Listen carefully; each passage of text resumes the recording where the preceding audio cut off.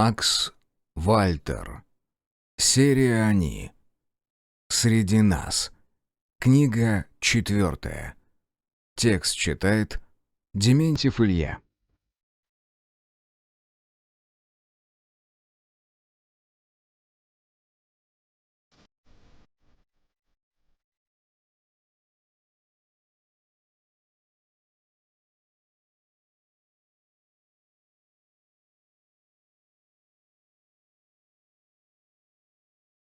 Глава 1. Чем дальше в лес. Было очень странно и крайне непривычно общаться с Маркиным и Шкетом в кабаке. Я настолько отвык от подобных заведений, что первое время тупо озирался по сторонам. Позади нас отдыхала компания из 4 торговцев, разговоры которых казались еще более удивительными. Они на полном серьезе обсуждали предстоящую 3-дневную поездку. А ведь буквально недавно от крепости даже на час было страшно отходить. Хотя какой там недавно. Это для меня прошло всего несколько часов. Остальные приспосабливались к новой жизни 7 долгих лет. «А пиво что, сами варите?» — спросил я, делая большой глоток хмельного напитка.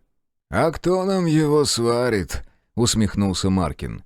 «Когда бесы ушли, людей сильно прибавилось. Среди них и такие вот специалисты нашлись». «Слышал, в последнее время они снова повылезали», — заметил я. «Шкет говорит, им теперь даже наши тела не нужны». «Есть такое», — кивнул Рустам. «Но теперь с ними и бороться легче. Границы рухнули, энергии хватает. Ты ведь о камнях уже слышал?» «Да, Шкет рассказывал. Одного не пойму. В них теперь что, каждый желающий самостоятельно заклятие заливает?» «Нет, конечно», — усмехнулся Шкет. «В плане посвященных все осталось по-прежнему. Просто сейчас это дело поставили на поток. Мир изменился, нам всем пришлось приспосабливаться». «Это тоже понятно», — отрешенно произнес я и покрутил бокал с пивом, рассматривая, как поднимаются пузырьки углекислого газа. «Прости, дружище, но с меня приключений достаточно», — повторил Маркин. «У меня семья, 2 пацанов растет. В общем, есть что терять». «Да я без претензий», — вздохнул я. «Все понимаю». «Я с тобой, командир», — Шкет положил мне руку на плечо. «А куда Исай ушел? Может, он хоть что-то передал или оставил для меня?» «Нет ничего», — пожал плечами Рустам. «Я о нем все 7 лет ничего не слышал. Колян, кстати, с торговцами караваны гоняет. Недавно через нас проезжал, зерном с мясом грузился. Куда-то в сторону Урала помчал. Говорят, там снова нефть добывать начали. Хотят завод перерабатывающий восстановить». «Это прям очень круто будет», — вставил свое слово Шкет. «С бензином сильный напряг сейчас. Мы уже года 4 как лошадиную тягу заново освоили. Соляру еще как-то где-то достать реально. Но ценник такой, что проще застрелиться». «Хотите сказать, Колян сейчас лошадьми управляет?» — с ехидной улыбкой спросил я. «Ну, в общем, да», — в тон мне усмехнулся Маркин. «А мечи мои где? С оружием вообще как дела обстоят?»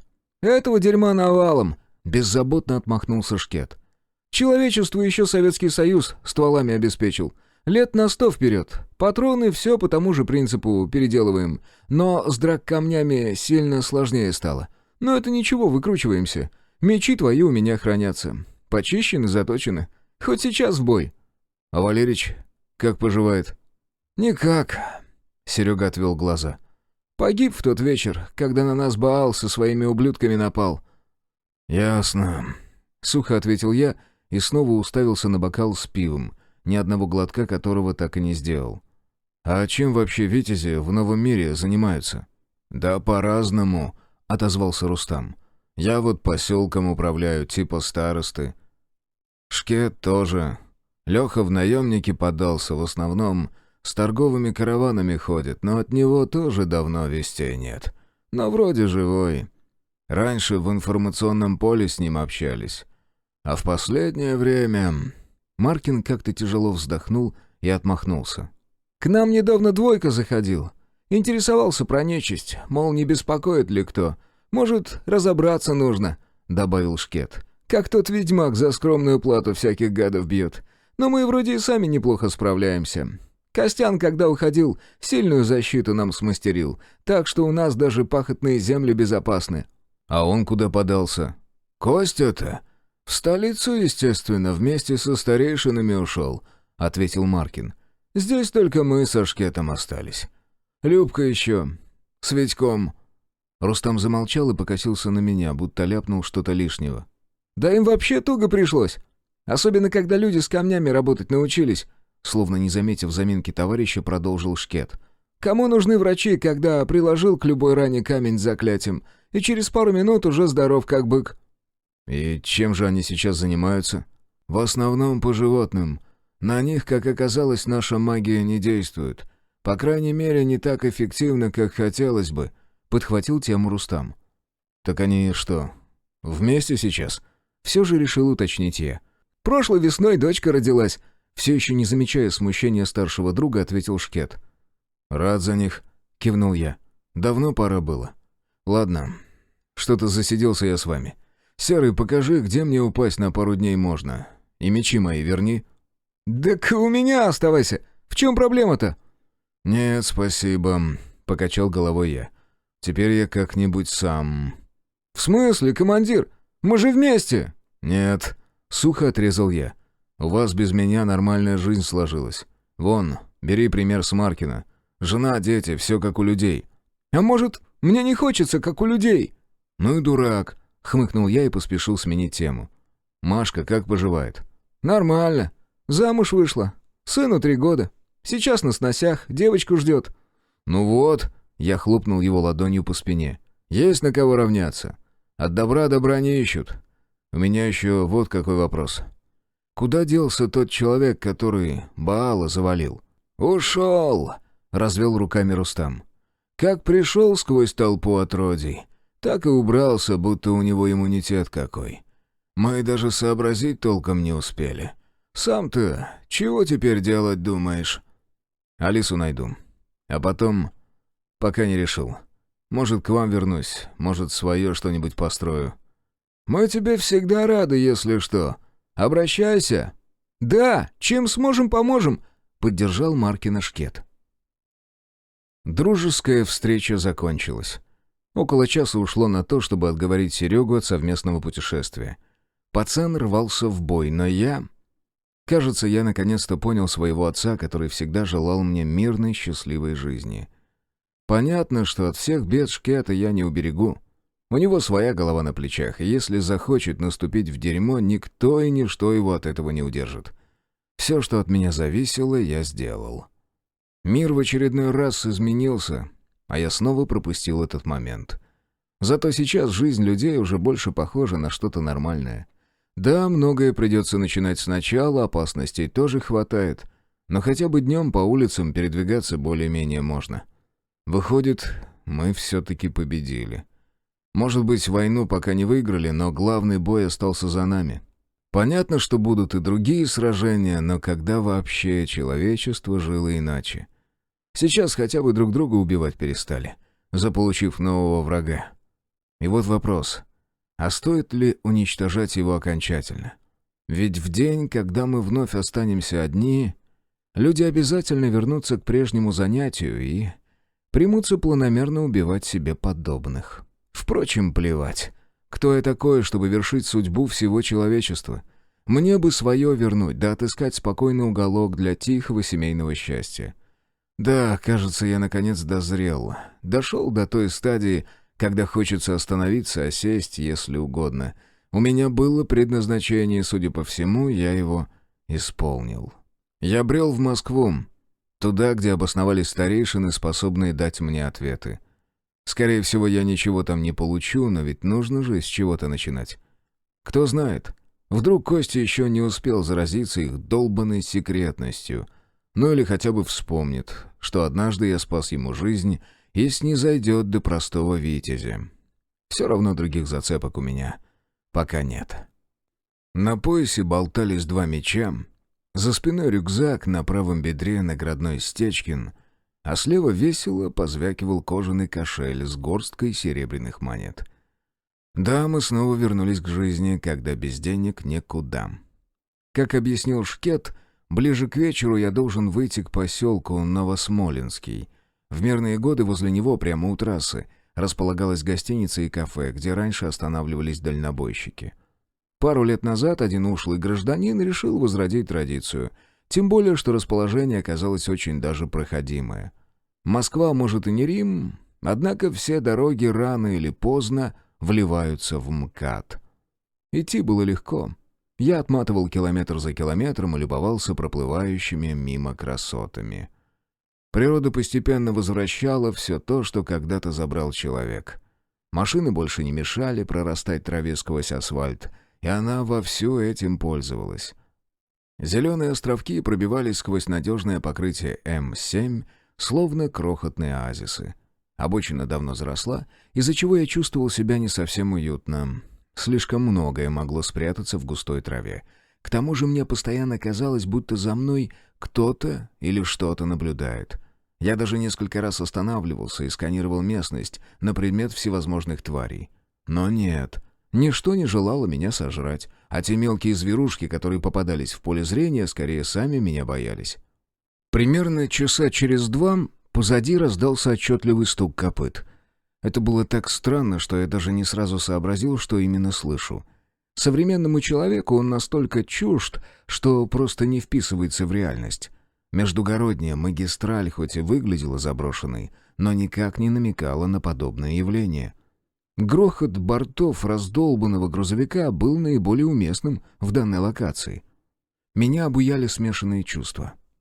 Привыкший к жизни в постоянной опасности, я никак не мог принять решение. Дождаться того, кто управляет повозкой, или лучше спрятаться и пропустить его.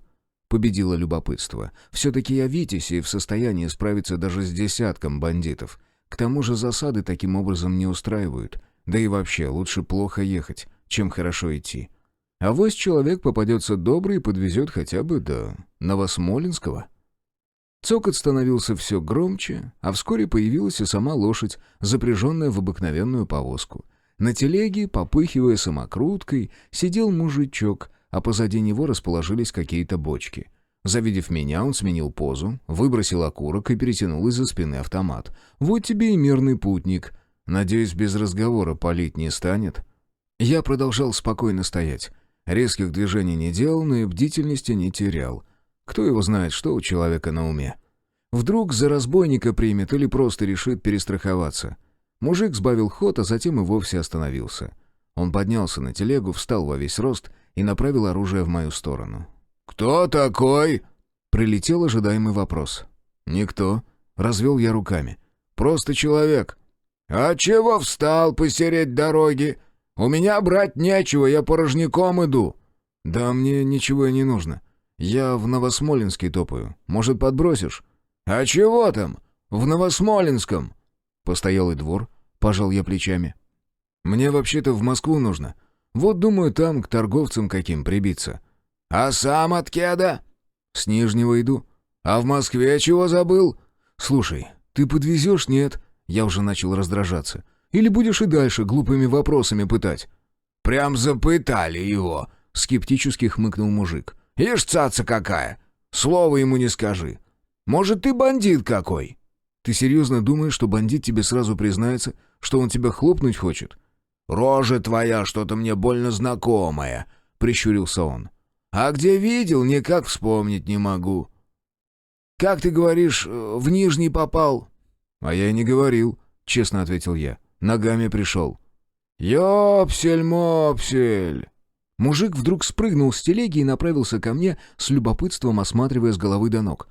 «Ты ведь могила, так? Тот самый, да?» «Это что-то меняет?» «Ха! Ну ты дал, ясен пень, еще как меняет! Ты ж нас всех спас!» «Я?»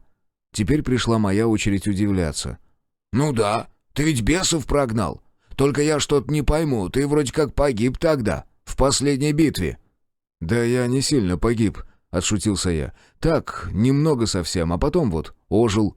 «А что ж ты сразу-то не сказал? Стоишь здесь как этот, нервы все поднял. Это хорошо, что я тебя встретил. Любой другой пальнул бы сразу, не думая». «Как же вы так живете, если палите во все, что движется? А если встречная повозка какая, тоже палить друг в друга станете?» «Ты ерунду-то не говори», — усмехнулся мужик. «Мы здесь все друг друга, как облупленные, знаем. Чужаки у нас редкость, вот и осторожничаем. Поехали, в ногах правды нет». Мужик наконец-то убрал оружие и совершенно спокойно повернулся ко мне спиной, будто и не тыкал только что стволом автомата. Добравшись до телеги, он лихо запрыгнул за поводья и постучал ладонью по свободному месту рядом. «Давай, влезай шустрее, некогда мне тут с тобой». Я лишь ухмыльнулся таким резким переменам, но противиться не стал. Точно так же запрыгнул на телегу и развалился, опираясь спиной о бочки. «В прошлом месяце здесь какие-то залетные решили караваны пощипать. Там сейчас чуть дальше развилка с часовенкой будет. Вот на ней они засады и устраивали. Много людей положили, прежде чем власти прочухали. Маркин тогда целую операцию разработал. Уделали ублюдков, как куропаток. Витязь, это тебе не хухры-мухры». Мужик назидательно поднял палец. «Ну, я смотрю, ты не сильно боишься. В одного вон путешествуешь». «Я же не просто так катаюсь, у меня все схвачено. Плюс я на самого Губера работаю». «На кого?» «Губернатора нашего, Маркина. Я ж тебе только что рассказывал. Он крутой, его здесь все знают и уважают». «Ясно». «Вон, смотри, сейчас как раз будем то место проезжать, где те головорезы сидели». С этими словами мужик достал из сумки небольшой камень, судя по виду гематит. Он что-то пошептал над ним, и я почувствовал, как вокруг нас исказилось измерение. Мы словно сдвинулись в реальности, как свет, который преломляется, когда проходит сквозь воду. «На всякий случай», — с умным видом произнес кучер. «В нас теперь ни одна пуль не попадет. Вот так-то. Это тебе не на рынке торговать, у меня полное обеспечение». «Говоришь, Маркин тебя прислал?» — усмехнулся я. «Ну так», — с важным видом кивнул тот. «Срочный заказ, говорит, нужно пиво и вино в харчевню доставить». Я снова молча ухмыльнулся. Многое сразу встало на свои места. Рустам прекрасно понимал, что я откажусь от прямой помощи, и решил схитрить. Даже посланника не предупредил о предполагаемом попутчике, зато снабдил всем необходимым, чтобы обеспечить безопасность. «Так чего там в Москве-то? Родня какая или по делу?» — продолжил трепаться мужик. «Тебя как звать-то?» — решил познакомиться я. «Денис». «Могила». «Это я уже и сам догадался. И как же выжить в той мясорубке умудрился?» «Не помню». Ушел от ответа я. «Тоже неудивительно», — с пониманием кивнул Денис. «У меня дружбан в прошлом месяце на богинку нарвался, еле ноги унес. Так вот тоже ни хрена не помнит». «На кого?» «Ну дает!» — расхохотался кучер. «А ты точно тот самый Могила? Неужто про богинок не слыхал?» «Не довелось». «Короче, баба эта. Издалека смотришь, глаз не отвести. Красавицы каких свет не видывал. А чем ближе подходишь, тем уродливее становится. Любят на закате на озерах тусоваться. Сидят голиком, сисяндры, вот такие!» Денис изобразил, какие именно. «Волосище длинные, аж до задницы. В общем, глаз не оторвать. А им только это и надо, чтоб ты слюни распустил. Если на них не смотреть, то они и зла не сделают. Вот только как мимо такого зрелища пройти. Ну а как только завис, считай кранты. Они прям к тебе телепортируются и душу высасывают. Могут еще на дно утянуть, тогда до скончания веков их ублажать будешь». «А убить их как?» «Голову с плеч.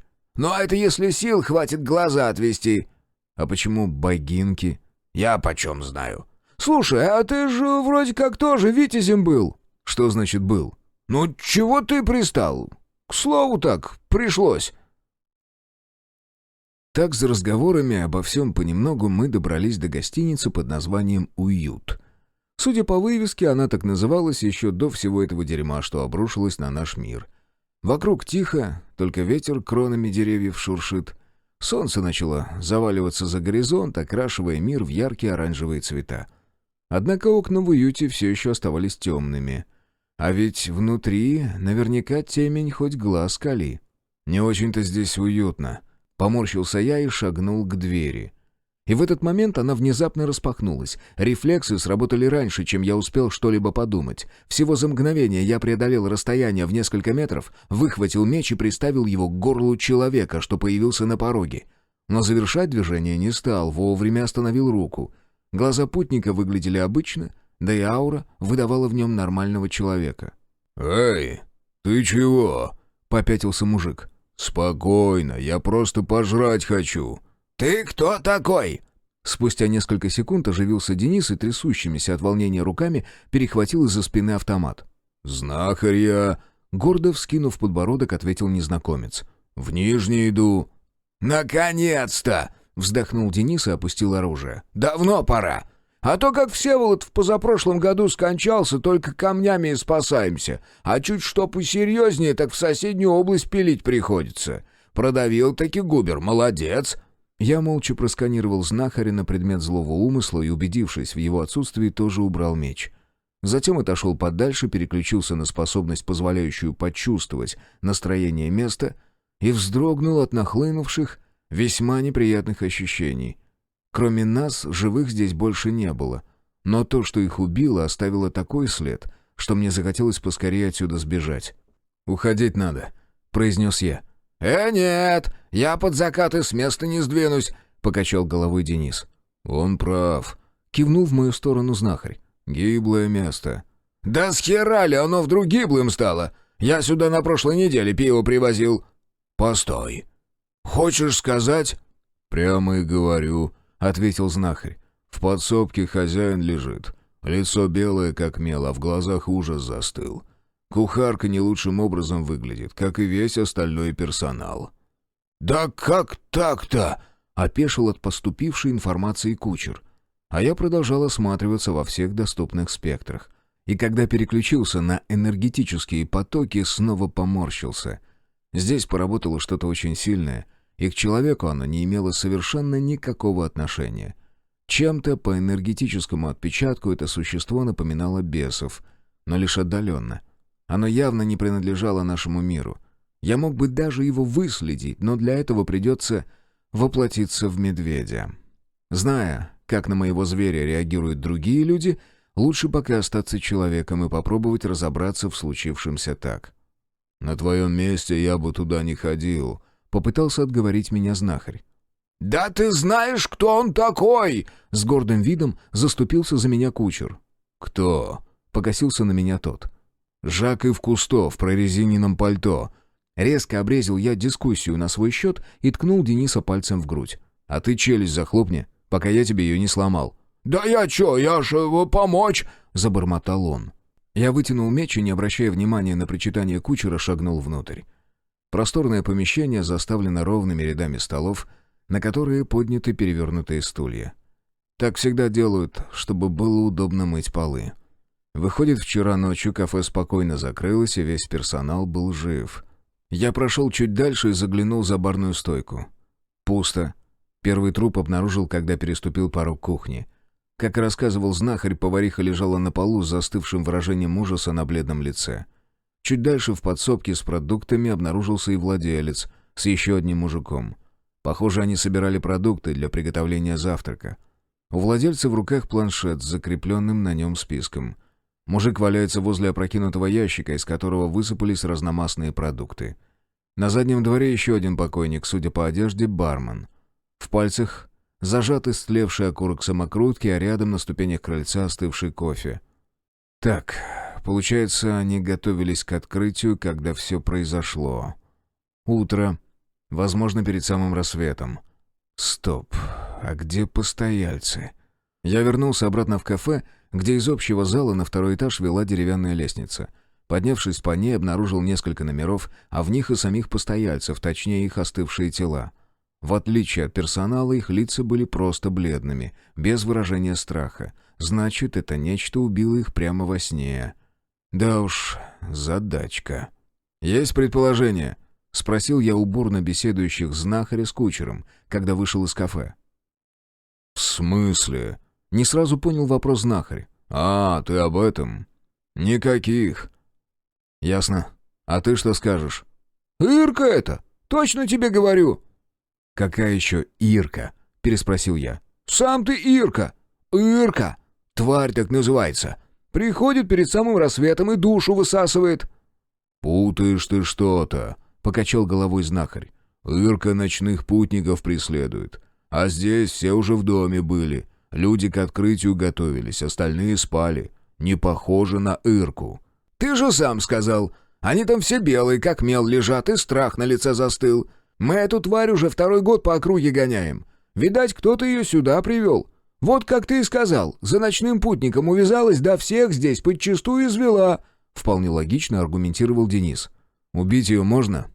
«Если знать, как она умерла», — добавил знахарь. «А может и он». «Так, вот с этого места поподробнее». «Короче», — снова вступил в беседу разговорчивый Денис, «Ирка — это непрекаянный дух самоубийцы». Блять, у меня одного ощущения, что я в сказку попал. Какие-то богинки, Ирки. Может, тут еще и лешие с домовыми водятся?» «Ты как с гор спустился. После того, как ты бесов победил, в наш мир всякая нечисть хлынула. Сейчас кого только не встретишь. А домовые так вообще обычное дело. У меня вот молодой попался, постоянно хулиганит, вещи ворует, прячет, а молоко любит». «Стоп», — замахал я руками. «Ты это серьезно сейчас?»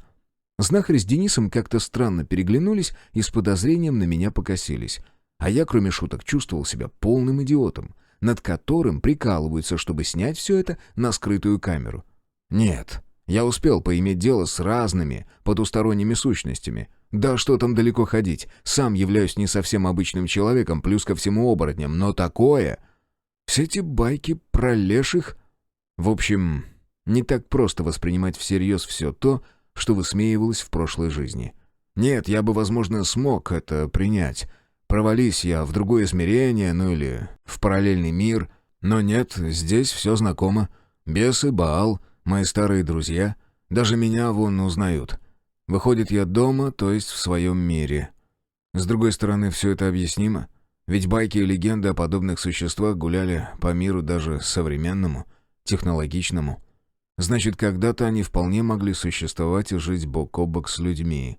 Затем предки закрыли границы и перекрыли доступ не только для бесов, но и всей этой нечисти. А я, кажется, их обрушил. В смысле, границы. И все то, что за ними скрывалось, теперь вновь оказалось на свободе. Ну или всему виной потоки энергии, которые способны материализовать все то, что находится в больном воображении человека. «Валить отсюда надо», — повторил озвученную мной ранее мысль знахарь.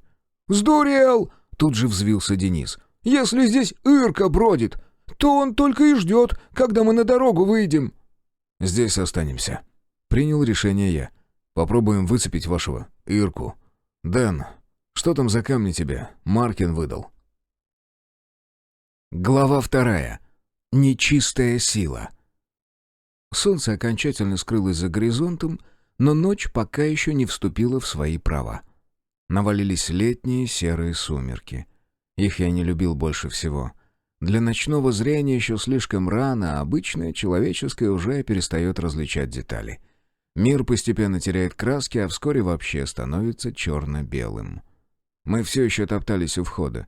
Денис напрочь отказывался ночевать там, где орудовал злобный Ирка, и окрестил место проклятым. Его бы бросить здесь, да совесть не позволяет.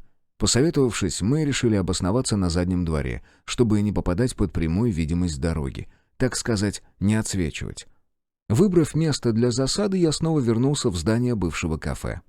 Прошел в подсобку и собрал в один из ящиков немного продуктов. Как говорится, война войной, а обед по расписанию. В нашем случае скорее ужин, но на суть процесса это никак не влияет. А жрать хотелось просто невыносимо. Медведь внутри проснулся от спячки и желал поскорее набрать жирок на бока. Да и я, честно говоря, все предыдущие дни провел на куриных бульонах и каше. Пора бы уже начинать употреблять твердую пищу. Надеюсь, кишечник уже заработал, и я не сдохну от колик. Денис уже развел костерок, набрав дров из сарайчика неподалеку. А вот знахарь вновь повел себя странно. Он как-то сторонился костра, прятался в тень, стараясь не показывать лицо. Хотя, кажется, эти странности замечал только я. Кучер вовсю чесал с ним языком и не обращал на его поведение никакого внимания. Мне же с самого начала его присутствие в кафе показалось подозрительным, хотя аура ничего такого не показывала. Зато сейчас, с наступлением темноты, в ней проявились нездоровые всполохи, будто наружу пробивалось нечто потустороннее. Я сделал вид, что все в порядке, поднес ящик с продуктами к костру и поставил его на землю. Потом, дружески хлопнув Дениса по плечу, неспешно направился к знахарю. «Ты чего в стороне прячешься?» — скучающим тоном спросил я. «Да так, смотрю», — неопределенно ответил он. «Показалось, что вон в тех кустах что-то шевелится». «Лис!» — с уверенностью заявил я. «Думаешь?» «Знаю. Голодный он, привык, что его местный поваренок подкармливает. Запах еды чувствует, а подойти боится. Чужие мы для него». «Откуда ты все это знаешь?» Неужто не догадался? Вскинув брови, спросил я. «Ты же знахарь. Таких, как я, должен с первого взгляда определять». «Да я слабенький пока». «А лицо почему прячешь?» «Ничего я не прячу», — ответил он и повернулся. Я внимательно всмотрелся в его глаза, но руку с меча убирать не спешил. С этим мужиком что-то явно было нечисто. «Пойдем к огню», — кивнул я за спину. «Не хочу. Я лучше здесь пока постою, понаблюдаю». «Это ведь ты их убил?» Я решил вскрыть карты. «Ты и есть тот самый Ирка?» «Какой догадливый попался!» Растянул губы в хищной улыбке он и вдруг начал перевоплощаться. Руки удлинились, пальцы тоже вытянулись, а вместе с ними отросли загнутые острые когти. Не самые интересные метаморфозы произошли с лицом. Оно попросту исчезло.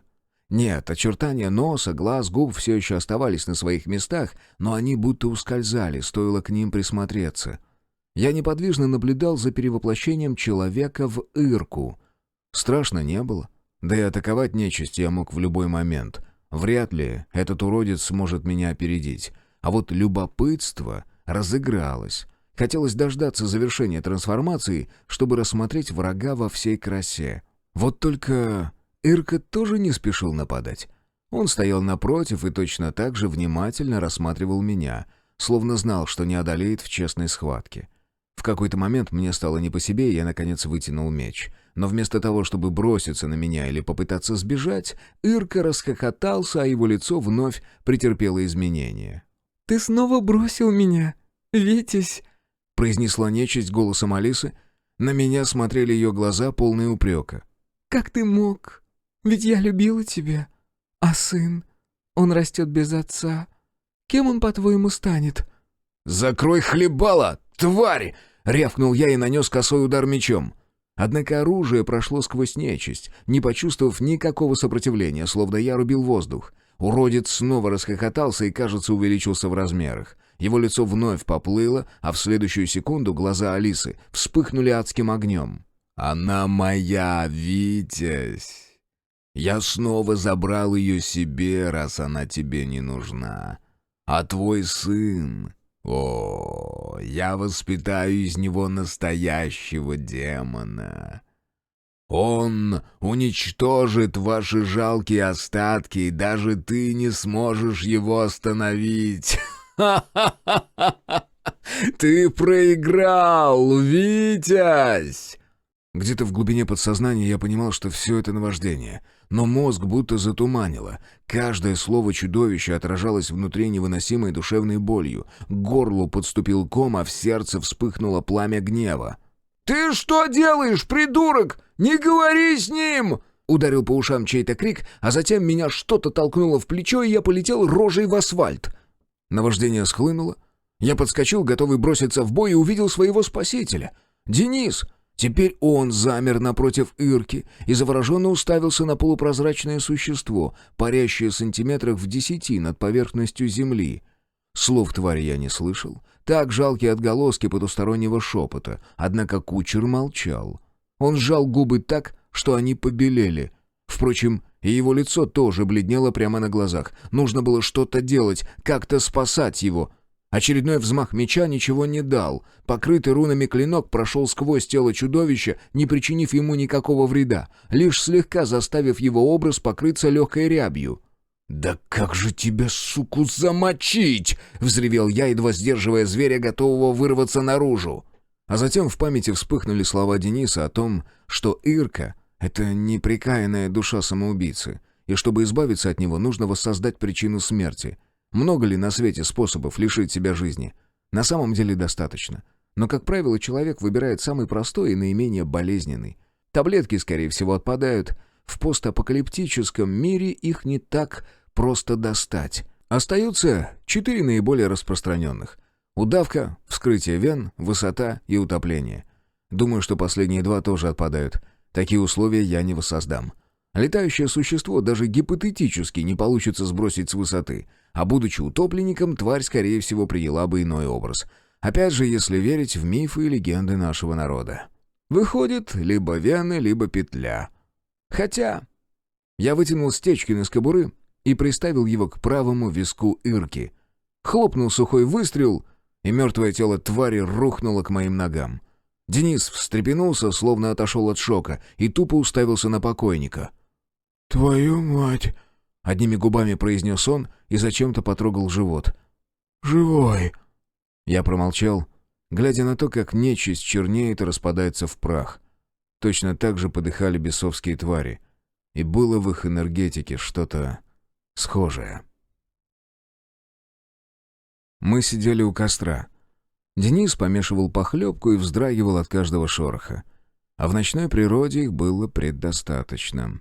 То еж какой пробежит, то сова вдруг огласит округу громким уханьем. С падением человеческой цивилизации звери расплодились и постепенно мигрировали на освободившееся пространство.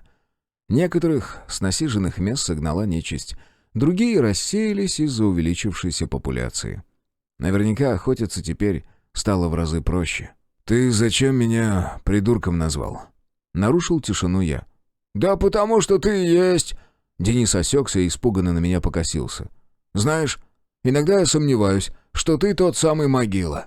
«Иногда я и сам в этом не уверен», — усмехнулся я. «Долго еще?» «Дай картошки довариться, пару минут потерпи».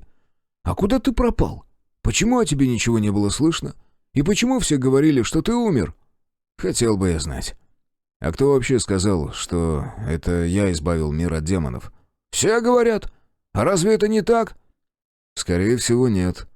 Баала точно не я убил». «Тогда кто?» «Был у меня один знакомый». «Почему был? Помер?» «Типун тебе на язык. Хотя, честно говоря, не знаю. Я вообще пока мало понимаю, что произошло с миром». «Да ничего особенного». «По-твоему, этот Ирка ничего особенного?» «Наверное», — пожал плечами Денис. «Мне еще бабка о нем рассказывала. Пожалуй, мы просто вернулись к той жизни, которой жили наши предки. Так что да, ничего особенного». «И много таких тварей по округе бродит?» «Ну, прям вот таких... Да откуда мне знать?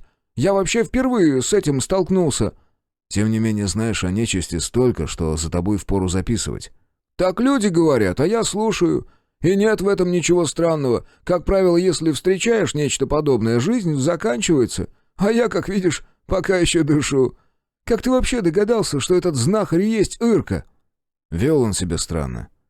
Да и нас встречать вылез, будто проспал здесь весь день. Думаю, если бы мы чуть раньше приехали, застали бы его спящим. Меня больше интересует, как он узнал, что нужно знахарем представиться. «Они мысли читать умеют. Как бы еще он о твоих страхах прознал?»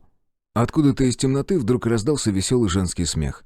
Денис снова вздрогнул и принялся озираться, напрочь забыв о похлебке. «Ты это слышал?» — спросил он. «Угу», — подтвердил я. И в этот момент со стороны колодца отчетливо прозвучал всплеск, будто огромная щука по зорьке на реке разыгралась. «Мавка, что ли?» Тут же успокоился кучер и вернулся к помешиванию похлебки. «Что за мавка?» «Ну, русалка», — отмахнулся Денис. «Ты реально как с гор спустился?» «Скорее уж из-под земли вылез», — с ухмылкой уточнил я. «А они что, не опасные?» «Кто?» «Ну, мавки эти твои». «Да так...» — он неопределенно покрутил пальцами в воздухе. «Если не злить, с ними даже поговорить можно. Главное, не приставать и к воде не приближаться. На дно утянуть может, если понравишься». «Ясно», — кивнул я, хотя голова уже начала пухнуть от всего этого разнообразия. «А чего же ты тогда всполошился сначала?» «Ну, я же не знал, кто там. Вдруг богинка». «Ты же говорил, они у водоемов живут». «В основном, да. Но по ночам, бывает, в села заходят. Дюжи любят младенцев воровать и над роженицами глумиться. А мужиков сразу убивают. Но тут ты прав, здесь им делать нечего». «Мы жрать будем сегодня?» «Да, думаю, все готово». Денис снял котелок с огня и поставил его рядом. Затем поднялся, сходил к упряжи и подхватил с телеги свой рюкзак. Немного постоял рядом с кобылой, погладил ее по боку и снял с морды мешок с овсом. Вернувшись к огню, он выудил из поклажи белую тряпицу, развернув которую, извлек на свет приличных размеров краюху хлеба. У меня натурально слюни потекли при виде выпечки. «Все, давай, накладывай». Я протянул Денису свою миску. «Горячее сырым быть не может, и хлебом угости, если не жалко». «Я, по-твоему, кто?» — возмутился кучер и, оторвав от краюхи добрую половину, протянул ее мне. Лагерь погрузился в тишину, нарушаемую лишь нашим чавканьем. Свою миску я опустошил в считанные минуты, и Денис тут же наполнил ее еще раз. Добавку я доедал уже вдумчиво, не торопясь. «Может, пивка?» — предложил кучер, кивнув за спину. «Нет, что-то совсем на алкоголь не тянет», — отказался я. «Но ты, если хочешь, можешь пригубить». «Да ну, одному как-то впадлу». «Что теперь делать, думаешь?» «А чего тут думать? На рассвете назад пойду. Нужно Губеру доложить о том, что здесь случилось.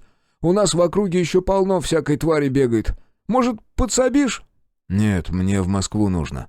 «Далась тебе эта Москва!» — отмахнулся Денис и принялся крутить табак в кусок газетного листа.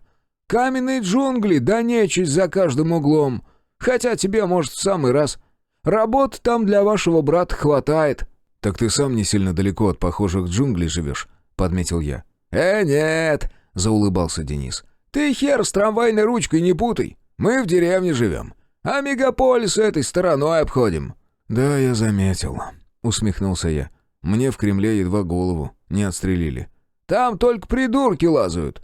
Все сокровище покойного Валерича найти пытаются. Один дурак сказал, что он где-то в стенах кремлевских мешок с камнями припрятал. Другие теперь ломятся туда и ищут. Человек 20 уже без следа пропало. А все лезут, будто им там медом намазано». «Ты спать думаешь?» «Нет, спасибо», — покачал головой он. «Мне пока жизнь дорога, чтоб вот так вот под открытым небом дрыхнуть. Днем завтра в телеге отосплюсь». «А лошадью кто управлять будет?» «Это тебе не машина.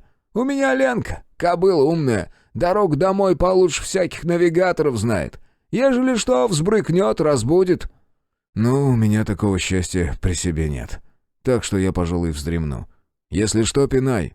«Лады!» — кивнул Денис и бросил в догорающий костер окурок от самокрутки. «Странно, что комаров нет», — буркнул я, укладываясь головой на рюкзак. «Ничего странного», — ответил кучер. «Просто я камень защитный активировал». «Ясно», — произнес я и широко зевнул. «Вот ты ж, зараза какая!» Повторив за мной зевок, выругался кучер. На рассвете Денис уехал обратно в свой поселок под Нижним, а я отправился дальше, в сторону Москвы. Вчерашние события периодически лезли в голову, вызывая множество вопросов. Понятно, что ответы придется получать по ходу. Нужно как-то вписаться в новые условия, и тогда все само встанет на место. Пока происходящее больше походило на бред сумасшедшего. Впрочем, когда я впервые столкнулся с демоническими сущностями, думал примерно то же самое. В итоге они оказались более чем реальны. А уж как перевернули весь мир. Но все-таки очень странно, что вдруг ожили былинные существа. Не оборотни с вампирами. Хотя... Шкет говорил, что в момент падения границы в наш мир что-то просочилось. Сам он этого не видел, но краем уха ухватил информацию из разговоров старейшин. Лично я понимал, что за тварь решила обосноваться в нашей реальности. Нам доводилось встречаться. Скорее всего, вся эта нечисть ее рук дело. Если, конечно, у этой хреновины есть руки. Но это не суть. Второй вопрос, который не дает мне покоя. За каким хреном из меня сделали героя? Почему все вокруг считают, будто это я победил Баала и прогнал бесов? Судя по всему, эти слухи тоже распространяют старейшины, но в чем смысл? На рассвете я несколько раз пытался пробиться сквозь эфирный шум, чтобы поговорить с Исаием. Но, увы, он меня либо не слышал, либо игнорировал. Мне даже не удалось понять, жив он или вернулся обратно в свой посмертный мир. И этот момент тоже стоит выяснить. Ближе к обеду нос уловил запах дыма и еще чего-то вкусного. А спустя пару километров я вышел к очередному придорожному кафе, которое совсем недавно оживили. Несмотря на витающие в зале ароматы, внутри было безлюдно и тихо. Лишь скучающий бармен за стойкой. И это снова показалось мне довольно странным. «Приветствую», — махнул рукой я. «Что-то тихо у вас?» «Зато ближе к ночи будет не продохнуть», — ответил бармен, который, похоже, являлся владельцем. «Ну, не знаю. Я уже полдня в пути, ни одной повозки не встретил». «Сегодня по Клязьме баржа с товаром из Владимира прибудет. Так что не переживай, народ тоже потянется». «А ты здесь один живешь?» «Твое какое дело?» — резко отреагировал на вопрос он. «Заказывать чего будешь? Или языком потрепать зашел?» «Пожрать бы не отказался». «Щи, окрошка, каша гречневая с печенью. Или котлетами, щучьими», — озвучил небогатое меню он. «2 медика за обед. Если на постой останешься, 6 медиков в сутки. Завтрак включен». «Щи и кашу с котлетами. Без постоя», — ответил я и припечатал к прилавку серебряную монету. «С нижнего чешешь?» — взглянув на деньгу, спросил бармен. «Угу. Ты мне вот что скажи. У вас с Москвы гости бывают?» «А чего они здесь забыли?» — усмехнулся тот. «Обычно все наоборот. В столицу попасть стремятся. У нас только с сел ближайших за товаром приезжают». «А товар откуда везут?» «Я ж вроде по-русски изъясняюсь. С Владимира». «Всегда?» 2 раза в неделю». «И чего везут?» «Я тебе что, справочная? Сходи сам к реке, да узнай. Разное возят. В основном патроны с Коврова. А забирают продукты, мясо да овощи. С наших краев взять больше нечего». «Ясно. А ты сам откуда?» «Местный.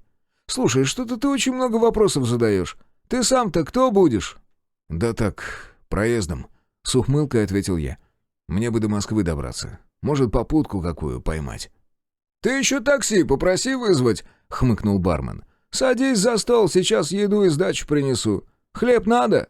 «Конечно». Обед я проглотил так быстро, что даже не заметил, куда он делся. Жизнь сразу показалась не такой уж мрачной, а учитывая то, как в последние годы расселилось человечество, и вовсе прекрасной. Ситуация явно складывалась в лучшую сторону. Поблагодарив хозяина за вкусный обед, я выбрался на улицу.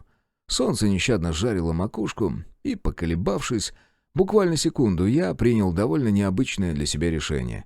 Отправился к реке. До вечера еще далеко, а время скоротать как-то надо. Так почему бы не совместить полезное с приятным? Логика была простой. Дождаться баржи, хоть кем, наняться на временную работу и вместе с ними отбыть в сторону Владимира. А там и до Москвы рукой подать. В любом случае к столице я буду ближе, чем сейчас.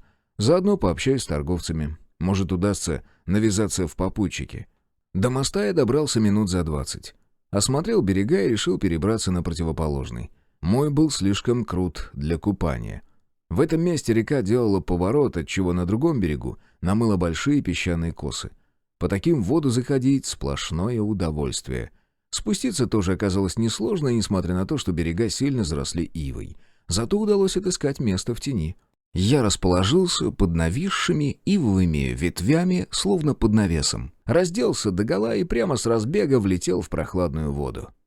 Сердце тут же дало сбой, чтобы перестроиться на более быстрый ритм. Работая всем телом, будто рыба, я скользил под водой, пока не уткнулся в противоположный берег. Кислорода в крови хватало, чтобы еще и обратно вернуться, но это я уже решил сделать классическим способом. Вернувшись обратно, я выбрался на песок и с довольной рожей развалился на пляже, подставляя бледную кожу под солнечные лучи. Главное не упустить момент и не обгореть. Однако у моего организма на сей счет были совсем другие планы. Я почти сразу почувствовал, как меня наполняет энергия. Захотелось снова броситься в воду и плыть, пока не закончатся силы. Но я переборол это желание, лишь приподнялся на локтях, чтобы полюбоваться, как играет бликами водная рябь. и едва не подпрыгнул, когда взгляд уткнулся в обнаженную девичью грудь. «Нравится?» — очень приятным голосом спросила девица, которая наполовину выбралась из воды. «Нормально», — кивнул я, — «но приближаться не советую». «Больно надо», — Фыркнула она. «Давай лучше ты к нам». «К нам?» И в этот момент раздался девичий смех, сопровождающийся громким всплеском, а через пару секунд к симпатичной девице присоединились еще две красавицы. «Не бойся, идем поиграем», — еще более сладко произнесла вторая русалка. От этого томного голоса у меня зашевелилось естество и возникло желание снова прыгнуть в воду, чтобы порезвиться со сказочными существами. Голова закружилась, будто я выпил пару бокалов пива. Я даже начал подниматься, пока не поймал себя на мысли, что вновь попал под наваждение нечистой силы. Избавиться от него труда не составило. Обычного ментального барьера хватило, чтобы отбить гипнотическую атаку. Девицы сразу нахмурились, даже, как мне показалось, надули губки. «Так ты Витязь», — расстроенным тоном произнесла первая красавица. «Что же сразу не сказал?» «Так ты не спрашивала». Русалки переглянулись, а затем отвратительно звонко застрекотали, словно дельфины. Одна из девиц развернулась и без единого всплеска вошла в воду. Через несколько мгновений она вынырнула уже метрах в 300 и снова скрылась, блеснув чешуей на длинных ногах. Я даже слегка опешил от увиденного, потому как ожидал увидеть рыбий хвост. Но нет, строение их тел ничем не отличалось от человеческого, разве что от живота и ниже кожу покрывали серебристые чешуйки. «Помоги нам, Витязь», — внезапно попросила первая русалка. Я ожидал чего угодно, но только не этого. А потому некоторое время переваривал поступившую информацию, параллельно прикидывая, можно ли мне помогать нечисти. Вроде ничего зазорного я в этом не увидел. Да и как отказать таким красавицам? Хотя про бидоны шкет все-таки сильно преувеличил. «Вы меня, значит, только что утопить собирались, а я вам теперь помогать должен?» Я попытался найти повод отказать, все же планы были несколько другими. «Утопить?» — откровенно удивилась вторая с томным голосом. «Да ты никак нас за лобаст принял». «Кого?» — удивился я, услышав про очередной новый вид нечисти. «Злые они, с рыбьими хвостами», — пояснила первая. «Мы простые щекотухи. Поиграли бы немного, да уплыли». «Верю, но с большим трудом», — поморщился я. «Так чего надо-то?» «В Гороховце, на Яру, Волфх сына моего похитил. Помоги, а мы в долгу не останемся». «И что мне с вас, икры ведро взять?» «Хам!» — заявила русалка с томным голосом. «Вода по всему миру в единый поток связана. Мы все видим и слышим. Кого хочешь, найдем. Помоги сына спасти.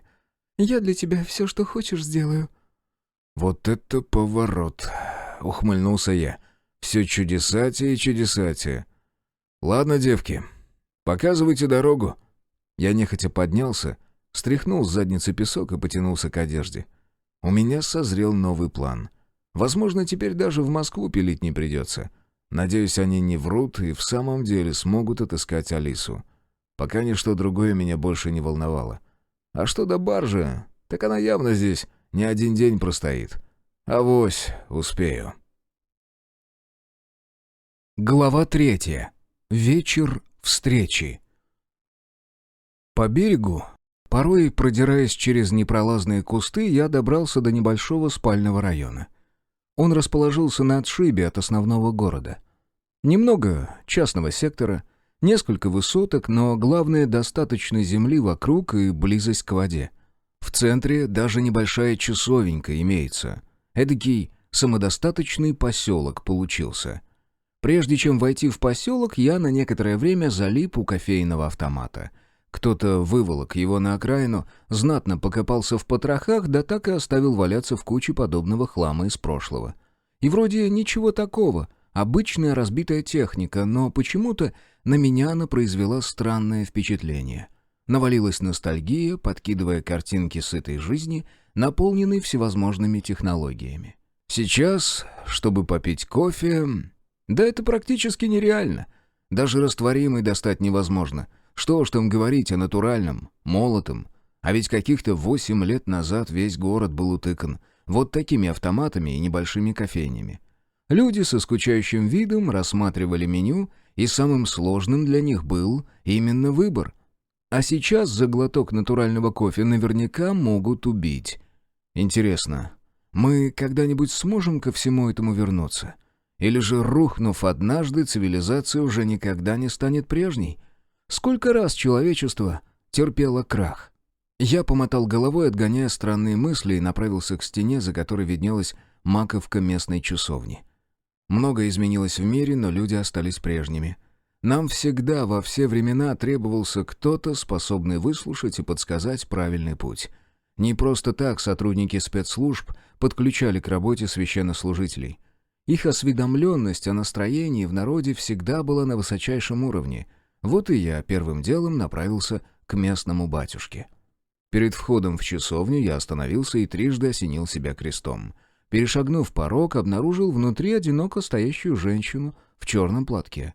Она тихонько шептала молитву, и, глядя на нее, без лишних слов было понятно, что ее душа переживает утрату. «Здравствуйте», — осторожно произнес я, но она все равно вздрогнула от неожиданности. «И тебе не хворать», — ответила она, посмотрев на меня заплаканными глазами. «Извините, что прерываю, но где мне найти вашего батюшку?» «Нигде. Нет его у нас и никогда не было. Сами вот справляемся». «Понятно», — кивнул я и собрался на выход, но у двери замер и снова обернулся к женщине. «Мне сказали, у вас в поселке Волф живет». «Живет», — не оборачиваясь, ответила она. «Большой дом с зеленой крышей. У самой стены, почти на берегу Яра. Не ошибетесь, он там один такой». «Спасибо», — поблагодарил я и выбрался на улицу. Назвать этот чистокол стеной, конечно, можно было с большой натяжкой. Но, видимо, сейчас и этого достаточно, чтобы защитить поселок и его жителей от разной напасти.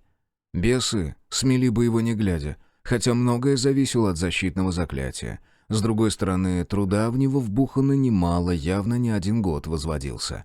Я направился вдоль стены и вскоре вышел к дому волхва. В том, что пришел правильно, убедился тут же, обнаружив хозяина во дворе. Он стоял ко мне спиной и рубил дрова. Все его тело было покрыто татуировками, но не простыми. Рунные письмена переплетались с магическими узорами, и нанесены они были не абы как, а в правильных порядках и сочетаниях. Ничто не конфликтовало друг с другом, чего при подобном изобилии добиться ой как непросто. Энергетические потоки волхва закручивались в причудливые спирали. Не удивлюсь, если он способен управлять энергетикой, как самый настоящий маг. Впрочем, не просто же так местные называют этого человека волхвом. «Бог в помощь!» — произнес я. Хозяин дома обернулся, и я утратил дар речи. «Мать его, Швеллер! Вот так встреча!» Это ты?» — спокойно произнес он, будто ожидал моего появления. И также без лишних эмоций вернулся к своему занятию. «И давно ты здесь?» — спросил я первое, что пришло в голову. «Давненько», — выдохнул он и опустил колун на полено. «Ты нахрена баню сжег?» «Ты первым напал.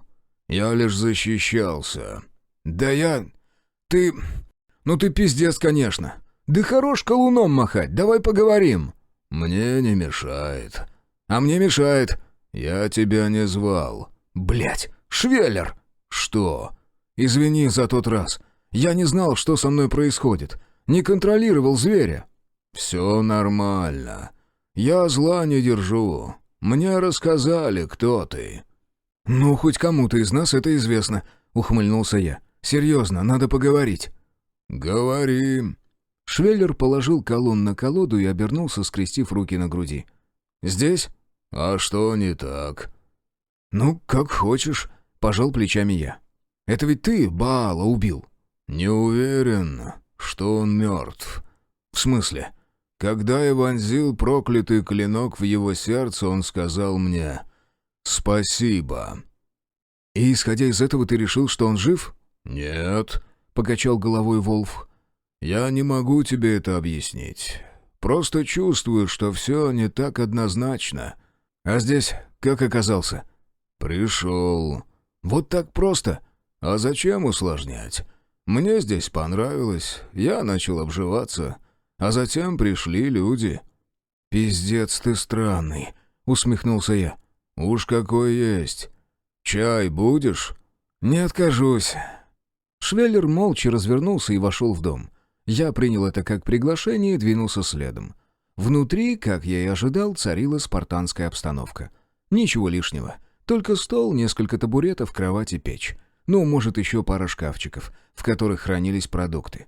Остальная часть дома использовалась в качестве сарая. В одной из комнат были сложены дрова, в другой валялись рыба и мясо. Скорее всего, зимой он даже двери в эти комнаты не открывал.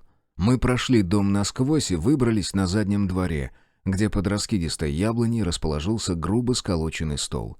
На нем стоял самовар с дровяным подогревом. В мирное время это считалось антиквариатом.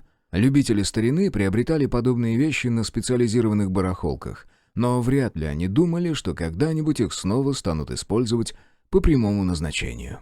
«Травяной сбор», — похвалился Швеллер, наливая темный напиток из заварника в одну из чашек. «Скажи, а ты случайно не в курсе, почему все вокруг считают меня спасителем мира?» Почему-то задал я давно мучающий меня вопрос. «Я попросил». В своей манере совершенно спокойно ответил он. «Ну, как-то так я и думал. А смысл?» «Спокойная жизнь». Швеллер обвел руками свою территорию. «Думаешь, мне бы дали вот так запросто ловить рыбку и собирать грибы, зная люди правду?» «Почему нет?» «Как давно ты проснулся?» «А какое это имеет значение?» «Думаю...» Волф сделал паузу и постучал указательным пальцем по губам. «Месяц». «Да», — ухмыльнулся я. «Нихуя не понял, но очень интересно». «Через месяц ты сам все поймешь. И вряд ли вспомнишь меня добрым словом за то, что я сделал из тебя героя». «Я не герой». «Попробуй объяснить это людям. Ну, как тебе мой чай?» «Вкусный», — честно ответил я. «И с кем ты договорился?» «С твоим дедом». Швеллер снова сделал паузу и задумался. «Прадедом?» «Не, Сысаем, что ли?» «Ага». «Это многое объясняет. А почему Волф?» «Не знаю», — пожал плечами Швеллер. «Говорю же, людям не объяснить, у них на все есть собственное мнение. Я просто помогаю им, по мере возможностей». «Значит, ты все-таки смог стать добрым и хорошим парнем?» «Я ведь не деньги печатаю, чтобы нравиться всем без исключения. Недовольных тоже хватает. Вот ты зачем пришел? Наверняка не для того, чтобы поздороваться и вспомнить былое». «Щекотуха одна попросила о здоровье сына справиться. Сказала, что ты его похитил». «Ты действительно веришь, что у бесплотного духа может родиться дитя?» «Да мне, честно говоря, насрать. Она обещала помочь, если я верну ей ребенка». «Ты ведь через часовеньку ко мне шел». Волф с хитрым прищуром посмотрел мне в глаза. «Ну и зачем спрашиваешь, раз сам все знаешь?» «Значит, Наталью видел. Так вот, тот, кого Щекотуха своим сыном считает, дитя Натальи, утоп недели 3 назад, а затем вдруг начал по ночам на берегу появляться, мамку звать. Тебе нужно объяснять, как на это отреагировала убитая горем мать?» «Догадываюсь». «Угу. Она на следующую же ночь его дождалась и обнять попыталась. А он у нее сквозь руки прошел. Слава богу, Валентиныч на ночную рыбалку выбрался и увидел, как бедная женщина в воду с камнем на шее лезет. Сдохнуть хотела, чтобы получилось сына своего обнять. А щекотухи твои ее уже сестрой нарекли и на глубине поджидали». «И что ты сделал?» «Ничего особенного. Просто нашел тело пацана. Похоронили его 3 дня назад, а заодно и дух успокоили. Вот такая теперь у нас жизнь интересная». «Значит, все-таки придется в Москву скоблить». Вздохнул я и залпом допил остатки чая. «Ну, рад был повидаться, Волф». «Да иди ты в жопу», — поморщился Швеллер. «Я обычный человек». «Кто художник?» Я кивнул на нательную живопись. «Друг твой, «Костя», — неожиданно ответил Волф. «Подарок мне сделал за спасение человечества. Ну и поселок помог от всякой нечисти зачистить. Сказал, что я смогу потоки энергии видеть, а кое-что даже использовать, хоть и не посвященный. Вот я и использую». «Ладно, бывай». Я протянул руку для пожатия. «Хочу еще на баржу успеть. Может, до столицы подбросит». «А чего там? Умные люди стараются ее стороной обходить». «Разве старейшины не там заседают?» «Там», — кивнул Швеллер. «Но помимо них там еще много другого дерьма водится. Мне иногда кажется, что старейшины специально в Москве засели, чтобы от простых людей прятаться». «Не удивлюсь, если ты прав», — усмехнулся я. «А мне нужно жену и сына отыскать. После того, как меня в землю закопали, их в столицу увезли. Не факт, что они до сих пор там, но других зацепок у меня нет». Щекотуха как раз с поиском помочь обещала. Но тут, похоже, без вариантов. «Нет такой власти у щекотух», — покачал головой Швеллер. «Это к водяному на поклон идти нужно. Хотя у них, конечно, больше шансов с ним договориться». Блять, странно все это. Водяные, лешие. Прикинь, я вчера какого-то Ирку замочил. Он, гад, в придорожной корчме кучу народа положил. «Выходит, не зря я на тебя стрелки перевел». В тон мне растянул губы в ухмылке Волхв. «Ты мне так и не ответил. Ты нахуя баню-то спалил?» «Ой, все, вали уже куда шел», — раздраженно махнул рукой Швеллер. Мы обнялись на прощание, пожелали друг другу долгих лет, и я ушел обратно к реке. Дожидаться щекотуху не стал и сразу направился к мосту, где должна была пришвартоваться баржа. А здесь уже начинал кучковаться народ. Пока немного, всего несколько повозок, но это явно не предел. Сместившись чуть дальше от толпы, я уселся на берегу. Хотелось покоя. А еще я ждал, когда явится щекотуха, но, видимо, она поняла, что мне не удалось выполнить ее просьбу. Вскоре подошла баржа, и началась бодрая торговля. Умиротворенный кусочек природы наполнился шумом, криками и прочими звуками человеческой активности. Где-то на борту даже вспыхнула драка, после чего обе конфликтующие стороны полетели в воду. Грохнул дружный хохот, в том числе и от самих драчунов, и все, как ни в чем не бывало, вернулись к насущному. Шум стоял почти до заката, а я спокойно наблюдал за происходящим со стороны. Груженные товаром повозки уезжали, а их место тут же занимали следующие. Сделки заключались быстрее, чем работяги успевали произвести обмен. Да, многие из прибывших предпочитали натуральный обмен. Хотя ума не приложу, как они ориентировались в подобном многообразии товаров. Были и те, кто оплатил звонкой монетой. Иные умудрялись договариваться между собой, даже не ступая на борт тяжелого судна. Рано или поздно на этом месте возникнет город. Даже странно, как они еще не догадались организовать здесь какой-нибудь склад. С другой стороны, в Гороховце вообще есть нормальная пристань и готовые помещения для хранения товаров. Но люди от чего-то предпочитают делать это вот так, на временных стоянках. Вряд ли без причины. Едва солнце начало клониться к закату, торговцы, что не успели попасть на борт, один за другим принялись покидать место торговли. Вытянувшись в длинную вереницу, все они направили повозки в сторону постоялого двора, того самого, где я с удовольствием отобедал. На барже запустили двигатель. Я заволновался и поспешил к судну, чтобы не упустить попутку. «На сегодня все!» — окликнул меня один из матросов и даже попытался преградить путь. «Да я только спросить!» — крикнул через плечо я, змеиным движением выскользнул у него прямо из-под рук и проскочил по трапу на палубу. «Эй, мужик, тебе же сказали, что мы уже закрываемся!» Путь мне преградил коренастый мужик, который весь день таскал тяжелые ящики. «Народ, да вы чего такие агрессивные?» Я примирительно выставил руки. «Мне же реально только поговорить. У меня даже повозки нет». «Чего шумим?» От рубки в нашу сторону отделился еще один человек. «Да вот, нарушает!» Кивнул на меня коренастый. «Ну почему сразу нарушает? Я на работу устраиваться пришел». «А ты что, где объявление о найме увидел?» — спросил коренастый. «Тихо, кнехт», — успокоил грузчика подошедший. «Нам лишние руки не помешают». «Кто такой?» Этот вопрос предназначался уже мне. «Человек», — пожав плечами, ответил я. «Вижу, что не водяной», — усмехнулся старший. «Звать как?» «Могила», — без задней мысли представился я. «Тот самый?» — вскинув бровь, уточнил он. «А разница есть?»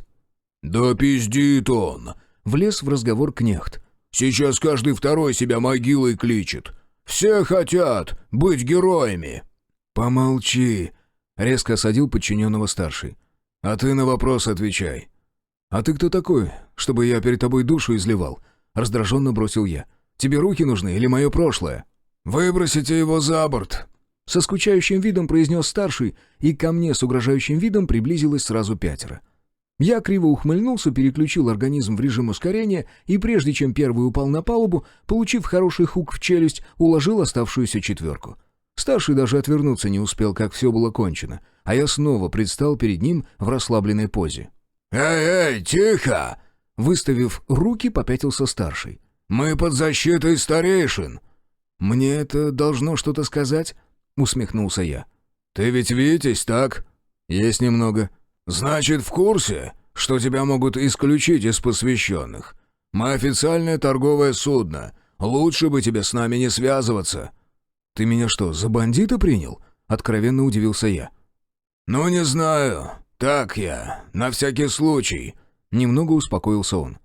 «Я к вам в попутчики хотел напроситься, но и поработать, чтоб не за так плыть». «Плавает говно!» — буркнул с палубы пришедший в себя кнехт. «Да?» — я вскинул брови. «А как же капитан дальнего плавания?» «Тебе куда?» — прервал пустой треп старший. «Вообще в Москву. Но вы ведь с Владимира?» «С Коврова», — поправил он. «Но через пару дней в Аку пойдем, а там через Муром на Рязани до самой Коломны». «Ясно». Расстроенно вздохнул я. «Выходит, зря день потерял». «Ну почему зря? Если хочешь, можешь у нас на трапе подработать. К концу месяца при деньгах в Коломне сойдешь, а там до столицы часто повозки ходят». «Да я быстрее по М7 доберусь», — поморщился я. «Но за предложение спасибо. Могли бы и сразу по-человечески поговорить». Я развернулся и под пристальные взгляды в спину сбежал вниз по трапу. Даже не знаю, на что я вообще надеялся, ведь в моем случае просто никогда не бывает. Теперь придется возвращаться в корчму и платить за ночлег, чтобы с утра снова топтать ногами асфальт. Я поднялся по неприметной тропе на дорогу, вернулся на мост и бросил взгляд на баржу. Та лишь слегка отошла от берега и встала на якорь, видимо, в целях безопасности. Ну, правильно, мне же говорили, что торги продлятся несколько дней. Я вновь задумался. А куда я вообще спешу?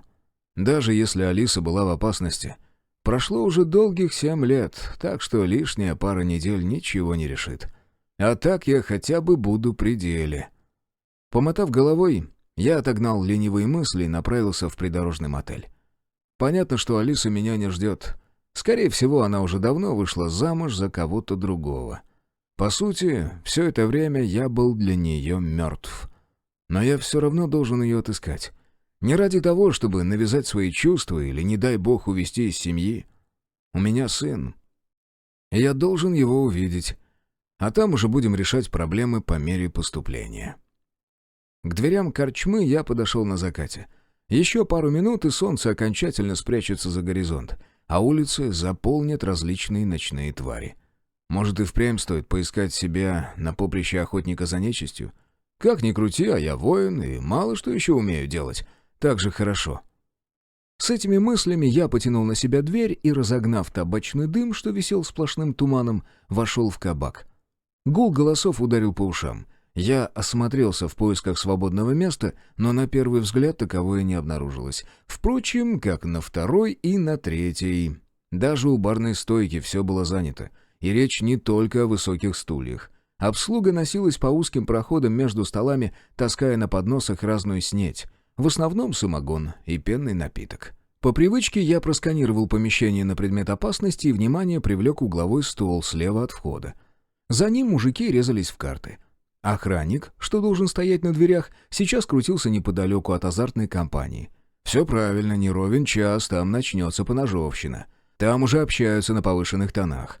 Ближе к центру тоже назревает конфликт, но он, скорее всего, так и останется словесным. В остальном тут царила обычная для подобных мест атмосфера. Я подошел к стойке и, подняв руку, обозначил себя в качестве клиента. Правда, предварительно пришлось потолкаться плечами, чтобы отвоевать себе крохотный участок столешницы. Бармен кивнул, заметив мой жест, и продолжил наполнять пивом бесконечный ряд бокалов. Шустрая девчушка только успевала возвращать пустые, чтобы тут же подхватить поднос с полными и снова умчаться в общую залу. К концу смены у нее наверняка ноги будут гудеть, как тот трансформатор. Спустя долгие 20 минут бармен поставил перед моим носом кружку с пивом. «Медяк!» — обозначил он стоимость и хотел было метнуться обратно к крану. «А что с постоем?» — едва успел задать вопрос я. «Мест нет!» — ожидаемо отрезал он. «Совсем нет?» Он молча отмахнулся и вернулся к наполнению бокалов, а мужик, стоящий рядом, захохотал. «Я что-то смешное сказал». Покосился на соседа я. «Не заводись!» — ответил он и сделал большой глоток из своей кружки. «Сегодня же баржа пришла. Про места можно забыть. Лично я намерен пить до рассвета, а там потом в очереди в телеге отосплюсь. Чего я тебе советую?» «А ты сам откуда?» «Да, считай, местный. С Ильиногорска. Мы там неподалеку поселок осваиваем». «Странно все это», — хмыкнул я. «Целые города пустые стоят, а люди где-то на отшибах селятся». «Ты как с луны свалился!» — снова расхохотался собеседник. «Слишком много людей в городах погибло. Там сейчас чего только не встретишь. Нет, в добром уме туда лучше не соваться. И чем больше город, тем злее духи в нем обитают». «Ты это о призраках, что ли?» «Ха! Призраки! Это самое безобидное, что водится в таких местах. Нет, бро, там реальное зло живет».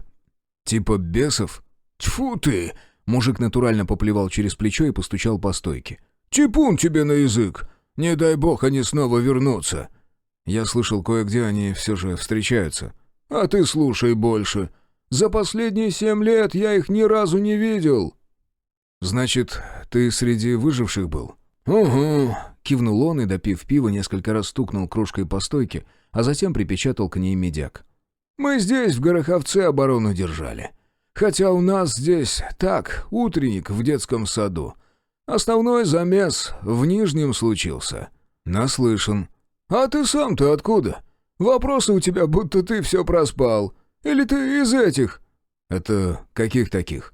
«Ну, тех самых, которые бесам свои шкурки предоставили». «А в глаз?» «Да ладно, не кипишуй!» Он примирительно поднял руки. «Монгол!» «Могила!» Снова представился я своей кличкой, забыв о реакции местных. Монгол замер и уставился на меня немигающим взглядом, а затем снова грохнул от хохота. Я же терпеливо ждал, пока он закончит веселиться. Мужик вытер выступившие слезы, еще пару раз хихикнул и снова уставился на меня. «Ты чё? Серьезно?» Видимо, поняв, что я не шутил, спросил он. «Угу», — буркнул я и, наконец, сделал первый глоток пива. «Тот самый могила! Ты же вроде как погиб в последней битве». «Да я немножко», — повторил свою шутку я и даже показал, насколько именно. А потом взял да ожил. «Твою мать, мужик! Да ты ведь легенда!» Монгол подорвался и, видимо, хотел оповестить о моем присутствии весь кабак. Пришлось легонько стукнуть его по ребрам и усадить обратно на высокий стул. «Тихо ты! Совсем дурак!» — шикнул на него я. «Да я выпить за тебя хотел!» — прохрипел монгол. «Ты же спас наши задницы!» «Да, пожалуй, пора представляться другим именем». Пробормотал я и уже нормальным голосом добавил. «Успокойся, мне шум не нужен». «Я уже догадался». В этот момент грохнула дверь, а из темноты в кабак ввалился окровавленный человек. Люди моментально повскакивали, направляя добрые 5 десятков стволов на дверной проем. Некоторое время ничего не происходило, а затем на пороге появился странный тип. Я еще толком его не рассмотрел, а внутри уже все сжалось от нехорошего предчувствия. Он стоял молча, глядя куда-то себе под ноги. Из-под козырька кепки, что скрывал верхнюю часть лица, отчетливо просматривалась ехидная ухмылка. Кабак погрузился в полную тишину, никто толком не понимал, что нужно делать. Гость не спеша оторвал взгляд от пола, и я вздрогнул, глядя в горящие адским огнем глаза. «Здравствуй, Витязь!» — поприветствовал меня он.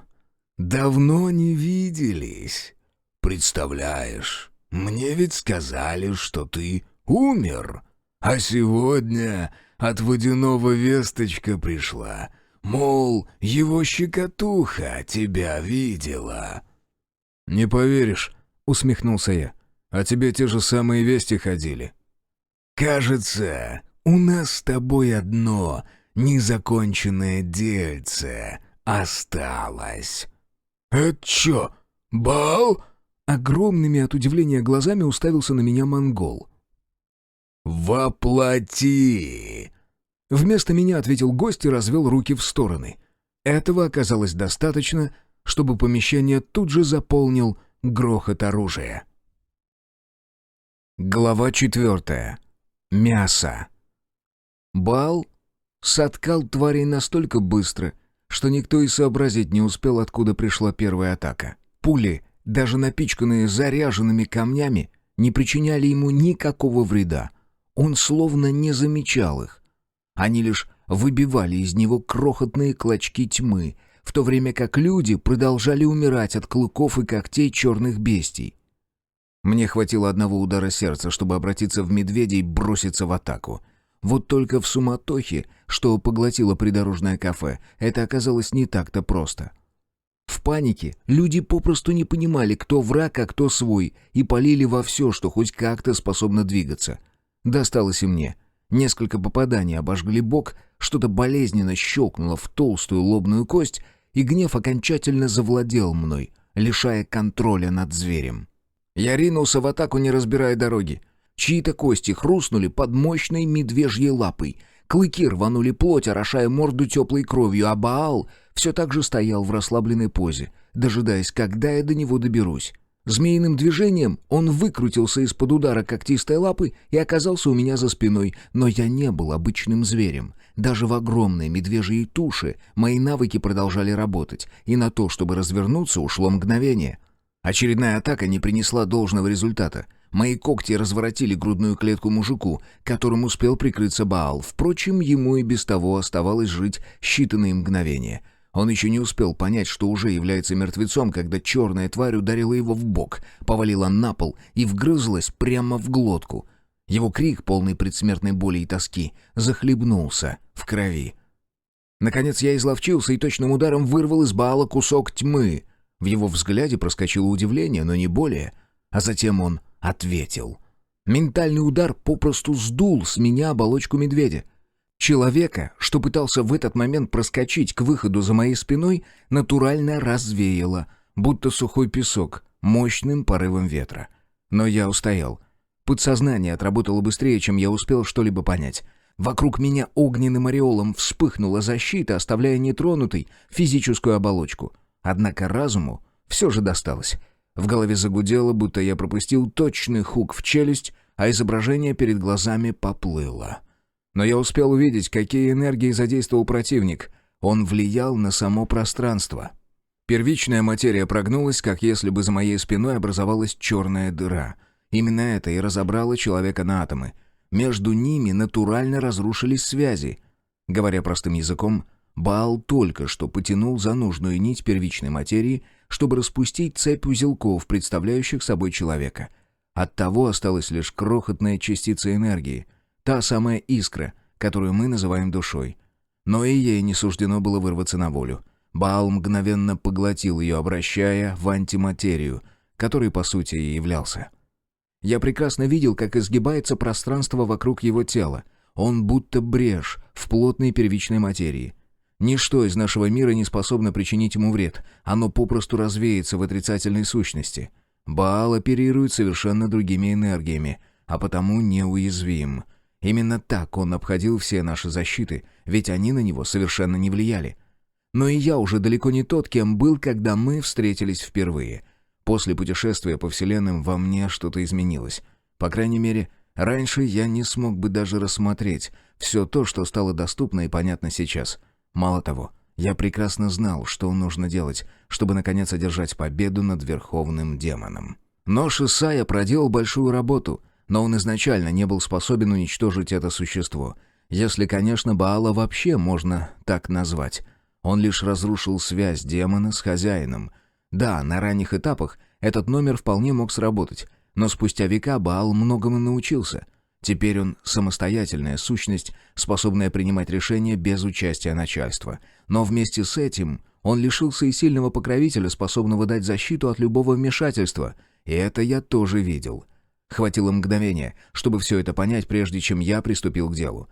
Первичная материя подчинялась мне и раньше, но сейчас она стала подобна пластилину и позволяла мне лепить все, что только может прийти в голову. Не знаю, в каком состоянии я находился в тот момент, но мне казалось, будто я способен сотворить новую вселенную. Впрочем, этого мне не требовалось. Я лишь хотел залатать разрыв, зашить его, как дырку в носке. Баал понял мой замысел слишком поздно. Я перекрыл разрыв приличным куском материи, не обращая никакого внимания на то, как сильно исказилось при этом помещение. Оставалось лишь закрепить его, пришить к противоположному краю. Демон взревел, попытался ускользнуть, но я преградил ему путь к отступлению другим куском, затем третьим, и так до тех пор, пока в моих руках не оказался целый пучок подобных концов, а затем взял и тупо завязал их в узел, словно воздушный шарик, в отсутствии ниточки. Кровь. Как же много крови вокруг. Я очнулся в какой-то ямке, словно в ванне, только не очень глубокой. Откуда-то в нее стекала кровь. То ли сверху, то ли сбоку. Я попытался подняться, но руки соскользнули, будто кто-то разлил по полу подсолнечное масло. Я присмотрелся и обнаружил, что действительно лежу на полу. Вот только придорожное кафе исказило так, будто это творение художника-абстракциониста. Часть пола, потолка и стен натурально вытянулась на середину помещения, где они сплелись причудливым узором в полный хаос. И в этот жуткий узел попали не только куски внутреннего интерьера. Каким-то неведомым образом там сплелись части человеческих тел, стулья, столы и даже черные твари.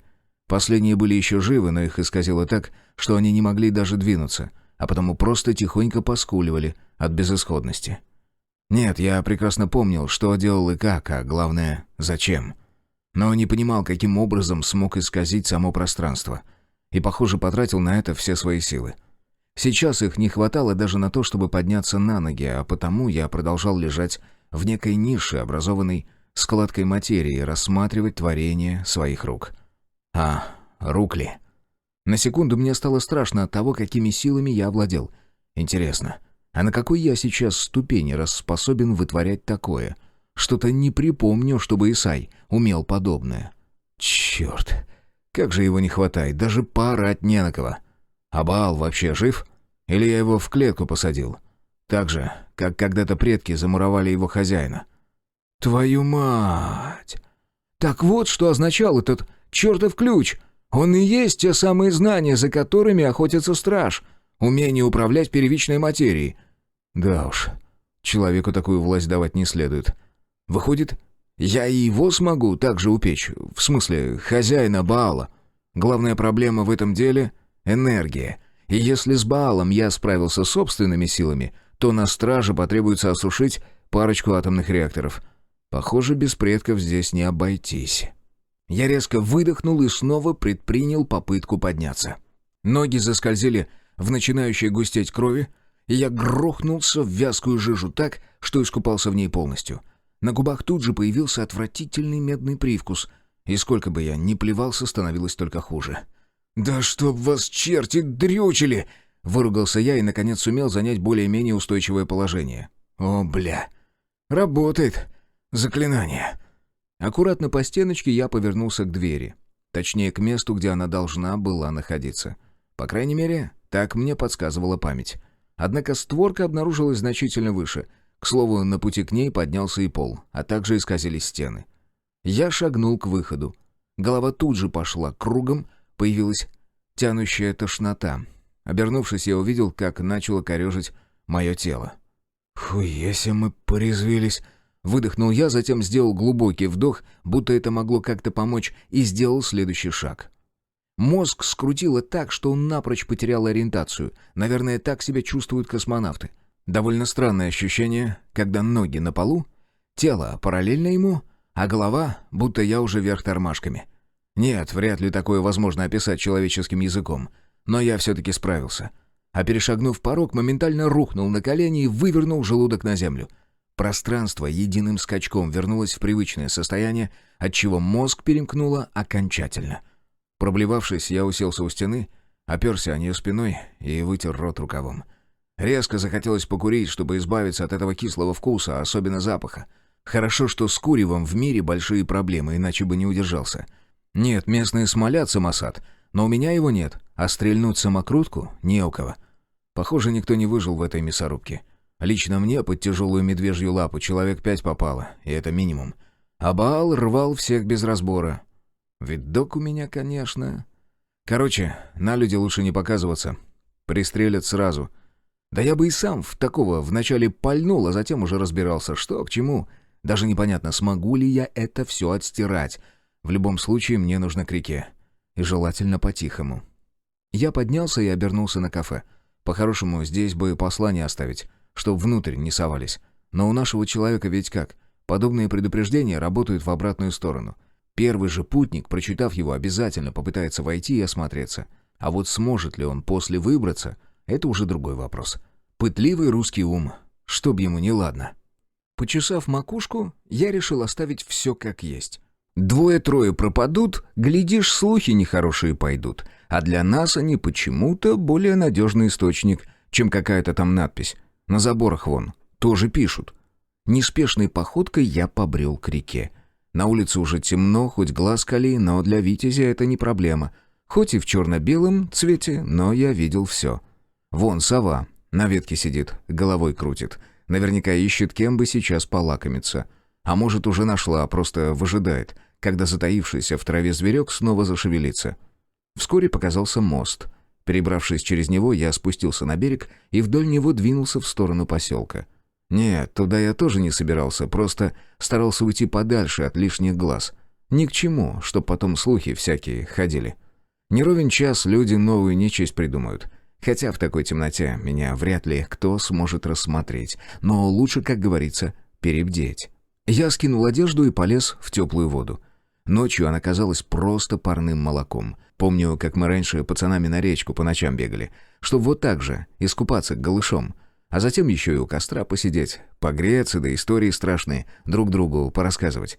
Неподалеку послышался всплеск. Похоже, знакомая щекотуха все же решила меня проведать. Жаль, мне нечего ей сказать. По крайней мере, хорошего. Что-то едва ощутимо коснулось ноги. Я это почувствовал, скорее даже по колыханию воды, чем кожей. «Только попробуй», — хмуро заявил я. «Я из тебя ухи наварю». Едва я закончил фразу, как буквально перед самым моим носом вынырнуло нечто, заставив меня отпрянуть. Абсолютно синяя кожа, местами почерневшая от постоянного пребывания в воде. Рожа вытянутая и одновременно опухшая, жабры раскрыты, что только добавляло уродливости неведомой химере. Тощие руки со скрюченными пальцами, а вместо волос пучок спутанных водорослей. Тварь попыталась меня схватить, но я оказался быстрее. Я ловко уклонился от выпада и сам ухватил чудовище за запястье. Рывок против сустава чуть на себя, в сторону и вниз. Однако это было ошибкой. Я рассчитывал на человеческую биомеханику, при этом имел дело с чем-то другим, и оно быстро показало мне, что я не прав. Мощный удар хвостом смел меня с ног, будто пушинку. Хорошо, что я успел набрать полную грудь воздуха, прежде чем лицо ушло под воду. А затем уродец ухитрился поймать меня за ногу и с невероятной скоростью потянул на глубину. Я пытался сбить его руку свободной ногой, да где там? Стопа попросту соскальзывала. Тварь не думала останавливаться. Затащив меня на середину реки, она рванула вдоль русла, не давая мне возможности вступить в схватку. Не получалось даже подтянуть руки к телу, не то что согнуться и попробовать освободиться. Меня будто привязали к несущемуся под водой катеру. Мелькнувшее перед лицом днище баржи лишь подтвердило догадки. Несется это чудовище очень быстро. Здесь, в ее стихии, мне ни за что в жизни ее не победить. Впрочем, если ничего не предпринять, продлится последнее недолго. Я сосредоточился на внутренней энергии, хоть это и было невероятно сложно, и уплотнил пространство прямо перед самым носом чудовища. Видимо, оно почувствовало подвох, потому что резко остановилось, чтобы совершить маневр. Но этого мгновения мне хватило, чтобы примериться и ударить пяткой в предплечье. Кость не выдержала, Хрустнула, а тварь завизжала. Я услышал ее даже под водой. Но главное, моя лодыжка наконец оказалась на свободе. И как бы мне не хотелось вынырнуть, чтобы наполнить легкие новым глотком воздуха, я понимал, если тварь не добить, процедура рискует повториться. Один мощный грибок, и вот я уже готов схватить чудовище за жабры. Однако она, все-таки она, если судить по обвисшим грудям, каким-то невероятным образом выкрутилась у меня прямо из-под рук и заметалась вокруг, поднимая муть со дна. Отлично. Теперь я еще и перестал ее видеть. Помощь пришла с неожиданной стороны. Я даже не сразу догадался, что мне помогают. Кто-то или что-то вдруг начало выталкивать меня на поверхность, а тварь, что нарезала круги, оттеснять от меня. Чудище вновь взбесилось, завизжало, да так, что у меня в ушах зазвенело. В ответ раздался похожий визг. Тварь, завершив очередной круг, ударила хвостом и умчалась в неизвестном направлении. Я попытался осмотреться, но противника не обнаружил. Похоже, она просто сбежала. Но почему? Гадать пришлось недолго, так как перед моим лицом возникла симпатичная мордашка щекотухи. Пока не той, что просила вернуть ей ребенка, но я был уверен, что и она где-то рядом. Высматривать ее не было никакого желания, а вот подышать очень даже. Грудь уже билась в конвульсиях, заставляя своего хозяина наполнить легкие, и лишь усилием воли я сдерживал рефлекс организма.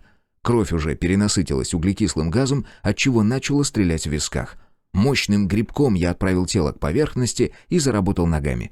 Сейчас главное — уменьшить физическую активность, чтобы не отравлять организм углекислотой. Лучше потерпеть, лишняя пара секунд ничего не изменит. Первый вдох был настолько глубоким, что я испугался за легкие, как бы их ни порвало. Кровь наконец-то насытилась кислородом, даже голова закружилась. Но я не спешил к берегу, решив вначале успокоить бешеное сердцебиение. Щекотухи кружились неподалеку, будто охраняли меня, правда непонятно почему. Свое слово я не сдержал, дитя русалкам не вернул. Странно, но спрашивать об этом буду на берегу. Пора уже сваливать с глубины. Я лег на воду, заработал руками и вскоре выбрался из реки. Рухнув в траву, я немного полежал, так сказать, перевел дух. А затем поднялся и двинулся обратно к мосту, к оставленным на берегу вещам. В носу ужасно щипало. При той скорости, с которой меня тянуло на дно, вода неминуемо заливала ноздри. Теперь придется терпеть это мерзкое ощущение, пока слизистая не восстановит привычную среду. Всю дорогу я ожидал увидеть щекотух, а заодно выяснить, с чего вдруг они бросились на мою защиту. Но, увы, девчата так и не появились. По крайней мере, на глаза больше не попадались. Ну и ладно, плакать не буду. Однако плюс во всем этом путешествии есть. От крови меня отмыло начисто. Даже в волосах ничего не осталось. Может, позвать эту тварь, чтобы она мне одежду таким же образом простернула? Да, хочешь не хочешь, а снова в воду лезть придется. Не стану же я разгуливать в одежде, пропитанной кровью. Так, за размышлениями, я добрел на место, где оставил вещи. Опустил задницу на песок и вытянул ноги к воде. Немного посидел, вздохнул и, подтянув к себе куртку, принялся за стирку. Процесс оказался небыстрым. Я истер половину куска хозяйственного мыла, прежде чем остался доволен результатом. Мокрая одежда висела на ветвях ивы, а я так и рассказывал по берегу нагишом. Во время стирки меня больше никто не беспокоил, а потому в процессе я умудрился натаскать целую кучу ракушек, которые сейчас собирался пожарить. Это те же воспоминания из детства навеяли. Мы тогда могли целый день у реки провести, а жрать-то хочется. И домой тоже не пойдешь, батя в раз работы навалит. Вот и выкручивались, как могли. Огурцов с грядок надергаешь, по пути хлеба буханку купишь, а если Витек удочки возьмет, так это вообще царская поляна. Но ракушки — это особый деликатес. Вот так насадишь на прутик целую гирлянду, и над углями, как шашлык. Главное не передержать, чтобы резиновыми не стали. И с черным хлебом, а если повезет, еще и с горбушкой. У меня аж слюни потекли от воспоминаний, которым я предавался, пока насаживал на прутик моллюсков.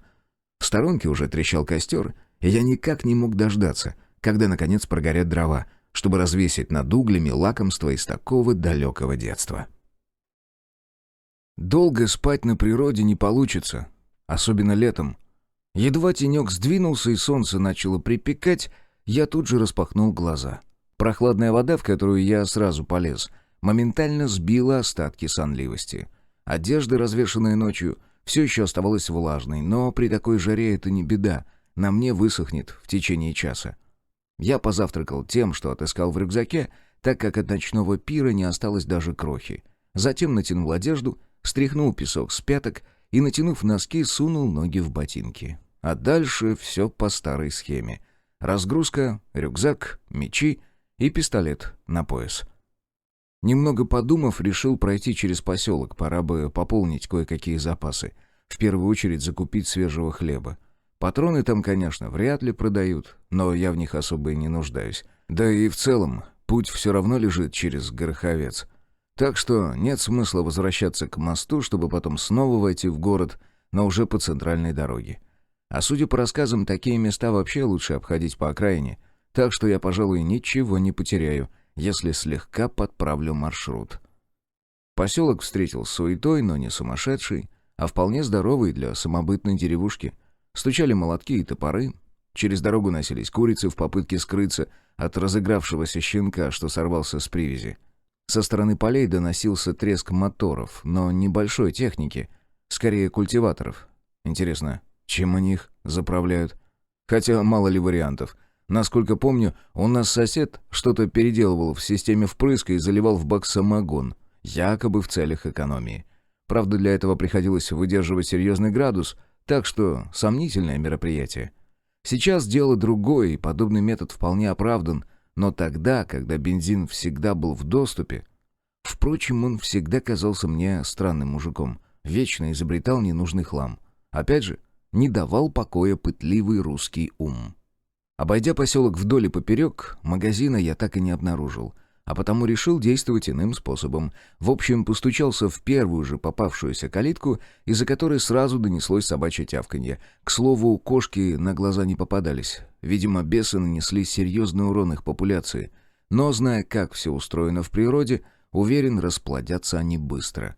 Наверняка у кого-нибудь на подоконнике уже дремлет пара пушистиков. «Хозяева!» — крикнул я, так и не дождавшись их появления на стук. «Ай!» — донеслось откуда-то с заднего двора. «Иду!» Вскоре появилась женщина. На голове платок, и не в качестве украшения, а чтобы пот глаза не заливал. Руки в земле, а значит, работа кипит не только в поле. Там-то наверняка урожай в общак пойдет, а часть, скорее всего, вообще на продажу. А тут не только самим что-то жрать нужно. Целое хозяйство требуется прокормить. От него напрямую жизнь зависит. Не получится сейчас в офисе отсидеться, чтобы вечерком с полок супермаркетов в корзину нагрузить того, что душа пожелает. Натуральное хозяйство — это труд от рассвета и до заката. И выбора иного у людей больше нет. «Тебе чего?» — уставилась на меня хозяйка. «Еды в дорогу прикупить», — ответил я. «Хлеба желательно, но от яиц и огурчиков тоже не откажусь». «Вот». Я протянул женщине серебряную монету. В ответ она посмотрела на меня как на дурака и, распахнув калитку, молча посторонилась, пропуская меня во двор. При виде хозяйки мелкая, кудрявая псина успокоилась, завиляла хвостом и подбежала ко мне знакомиться. Однако, понюхав ногу и уловив медвежий дух, тут же ощетинилась, зарычала. «Жулька! А ну фу!» — прикрикнула на псину хозяйка. «Вы меня здесь подождите. Я сейчас». Я молча кивнул, а женщина скрылась за дверью. Из дома тут же донеслась возня, а спустя несколько минут она появилась со снедью в руках. «Вот, держите», — протянула она мне еду, завернутую в чистую ткань. «Денег не нужно. Я знаю, кто вы». «Да бросьте, вам наверняка нужны». Я в очередной раз попытался расплатиться. «И на кой они мне? Деньгами скотину не накормишь. Не надо. Идите с Богом». Женщина перекрестила меня прямо в лоб. «Спасибо», — буркнул я и выбрался на улицу. Проверять сверток при ней я как-то постеснялся. Но все же проверить его было необходимо. Откуда мне знать, сколько там провизии? Такие вопросы в подвешенном состоянии не оставляют. Мало ли, вдруг придется еще и в соседний двор постучать. Я отошел подальше, чтобы наверняка не попасть под ненужное внимание, и, развернув тряпицу, аж присвистнул. Здесь лежало все необходимое. Половинка хлебного каравая, неслабый кусок соленого сала, пучок свежего лука, огурчики и даже мешочек с перловой крупой. Что еще нужно для счастья? Тут и на обед, и на ужин хватит, притом не на один. Так что можно на законных основаниях покидать гостеприимную деревню и двигать по своим делам. Глава 5. Призраки улиц. Я не впервые вижу брошенный город. И все равно каждый раз испытываю смешанные чувства. Впрочем, кого из пацанов никогда не манили заброшки? Даже старая церквушка на отшибе от цивилизации, та обладает каким-то мистическим притяжением. Словно где-то здесь кроется тайна, готовая открыться лишь тебе. Сколько приключений мы придумывали себе, гуляя по пустым комнатам старинных домов, одному только Богу известно. Однако сейчас, двигаясь по окраине Гороховца, мне хотелось поскорее покинуть это проклятое место. Все время казалось, будто кто-то пристально смотрит в спину, и этот взгляд вовсе не добрый. Тоска и забвение ощущались в каждом переулке, а заросшие молодыми березками балконы лишь усиливали впечатление опустошенности. Всюду виднелись следы диких животных. Многие из них облюбовали каменные джунгли под собственные нужды. Некоторые использовали опустевшие дома в качестве убежища. 3 косули гуляли по улицам, косо посматривая на одиноко бредущего витязя, что посмел забраться на их территорию. Город уже давно принадлежит им, а люди вынуждены селиться за его пределами. Потому как энергетика здесь и вправду не ахти. Если в деревушках подобное ощущается не столь остро, то отсюда, спустя всего пару минут, хочется бежать как можно дальше. Я пытался сканировать энергетические потоки, но это ничего не дало. Разве что ухудшило и без того мрачное настроение. Эти ощущения накрывали, словно мокрое одеяло в холодный осенний день, каждый раз вызывая неприятную дрожь. А в один момент я вдруг понял, что блуждаю по кругу. И вроде бы город — это не лес, где каждое дерево похоже на предыдущее и сложно подметить, проходил ты мимо него 5 минут назад или нет. Но я будто не хотел обращать внимание на повторяющиеся элементы улиц. Вот почтовый ларек, который, вопреки всему, работал до последних дней. За разбитым окном до сих пор видны некогда яркие обложки журналов. Сейчас они уже поблекли, выцвели под жаркими лучами солнца, но все еще выделяются на общем сером фоне. А в соседнем, словно издеваясь над здравым смыслом, красуется рукописная табличка с надписью «Ушла на 15 минут». Все это я уже видел. Впрочем, именно эта деталь привлекла внимание, заставив остановиться и как следует осмотреться. Да, и 5-этажка напротив тоже была знакома. Не столько строение, сколько крохотные детали в виде упавшего за окном карниза, что по диагонали перечеркнул проем, или развешанного на балконе белья, которое больше некому снять. «Так», — протянул я и почесал переносицу. «И куда же нам идти?» Вытянул компас из нагрудного кармана и, хмыкнув, вернул обратно. Стрелка безостановочно крутилась, а значит, придется ориентироваться иначе. Внутренние часы подсказали время, и я повернулся так, чтобы солнце сместилось за спину. Теперь главное — следить за его положением. Мимо плавно плыли дома, позади оставались перекрестки. Я старался больше не думать о них, не представлять, что совсем недавно здесь колесили машины. Сейчас занесенные пылью и опавшей листвой. Я честно пытался сосредоточиться на правильном направлении. Следил за солнцем и подмечал детали экстерьеров. Однако нисколько не удивился, когда спустя 20 минут снова вышел к газетному киоску. Кто-то или что-то намеренно водило меня по кругу. «Может, поговорим?» — бросил я в пустоту, и эхо разнесло мой вопрос по пустынным улицам. «Выходи! Я не со злом пришел!» Но ответом была тишина. А чего еще я ожидал? Даже смешно. Стою здесь и разговариваю со стенами, будто они действительно способны ответить. С другой стороны, возможно, я снова имею дело с каким-нибудь духом. И он не злой, скорее обижен. Я чувствовал его настроение. Он словно брошенное дитя, что пытается отыскать родителей. Именно по этой причине не желает меня отпускать. Ему одиноко. «Ну и хер с тобой!» — буркнул я. «Я все равно уйду». Надо было прерваться на обед. Возможно, для этого слишком рано, но мысли о домашнем сале и вареных яичках в прикуску со свежими огурчиками никак не желали покидать мозг. Покрутив головой, я отыскал скамейку и направился к ней. Выудил из рюкзака нехитрую снеть, разложился и принялся очищать яйца от скорлупы. Сало, нарезанное тонкими ломтиками, легло на хлеб. Сверху несколько перьев зеленого лука. Я едва слюной не захлебнулся, пока нарочно, не спеша, занимался приготовлениями. И когда, наконец, был готов сунуть эту вкуснятину в рот, справа скрипнула дверь.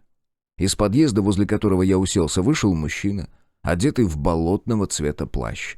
На ногах, несмотря на жаркую и засушливую погоду, резиновые сапоги. Зато голова покрыта соломенной шляпой. Ну, прям идеальный образ рыбака. Разве что удочек с ведром не хватает. «Приятного аппетита!» — пожелал мне незнакомец. «Погодка сегодня... песня!» «Это ты меня кругами водишь?» Не стал я распыляться на отстраненные темы. «Может, и я. А может, и не я», — неопределенно ответил он. «Ну и чего тебе надо?» «Яичком угостишь?» «Присаживайся». Кивнул я на свободное место по другую сторону от тряпицы. «А ты меня совсем не боишься», — то ли спросил, то ли утвердительно произнес незнакомец. «Как и ты меня». Я пожал плечами и, наконец-то, впился зубами в бутерброд. На некоторое время я замолчал, наслаждаясь позабытым вкусом, даже глаза прикрыл от удовольствия. Незнакомец скромно жевал вареное яйцо и больше ни к чему не прикасался. «Тебя прислали меня убить?» Вдруг ошарашил меня вопросом дух. Я покосился на него. «С чего вдруг?» «Но ты уже не первый, Витязь, кого попросили очистить город от нечисти». «Просто мимо шел», — честно ответил я. «Мне до тебя дела нет, так что можешь отпустить». «Хороший ты мужик», — как-то тяжело вздохнул тот. «Не хочется тебя отпускать». «Я ведь все равно уйду. Ты и сам это должен понимать». «Ну, пока ведь не ушел». «Так я всерьез еще и не пытался». «И то верно». «Еще будешь?» Я протянул незнакомцу неочищенное яйцо. «Нет, спасибо», — покачал головой он. «Я ведь в человеческой пище не нуждаюсь. Так это... баловство удовольствия ради». «Ну и кто ты?» «Городовой», — ответил мужик. «Впервые про таких слышу», — усмехнулся я. «А я... вот он!» Городовой развел руками и поднялся со скамьи. «Ладно, пора мне. На том конце кто-то в дом влез. Шумит, окна бьет». Постой», — придержал его я. «Меня-то хоть выпустишь?» «Так я тебя и не держу», — ответил он. «Уверен?» Мужик почему-то задумался или прислушался к чему-то, а затем подмигнул мне, попятился и вдруг исчез, словно его и не было. Некоторое время я смотрел на место, где он только что стоял. Затем сунул в рот остатки бутерброда и принялся убирать снеть.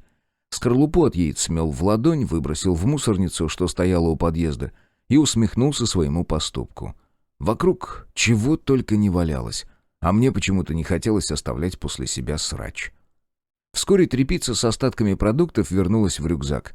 Последний повис на плечах, и я, взяв новый ориентир, направился к выходу из города. На сей раз я больше прислушивался к внутренним ощущениям, чем наблюдал за внешними приметами. Сейчас это было ни к чему, ведь я уже убедился в том, что бродил по кругу. Теперь предстояло выяснить, кто этому виной. Присутствие городового я все же почувствовал и даже выманил на разговор.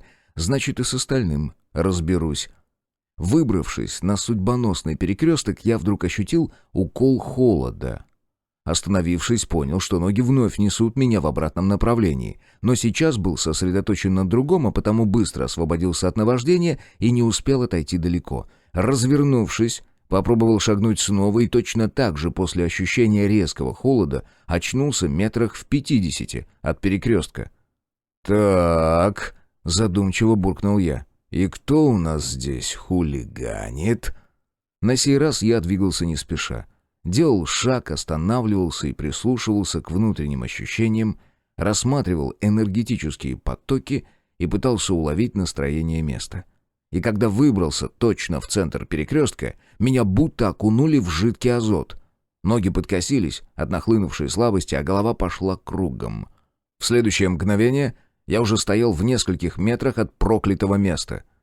«Ладно, умный в гору не пойдет», — уверенно произнес я и, осмотревшись, решил преодолеть препятствие иначе.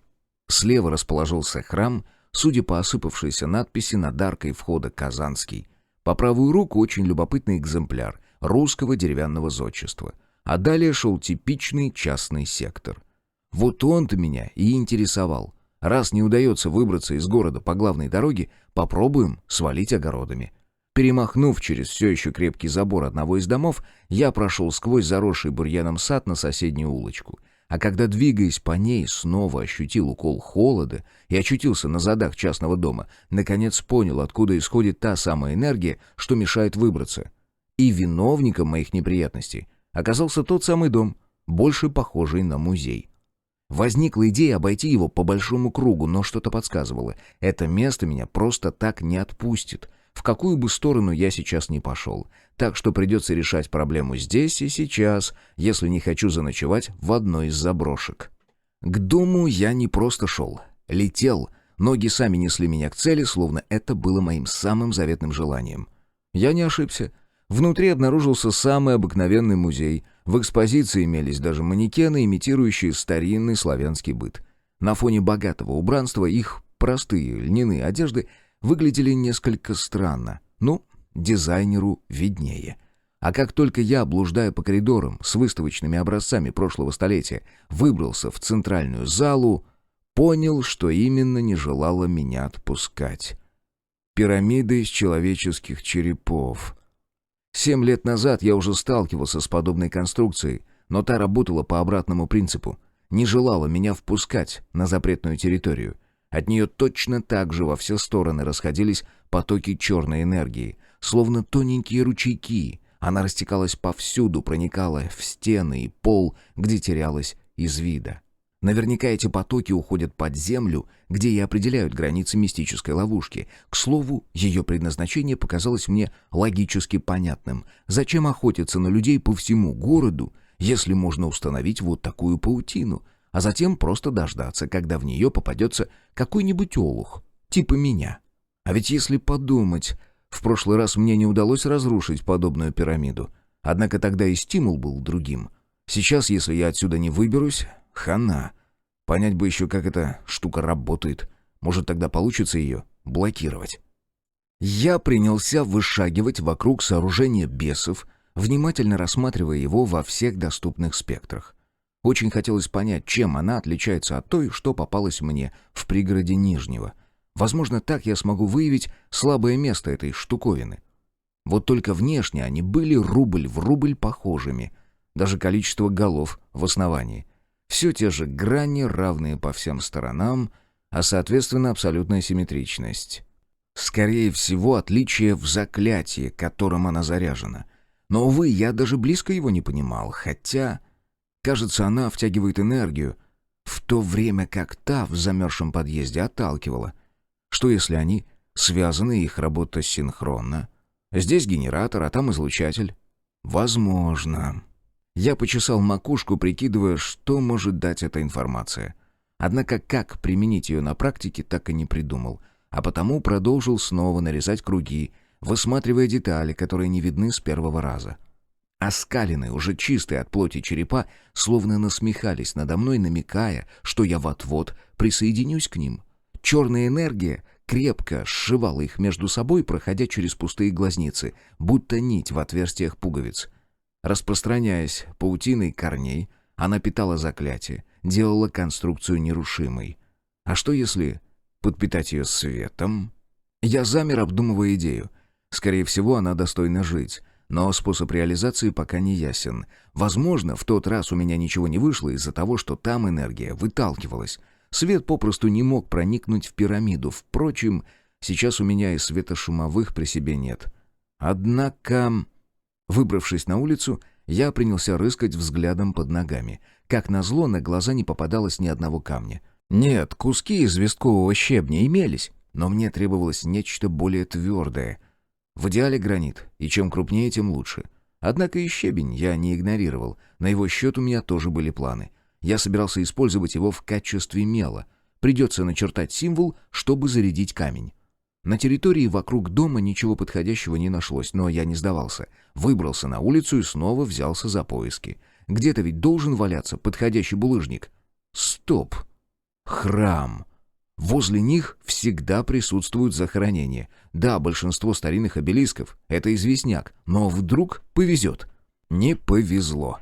Однако внутри самого храма я почувствовал себя значительно лучше.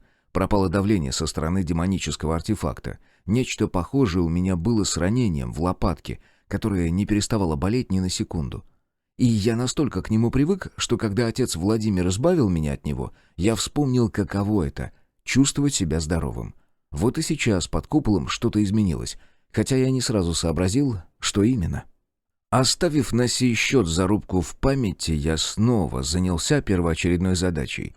Да, может, я нащупал что-то еще и продолжаю заниматься делом, которое не принесет результата. Но я привык доводить начатое до логического финала. В любом случае попробовать стоит. Кто знает, где еще придется столкнуться с подобным. А вот храма поблизости может уже не оказаться. Искомое обнаружилось в самом неожиданном месте. Гранитный булыжник приличного размера подпирал заднюю дверь магазина, что расположился неподалеку от храма. Подхватив его, я снова выбрался на проезжую часть и взялся за дело. Моих сил и знаний должно хватить с запасом, чтобы зарядить гранит энергией солнца. Я принялся выводить на асфальте славянский коловрат. Чтобы символ сработал как нужно, вначале я нарисовал перекрестие, затем водрузил на пересечении линий каменюку и только после этого завершил рисунок. В воздухе значительно похолодало, а камень тут же покрылся инеем, будто я достал его из морозилки. И вроде все получилось, но я, как полный профан, совершил критическую ошибку. Наблюдая в прошлом за Константином, я не учел один очень важный момент. Он всегда выдерживал камни на символах определенное количество времени. Я не вникал почему и, как оказалось, зря. Вполне логичным решением было подождать, пока гранитный булыжник согреется, прежде чем брать его в руки. Однако, пока я медлил, символ продолжал накачивать камень энергией, и в один прекрасный момент тот просто лопнул на две равные части, в мгновение ока растеряв весь потенциал. Мало того, остатки утратили прочность и рассыпались слоями от малейшего воздействия. Пришлось возвращаться к предыдущему занятию. Убив еще полчаса, я, наконец, собрал небольшую коллекцию камней различных размеров, справедливо рассудив, чем больше, тем лучше. Еще несколько символов появилось на асфальте, но на сей раз я внимательно наблюдал за энергией, которая в них вливалась. Получив 5 полноценных зарядов, я решил, что этого достаточно, и один за другим перетаскал их в дом. Чтобы сработало наверняка, воспользовался сразу всем арсеналом. 4 самых крупных камня разложил по углам комнаты, а 5 установил в навершие пирамиды. И да, с ним пришлось повозиться, так как он не хотел оставаться на покатой черепушке. Но точка опоры все-таки нашлась, и я отошел к стене, любуясь творением рук своих. Осталось высвободить энергию из камней. Как я понял, обычные люди используют некое слово или даже фразу, являющуюся пробкой для удержания энергии в камне. Мне же этого не требовалось, я мог управлять потоками, но для этого нужно их видеть, так что расстояние, на которое я отошел, можно было считать безопасным лишь с большой натяжкой. Закончив, я потянул за нить, высвобождая все то, что могло впитать в себя камни. Полыхнуло так мощно, что свет резанул по глазам и даже через закрытые веки. И это я еще в соседнем помещении находился, за стеной, спиной к источнику. Сияние продлилось несколько секунд, а затем раздался треск. Ускорился я на одних инстинктах. Еще ничего не понимая, вывалился на улицу и обернулся, лишь когда оказался на проезжей части. Дом-музей плавно складывался внутрь себя, будто внутри бушевал невидимый пожар. Похоже, мое заклятие, выжигая корни черной энергии, что пронизывали все здание, превратило дерево в некое подобие сыра.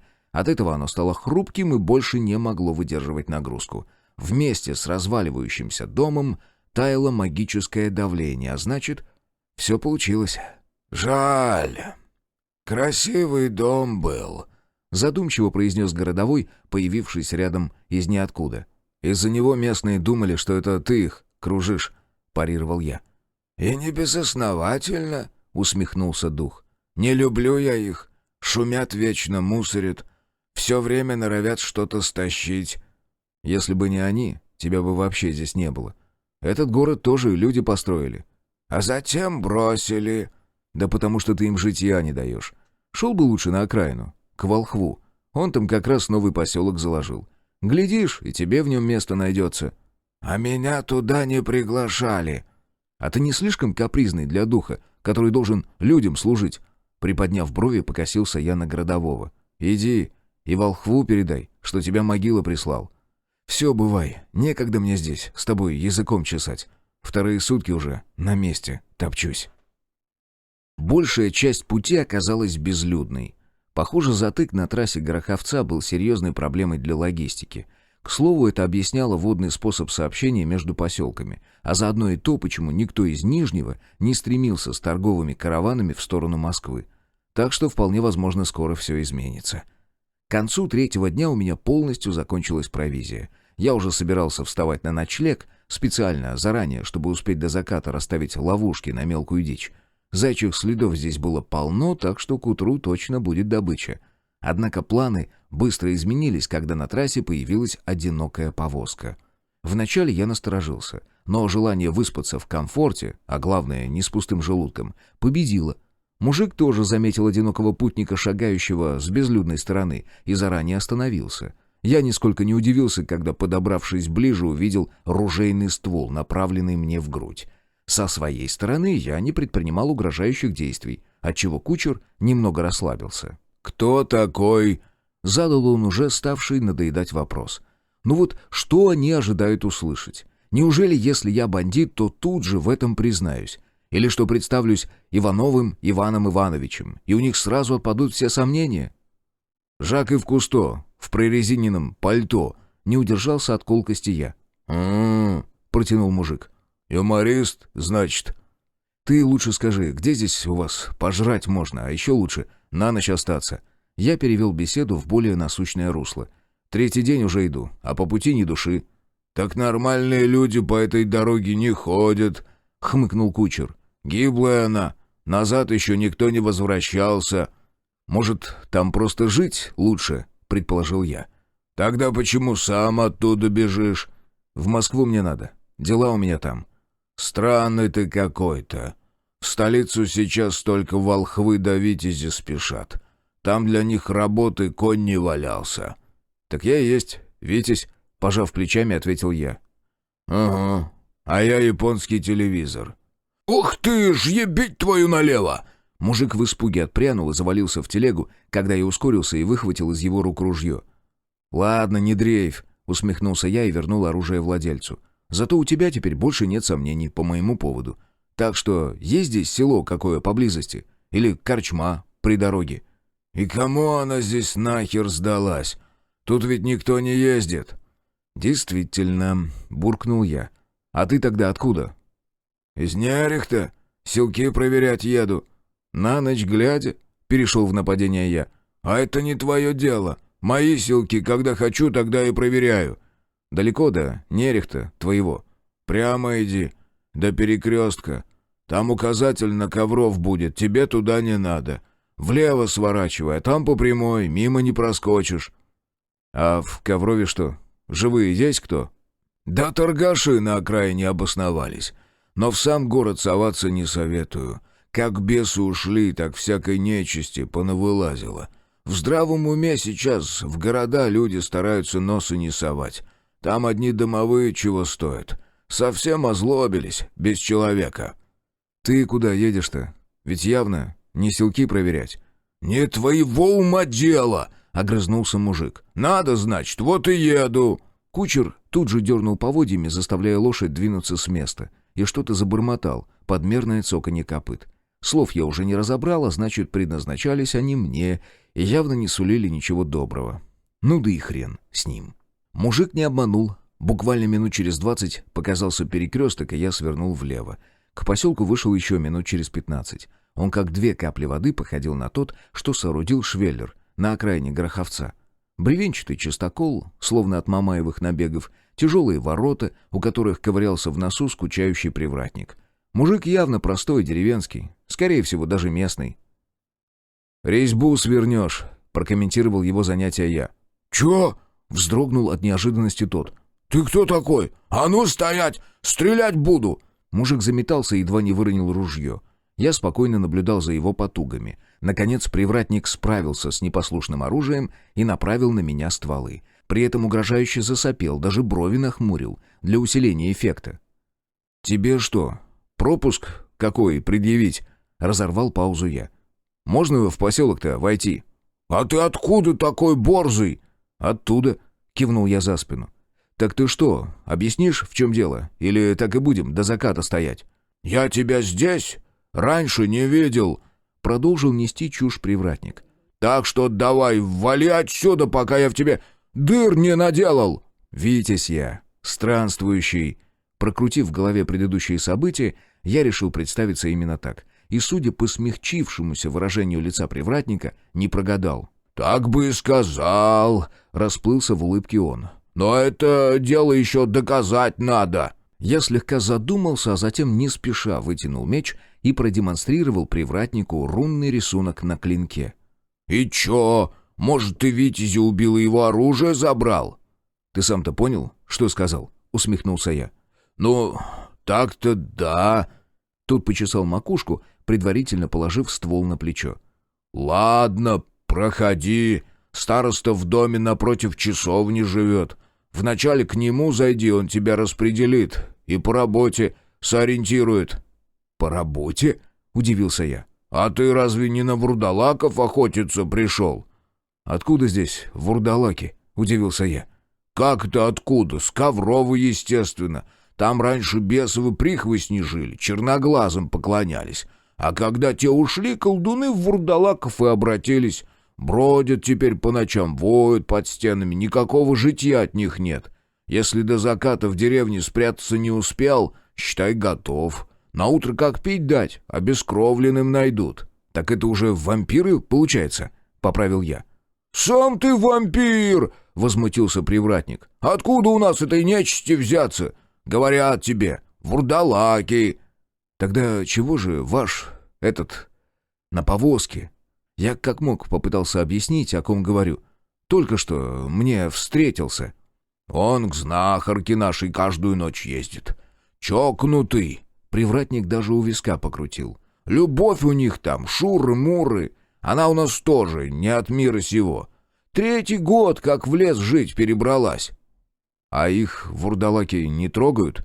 «Этих, пожалуй, тронешь», — усмехнулся мужик. «Она ж знахарка, словом пользоваться умеет. Нам весь периметр заговорила». «А зачем тогда в лес ушла?» «Да кто их там разберет?» — неопределенно ответил он и покрутил пальцами в воздухе. «Я ж говорю, фляга у них свистит». Мужик снова покрутил пальцем. «Значит, напротив храма староста живет?» «Ага, иди по прямой, не ошибешься. Красным железом крыша покрыта. И передай там, чтоб смену уже прислали, пора ворота закрывать. А то ходят тут всякие». Глава 6. Охота на охотников. «Витязь, значит...» Зачем-то переспросил деревенский староста, суровый мужик крепкого телосложения. Ума не лишен, а главное, крепкий хозяйственник. Это было видно невооруженным глазом. Как по порядку в самой деревне, так и по его приусадебной территории. Перед домом клумбы с цветами, где нет ни единого сорняка. Позади грядки, выставленные будто по линейке.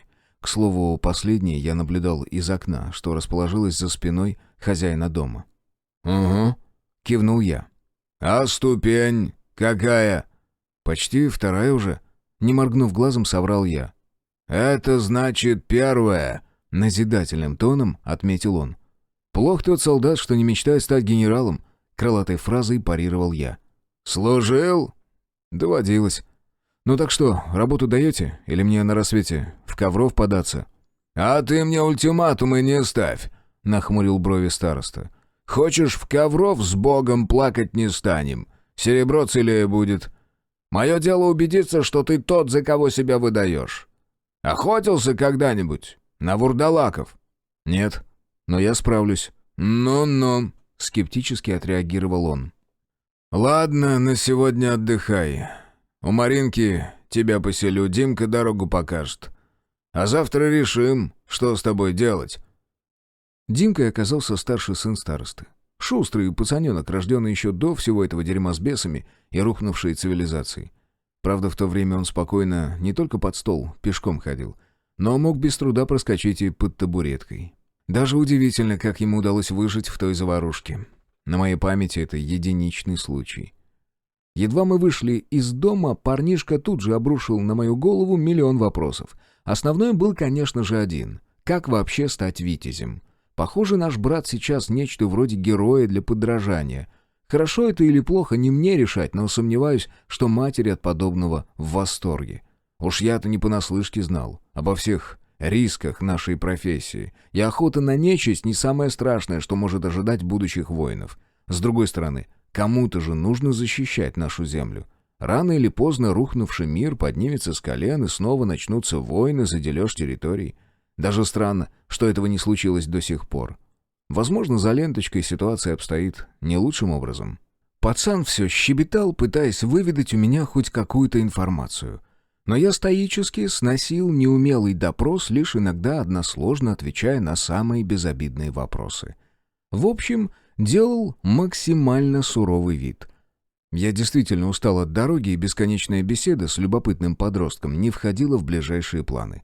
Честно говоря, в беседе со старостой я даже переживал, что он отправит меня на охоту за вурдалаками сию же минуту. Но нет, как я успел заметить, умом его Бог не обделил.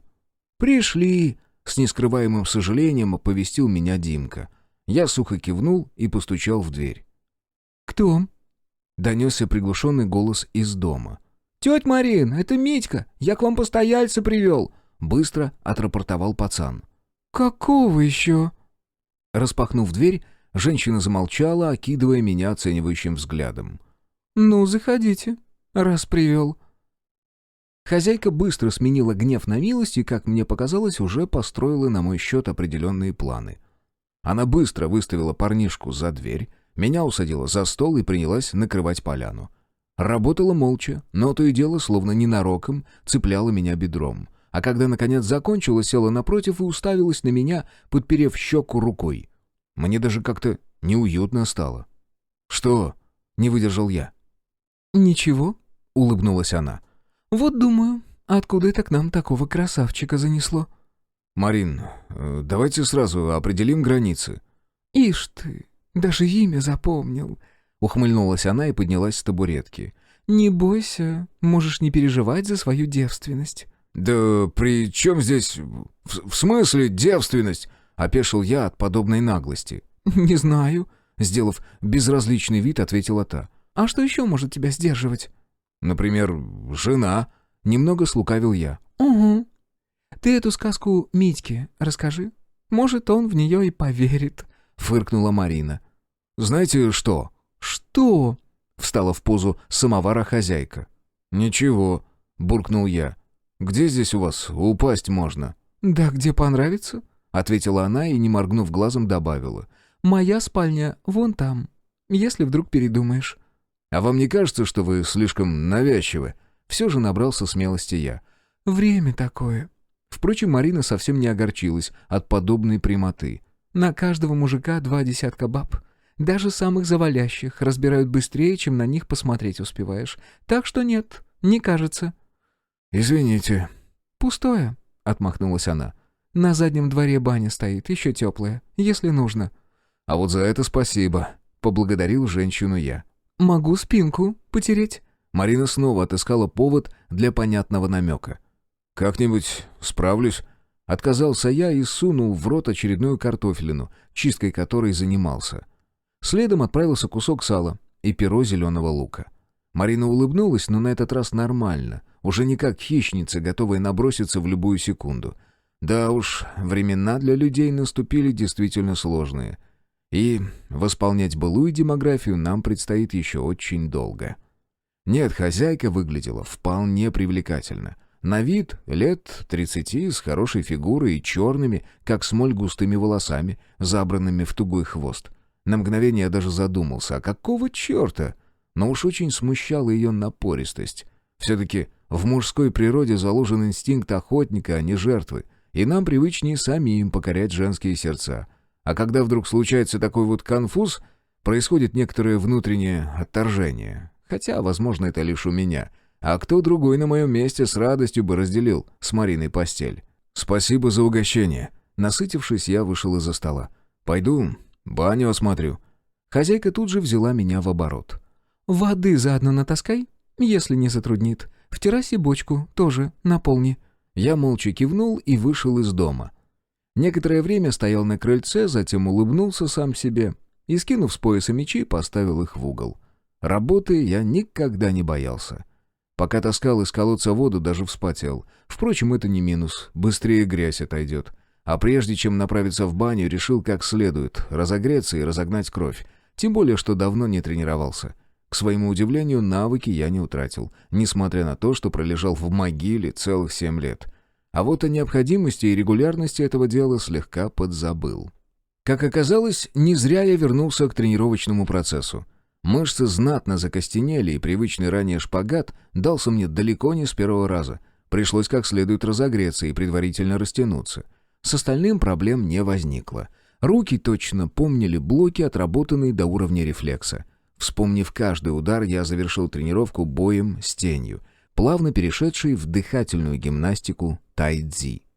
Разгоряченный я вошел в баню и с наслаждением смыл липкий пот, а вместе с ним и дорожную пыль. Хозяйка встретила меня еще более плотоядным взглядом. Я прекрасно видел, как она наблюдает из окна за моей тренировкой. Однако от комментариев по этому поводу она отказалась, за что я был ей благодарен. «В терраске тебе постелила». Она кивнула на летнюю комнату и добавила странную фразу. «Чтоб поближе, к выходу». Я это подметил, но виду не показал. Поблагодарил и завалился на тахту, закинув руки за голову. К этому времени на улице окончательно стемнело, а значит, время уже приблизилось к полуночи.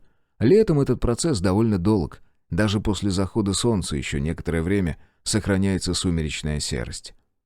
Рядом с противным писком кружились комары, но ко мне не приближались. Хитрости в моем арсенале хватало, чтобы защититься и от более опасного противника. Однако сон не шел, даже несмотря на серьезную усталость. Так бывает, когда долго держишь темп. Организм привыкает к постоянному напряжению, просто отказывается расслабляться.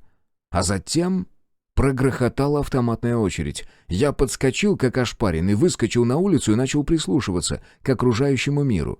Однако деревня спокойно спала, и никто из жителей не спешил покидать теплые постели. Судя по всему, ситуация штатная. Почесав макушку, я посмотрел на звезды. В отсутствии городского освещения, да всей цивилизации в целом, с ее заводами и электростанциями, что без устали чадили, засоряя атмосферу, эти крохотные огоньки выглядели особенно ярко. Раньше такое можно было увидеть разве что в августе, да и то не всегда. Я вернулся в дом и уже собирался снова завалиться в кровать, когда раздался пронзительный кошачий визг. Точнее, крик сильно походил на драку мартовских котов. Было в нем что-то еще. Злобное, голодное. А когда следом вновь протрещал автомат, стало понятно, что к пушистым созданиям этот ор не имел никакого отношения. К тому же во всей деревне я не встретил ни одной кошки. Направление стрельбы я определил безошибочно и, подхватив мечи, направился к стене. На одном из участков горел прожектор, которым крутил охранник в попытке высмотреть что-то в темноте за стеной. Чуть вдалеке слышался треск генератора. Похоже, его спрятали в сарае, чтобы не гремел на всю округу. «Эй, что там?» — спросил я у мужика на прожекторе. «Не знаю», — ответил он. «Вурдалаки вроде, но точно не скажу». «Яу!»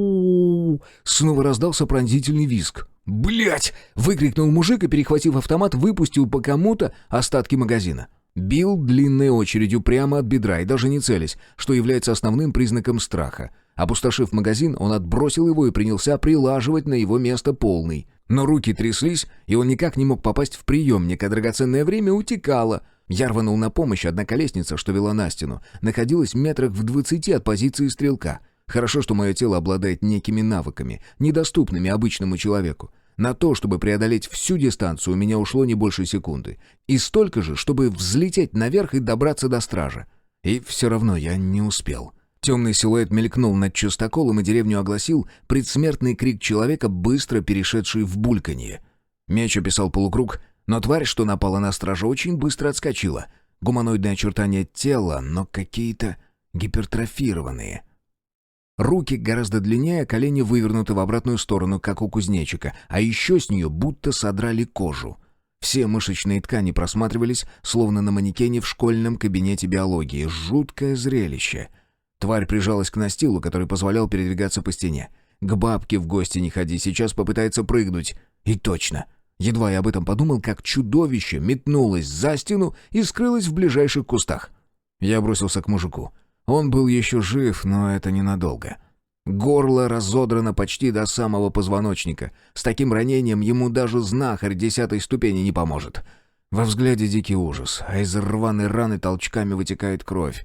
Не знаю, что на меня в этот момент нашло, но я поднял меч и коротким, точным движением прекратил его муки, отделив голову от тела. Снизу раздался женский крик. «Убил! Он его убил!» «Да что вас черти дрючили!» — выругался я, глядя на убегающего свидетеля. Ситуация начала принимать скверный оборот. С другой стороны, рваная рана на шее никуда не делась, а в случае необходимости как-нибудь отбрехаюсь. А пока нужно заняться врагом. Высота чистокола 5 метров. Для меня это даже в прошлые времена не было чем-то непреодолимым. Сейчас же я спрыгнул вниз, даже не задумываясь о последствиях. Приземление смягчил кувырком, и как только снова оказался на ногах, припустил к тому месту, где только что скрылся вурдалак. Скрывшись за кустами, я замер, сосредоточился на внутренних ощущениях и присмотрелся к энергетическим потокам. Ниточку злобы и неутолимого голода удалось обнаружить легко. Я зафиксировал отпечаток и уже собирался идти по следу, когда с противоположной стороны поселка раздался очередной визг, похожий на кошачий, а следом вновь закричал человек. «Сука!» — сквозь зубы процедил я, пытаясь принять верное решение. Там явно орудовал не мой противник. Вообще все происходящее очень походило на спланированное разумное действие. Один монстр отвлекал, второй охотился. И твари точно знали, что в поселке есть кто-то, способный дать им отпор. Второе нападение совершилось ровно в тот момент, когда я покинул периметр и взял след. Да, может, это и совпадение, но я прожил достаточно, чтобы не верить в случайности подобного рода. Переборов желание броситься на помощь, я устремился по следу. Логика подсказывала. Там я уже вряд ли смогу сделать что-либо полезное. Максимум отсечь еще одну голову. А раз твари охотятся группой, то и жрать, скорее всего, собираются так же. Значит, мой вурдалак однозначно приведет меня к общему столу. А там я как-нибудь разберусь, кого первого спустить шкуру. Хотя они вроде уже без нее. Ну, то такое. Вурдалак, за которым я погнался, явно путал следы. Его метания порой скручивались в такие петли, что я не всегда понимал, что возвращаюсь к уже пройденному распутью. Однако я упорно продолжал преследование и вскоре был вознагражден. Громкое чавканье раздалось из оврага справа, заставляя меня замереть. Крадущейся походкой я добрался до края и едва смог сдержать мат. Нет, не ради культуры общения, а чтобы не выдать свою позицию. Внизу все кишело тварями. Я попытался их пересчитать, но каждый раз сбивался из-за их резких передвижений. В среднем у меня вышло чуть более 30 особей, и это очень весомый аргумент, учитывая их быстроту и острые когти. Но и оставлять их живыми тоже нельзя, иначе они вскоре опустошат всю деревню. Кстати, а какого хрена? Как они вообще смогли прорвать защитный периметр? Насколько я помню, местная знахарка его установила. И да, я почувствовал защиту, когда сваливал через чистокол. Допускаю, что на вурдалаков она может и не действовать, но все же вряд ли. Символы должны сдерживать любое проявление тьмы, а эти твари относятся к ней на все 200%. Что-то здесь нечисто. Позади хрустнула ветка, заставив меня вздрогнуть. Нет, я бы в жизни никого не допустил себе в тыл. Тот хруст прозвучал где-то вдалеке, в пределах 300 метров, и мне этого хватило, чтобы понять. На меня началась охота. Можно, конечно, поиграть в супергероя с криком «Ура!», броситься в самую гущу событий, но я предпочитаю действовать иначе, более благоразумно и осторожно. Отстранившись от края оврага, я сместился левее и попытался максимально увеличить дистанцию до пировавших тварей. Я был уверен, что они ринутся в атаку, как только я вступлю в схватку. Зато таким образом мне удастся слегка растянуть их строй, чтобы сражаться не со всей толпой разом. Мелькнувшую среди деревьев тень я заметил спустя минут 5. Почти одновременно с этим слева и справа раздался хруст, а значит, меня действительно загоняет группа. Но я был уже готов к встрече.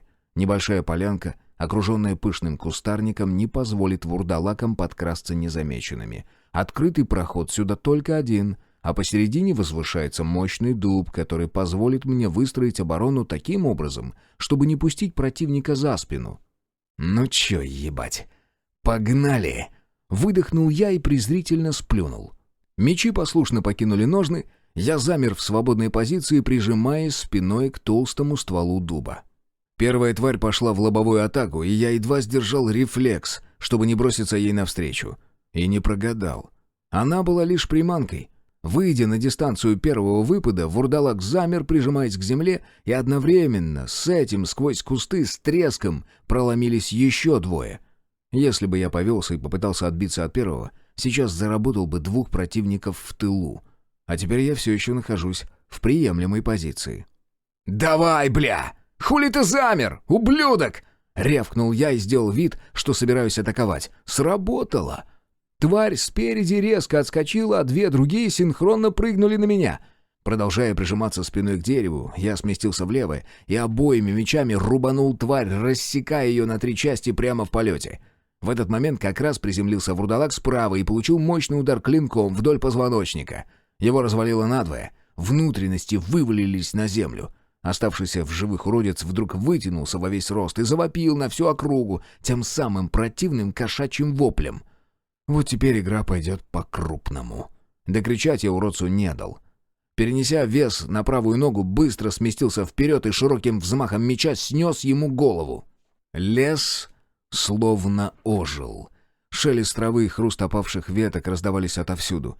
Надеюсь, моя позиция действительно хороша. Вурдалаки ринулись в атаку сразу всей толпой. Кустарник, который должен был предупредить меня о направлении атаки, попросту лег под массой уродливых тел.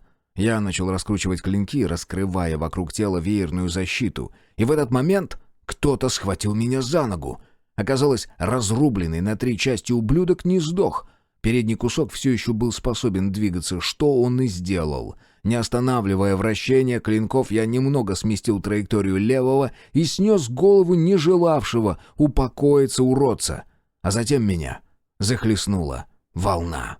Я крутился волчком, отрубал конечности, а некоторых сбивал с атаки ударами ног, чтобы затем прикончить точным движением меча. Раненые твари визжали, отскакивали, и их место тут же занимали другие. Один из вурдалаков оказался хитрее остальных. Он вскарабкался на дерево, пока я был занят уничтожением его собратьев, и обрушился на меня сверху. Вот это был неожиданный маневр, и он почти достиг цели. На одних инстинктах я умудрился отскочить от дуба, развернуться и разрубить голову твари прямо в полете. Но в этот момент я все же подставил спину, и вурдалаки незамедлительно этим воспользовались. Вот только я тоже был готов. Как только уродец повис у меня на шее, я произвел укол за спину, насаживая его на клинок. Хватка мгновенно ослабла, и враг покинул мое тело, правда, вместе с оружием. Зато я снова вернул исходную позицию, закрыв спину мощным стволом дуба. Но теперь я держал под контролем моего крону, чтобы избежать повторения допущенной ошибки. Утратив меч, я выхватил пистолет, с которым не расставался даже, когда ложился спать. Заряженные камнями пули оказались эффективными и против вурдалаков. В этом я убедился, когда вышиб гнилые мозги из черепушки твари, что пыталась скрыться с моим мечом. Непростое занятие — отмахиваться клинком от уродцев с одной стороны и одновременно отстреливать их на дальней дистанции. Зато мне быстро удалось проредить их популяцию, за считанные секунды сократив ее почти вдвое. Перезаряжаться было некогда, а потому я вернул огнестрел в кобуру, обеими руками перехватил меч и, наконец, оставил дуб, ринувшись в атаку.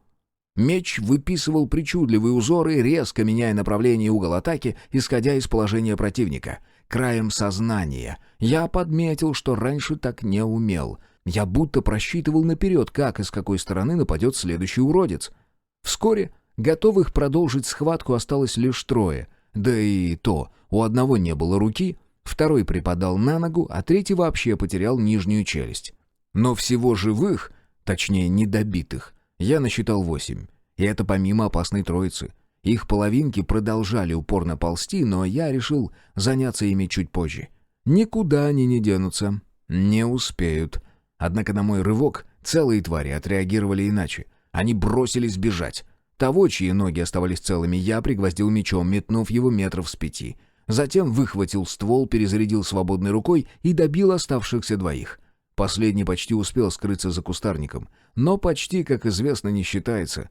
Проконтролировать остальных уже было делом техники. Покончив с вурдалаками, я осмотрел поле боя и удовлетворительно хмыкнул.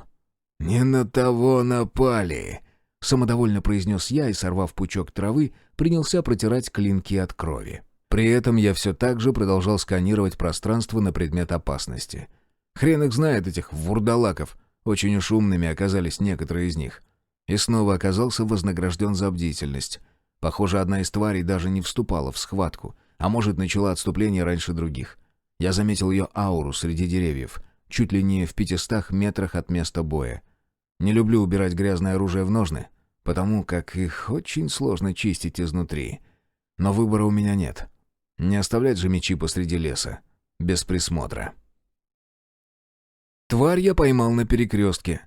Точный выстрел из Стечкина разворотил ей крестец, и она рухнула рожей в асфальт, прочертив по нему добрые несколько метров. Я нарочно перешел на шаг, чтобы перевести дух после приличного забега по пересеченной местности.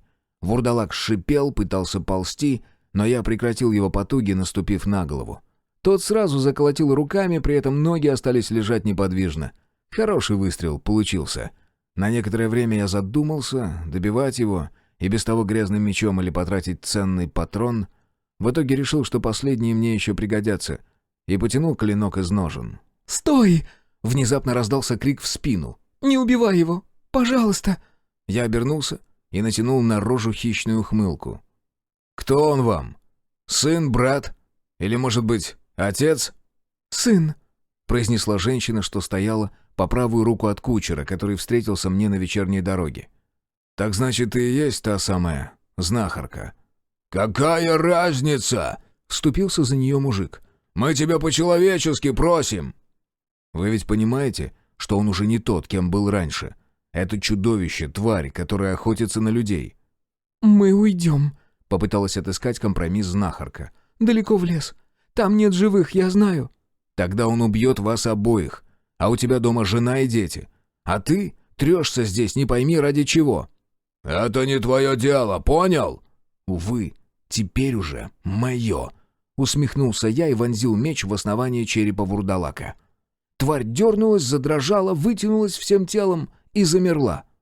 «Нет!» — закричала знахарка, а в руках мужика появился автомат, ствол которого был направлен в мой живот. «Не тупи. Я убью тебя раньше, чем ты успеешь надавить на крючок», — тихим, уверенным голосом произнес я. «Единственное, что я могу для вас сделать, так это не рассказывать о ваших делах в поселке». «О каких делах? Че ты несешь?» — осмелев, включил наглый тон кучер. «А ты у нее спроси». Кивнул я на женщину, которая опустилась на колени, закрыла лицо руками и тихонько рыдала. «Что за защиту ты поставила на село? И почему эти твари спокойно через нее проходили?» «В смысле?» «Мужик, не тупи. Ничто темное не может преодолеть границу, если она правильно настроена. А эти ублюдки сегодня 2-часовых со стены сняли». «Кать!» Мужик медленно перевел взгляд на подругу. «О чем говорит этот тип?» «Да, я оставила лазейку. И что? Ему нужно чем-то питаться. Если не покидать домов, никто не пострадает». «Ты чё, совсем ебанутая?» Тут же взвился кучер. «Там мои дети!» «Что-то ты не больно-то о них вспоминал, когда ко мне приехал. Что смотришь? Убей его, ты мне обещал!» «Не тупи, друг. Ты все еще можешь остаться живым». «Я не могу. Что ты делаешь?» Судя по лицу, мужик действительно не хотел в меня стрелять. Казалось, он сопротивлялся, но ствол автомата неотвратимо поворачивался в мою сторону. И что мне оставалось делать? Стоять и смотреть, как свинец летит в мое брюхо? Для них я наверняка просто исчез. Настолько быстро я двигался. Меч со свистом рассек воздух, и голова знахарки покатилась по асфальту. А мужик аж вперед шагнул. Так сильно он был напряжен, когда боролся с ментальной атакой подружки. Некоторое время он тупо пялился на ее тело, затем перевел уставший взгляд на меня, опустился на колени и заплакал. Глава 7. Ковров. Город жил сильно иначе деревни. Впрочем, так было всегда. Как-то исторически сложилось, что города обосновывали ремесленники. Затем появились фабрики, мануфактуры, закрутились деньги, а население еще больше расслоилось на богатых и бедных. Но одно всегда было неизменным. Хочешь сыто жить — развивай деревни. Ковров этим правилом пренебрегал. стараясь поскорее вернуться к прошлому. Не уверен, что они выбрали верный путь, но я и не специалист в данном вопросе. Экономист из меня так себе, а уж политик совсем никудышный. Мое дело мечом махать. В любом случае, стратегия управления пока работала, и вроде даже неплохо. На территории Коврова расположилось множество полезных предприятий, но самое важное — крупный железнодорожный узел. Основной проблемой все еще оставалось топливо, но и его производство постепенно возобновлялось. И местный управленец, обладая достаточными ресурсами для его транспортировки, принялся выстраивать логистические каналы. Баржи собирали еду по прибрежным поселениям. Затем все это грузилось в вагоны и отправлялось на Урал. Там производился обмен на топливо и другие полезности, чтобы впоследствии снова вернуться на баржи для продажи по деревням. Человек, выстроивший всю эту структуру, должен обладать непререкаемым авторитетом. А если быть совсем точным, абсолютной властью, тем более с учетом полного отсутствия органов контроля и централизованного управления. Да, где-то далеко сидели некие старейшины, вот только рычагов давления у них под руками нет. И далеко за примером ходить не нужно. Я прекрасно помнил мэра нашего городка, который творил все, что ему вздумается, несмотря на контроль государства. А люди, как известно, не меняются, в отличие от обстоятельств. Все это я узнал от старосты, когда, выполнив работу, получил некую бумажку, в соответствии с которой мне полагалось денежное вознаграждение. Вот только забрать его я мог лишь у представителей совета старейшин. Естественно, что ближайшее заведение подобного плана обнаружилось в Коврове. Странно, но местные сельчане сильно недолюбливали городских. И дело было вовсе не в том, что одни занимались торговлей и считали себя белыми людьми, презирая колхозников, а другие считали свой труд более честным способом заработка. Нет, скорее всего, проблема крылась гораздо глубже. Возмущаться по поводу нелепой справки вместо положенной оплаты я не стал. Единственное, прогнул местного старосту на новую одежду. Моя после ночной схватки с вурдалаками пришла в негодность. Мужика, что жил со знахаркой, я отпустил. Я давно понял, что его мучила совесть. Потому-то он и отправил меня в поселок разобраться с проблемой. Большинство путников даже не знало о существовании этой деревушки, потому как сразу перли в Ковров. Но в его планы не входила смерть знахарки. Он планировал уехать с ней подальше на Урал, когда ее больше ничто не будет здесь удерживать. Но все, как обычно, пошло не по плану. К слову о своей семье, он даже словом не обмолвился, когда откровенничал со мной, размазывая по лицу слезы и сопли. Одному Богу известно, какими силами я себя сдерживал, чтобы не разбить ему харю. Как я и предполагал, Марина оказалась не такой уж простой. Она обладала даром ясновидения, и данный вид посвященных попался мне впервые. Выяснив это, я очень долго пытал ее вопросами, но внятных ответов так и не получил. Женщина попросту не видела мою судьбу, возможно, из-за более высокого уровня посвящения. С Алисой она знакома тоже не была, поэтому и о ней информация отсутствовала. В итоге я купил у нее снеди в дорогу, попрощался и отправился в Ковров. Меня не столько волновали деньги за выполненную работу, сколько поиск более быстрого способа добраться до Москвы. Ну и, как второстепенная задача, получение информации в представительстве Совета Старейшин. Сейчас я стоял перед высокими городскими стенами, которые, к слову, все еще продолжали кое-где достраиваться. На воротах застыли сурового вида охранники, все при оружии, одеты по форме, что говорило о порядке в силовых структурах. Жилая часть располагалась возле реки и включала в себя огромный контейнерный склад неподалеку. Сам Ковров, точнее большая часть города, раскинулась восточнее, а люди в основном расселись по частному сектору. Таким образом, вся нечисть осталась за пределами стен, нисколько не смущая жителей опасным соседством. «Куда?» — строго остановил меня один из привратников. «В город», — спокойно ответил я. «По какому вопросу?» «От этого что-то зависит?» Все еще оставаясь вежливым, спросил я. «Если торговать, нужно оплатить пошлину», — сухо объяснил тот. «Ясно», — кивнул я. «Я что, похож на торговца?» «Да мне насрать!» — раздраженно бросил он. «Тебе вопрос задали. Отвечай!» «По личному я». «По личному это в правое окно, через регистрацию».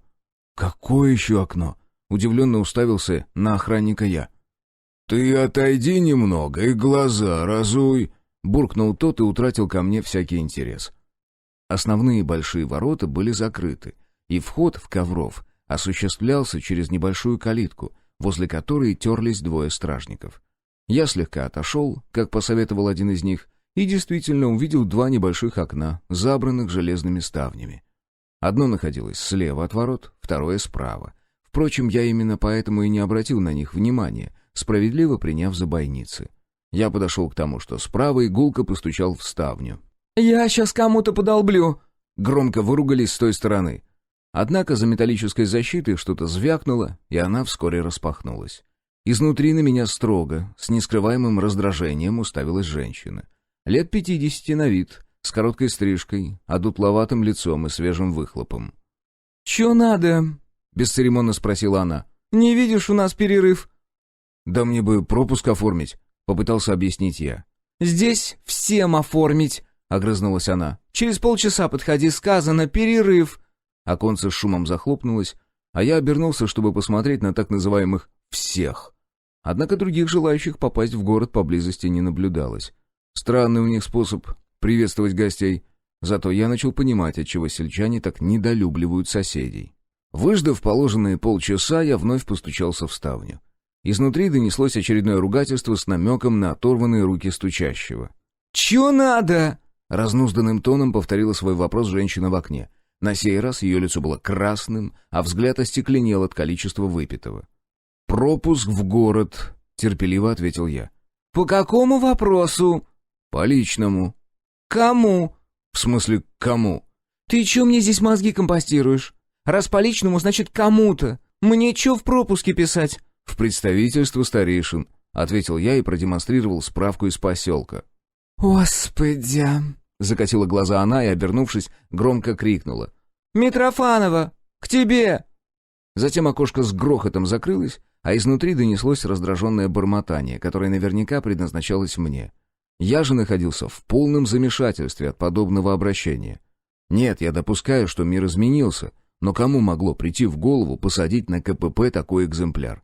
Или это сделано намеренно, чтобы отпугнуть лишних посетителей? Вскоре окошко распахнулось в очередной раз, но теперь меня встречало довольно симпатичное, молоденькое личико. А главное, без стойкого запаха перегара и даже с улыбкой. Вот только едва я посмотрел девушке в глаза, как на мою голову тут же обрушилась ментальная атака. Вряд ли девушка пыталась меня вырубить, скорее просто сканировала.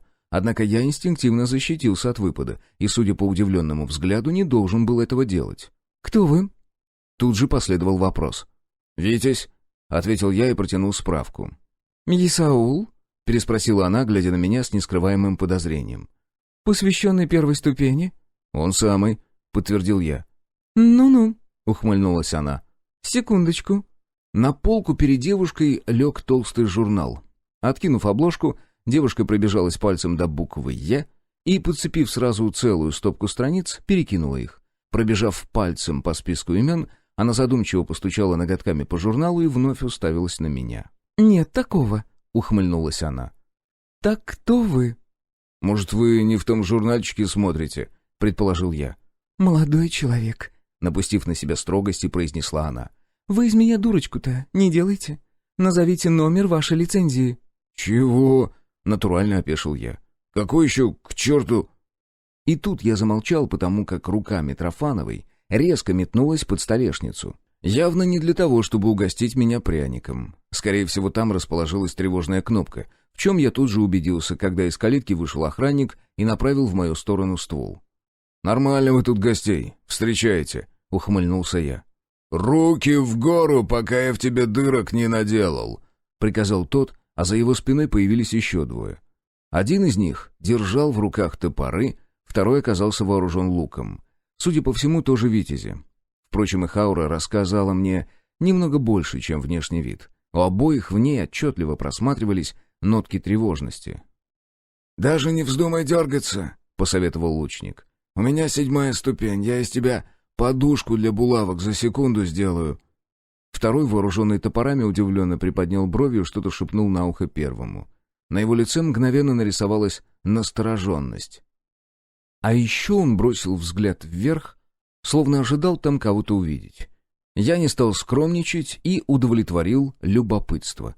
Со стены на меня смотрело еще несколько стволов, в том числе и пулеметный. Шутить как-то сразу расхотелось, и я не спеша поднял руки над головой. «Лег на землю!» — резко скомандовал лучник и даже слегка натянул тетиву с наложенной на нее стрелой. Я снова выполнил поручение и опустился на землю, продолжая держать руки на виду. Мозг уже разрывал от количества вопросов, что в нем роились. Мир что? Окончательно свихнулся за эти 7 лет? Что здесь вообще происходит? О какой лицензии речь? И почему братья посвященные держат меня под прицелом? Вскоре я ощутил прикосновение холодной стали на запястьях, а при попытке напрячься почувствовал неприятный укол. Выходит, наручники заговоренные, специально предназначенные для таких, как я. Значит, я далеко не первый посвященный, которого берут под стражу. Что-то я явно упустил при знакомстве с новым миром. С другой стороны, а как я должен был догадаться обо всех этих лицензиях и прочем? Ладно, надеюсь, ситуация скоро прояснится. Витязи помогли мне подняться, и вскоре я все-таки пересек калитку, за которую меня не хотели пускать. Вопросов я не задавал, так как не понаслышке знал, что в подобных ситуациях на них никто не отвечает. Для этого придется ждать уполномоченное лицо, да и то не факт, что я получу хоть талику информации. Меня не убили, обвинений не предъявляли, а значит, дело в чем-то другом. Впрочем, это и так очевидно. Идти пришлось недолго, буквально 100 метров вдоль стены к выстроенному из камней некому подобию карцера. Я ни на секунду не сомневался, что каждый из валунов заряжен, дабы сдержать посвященного или кого-то другого, обладающего сверхчеловеческими способностями. Однако меня все равно об этом предупредили, а заодно в очередной раз посоветовали не дергаться. Очень странное место. Сама камера выглядела типично. Каменные стены, топчан, небольшой столик, прикрученный к стене, и дырка в дальнем углу, от которой разило испражнениями. Хорошо, что догадались на нее крышку приделать, иначе здесь натурально можно было бы задохнуться. А так вполне терпимо, лишь небольшой фон, к которому я привык за несколько минут. Вскоре принесли еду, чему я откровенно удивился, учитывая то, как меня встретили. Ночка у меня выдалась та еще, а потому, набив живот, я сразу же завалился спать. Перед тем, как провалиться в царство Морфея, попытался выйти в энергоинформационное поле, но ожидаемо не смог. Заговоренные стены крепко сдерживали любые попытки воспользоваться умениями.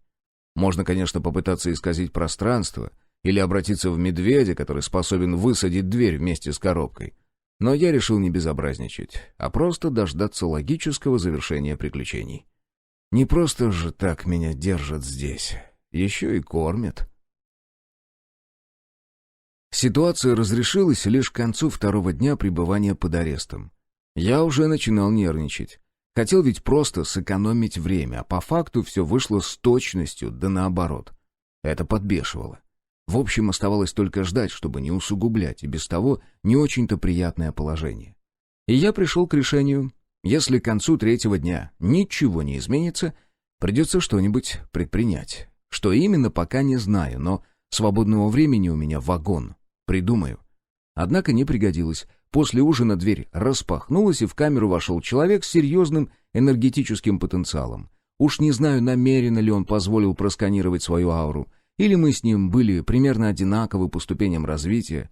Честно говоря, я уже не знал, какой именно обладаю в данный момент. «Добрый вечер», — вежливо поприветствовал меня он. «Думаете?» — усмехнулся я и сел на топчине. «Позволите?»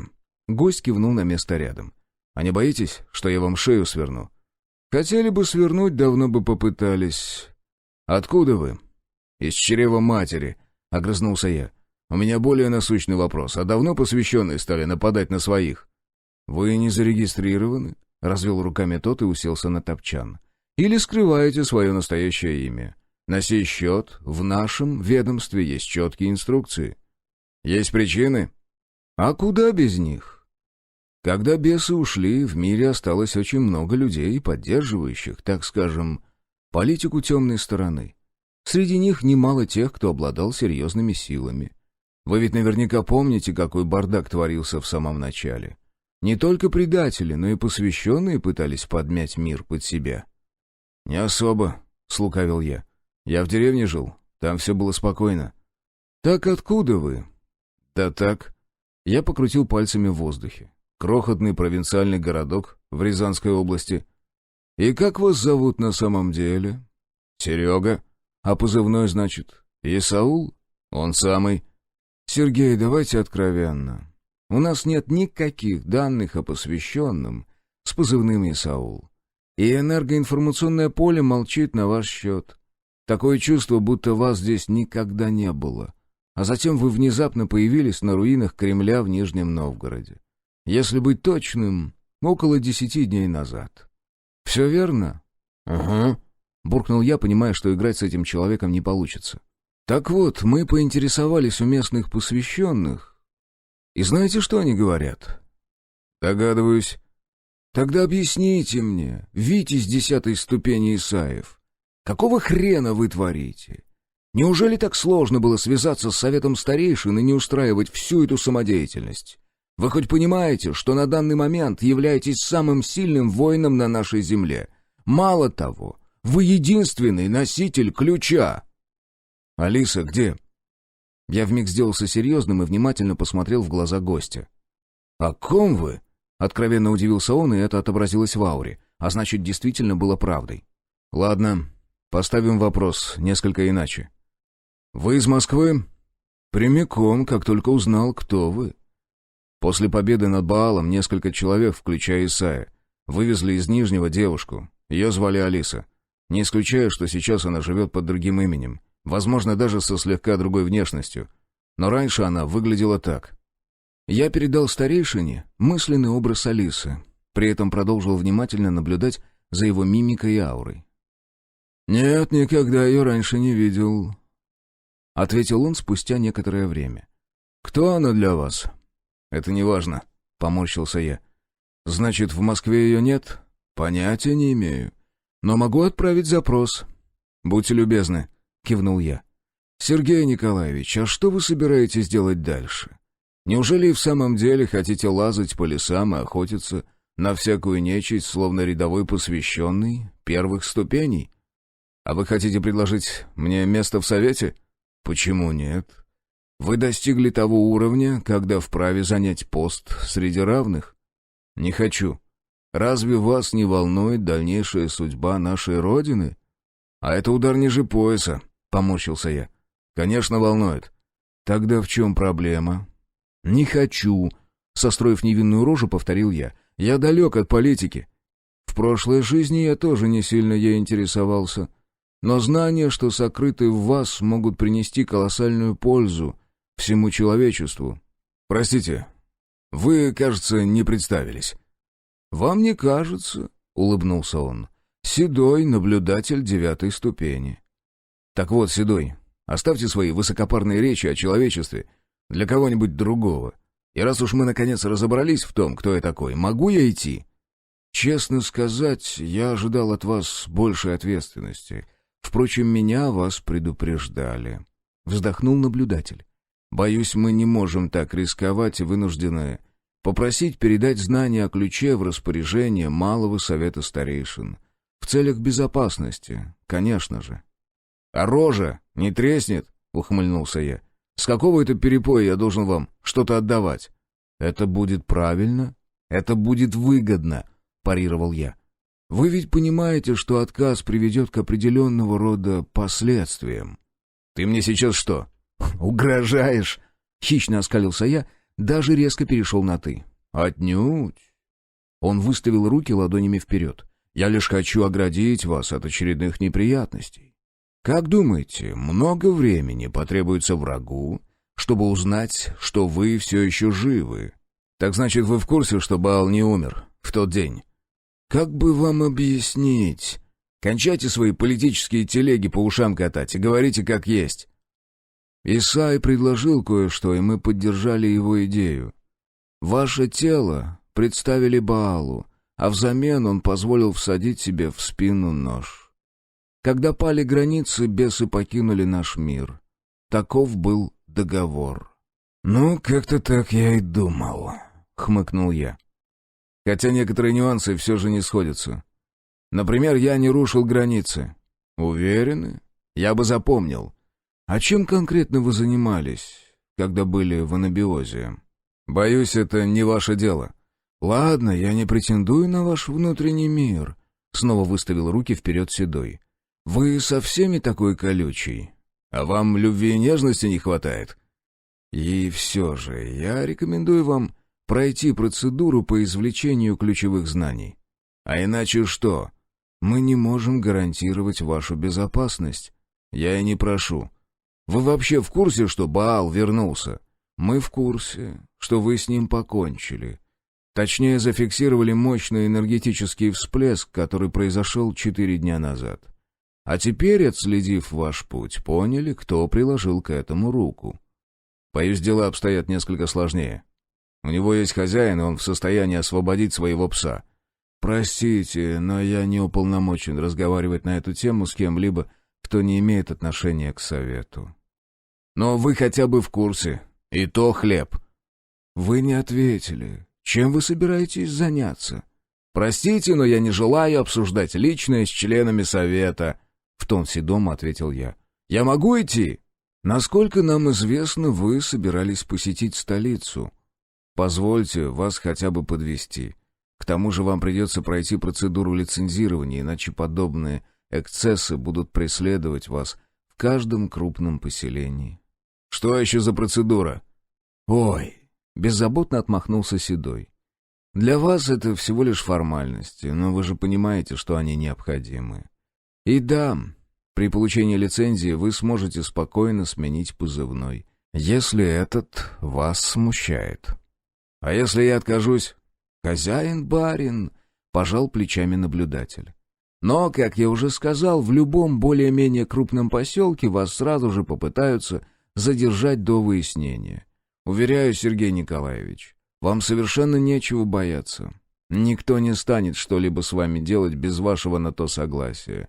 К тому же, неужели вы не хотите повидать старых друзей? Они будут вам очень рады. Друзей. Ухмыльнувшись, буркнул я. Таких друзей за хуи в музей. Ладно, поехали. Умеешь уговаривать, чертяка языкатый. Глава 8. Прогулка. Из тюрьмы меня выпустили сразу по окончанию беседы. И даже все вещи вернули, в том числе и оружие. Но в путь мы должны были отправиться только к вечеру. У Седова, помимо меня, в этих краях имелись еще какие-то дела. Вникать в них я не счел нужным, а потому просто отправился гулять по городу. И да, собирался заглянуть в представительство, чтобы получить свои кровные. Собственно, именно этим вопросом я и занялся в первую очередь. В кармане еще звенели остатки выделенных шкетом средств, но это не значит, что можно разбрасываться заработком направо и налево. Да, я бы помог поселку и без оплаты, но раз уж сами предложили, так будьте любезны рассчитаться.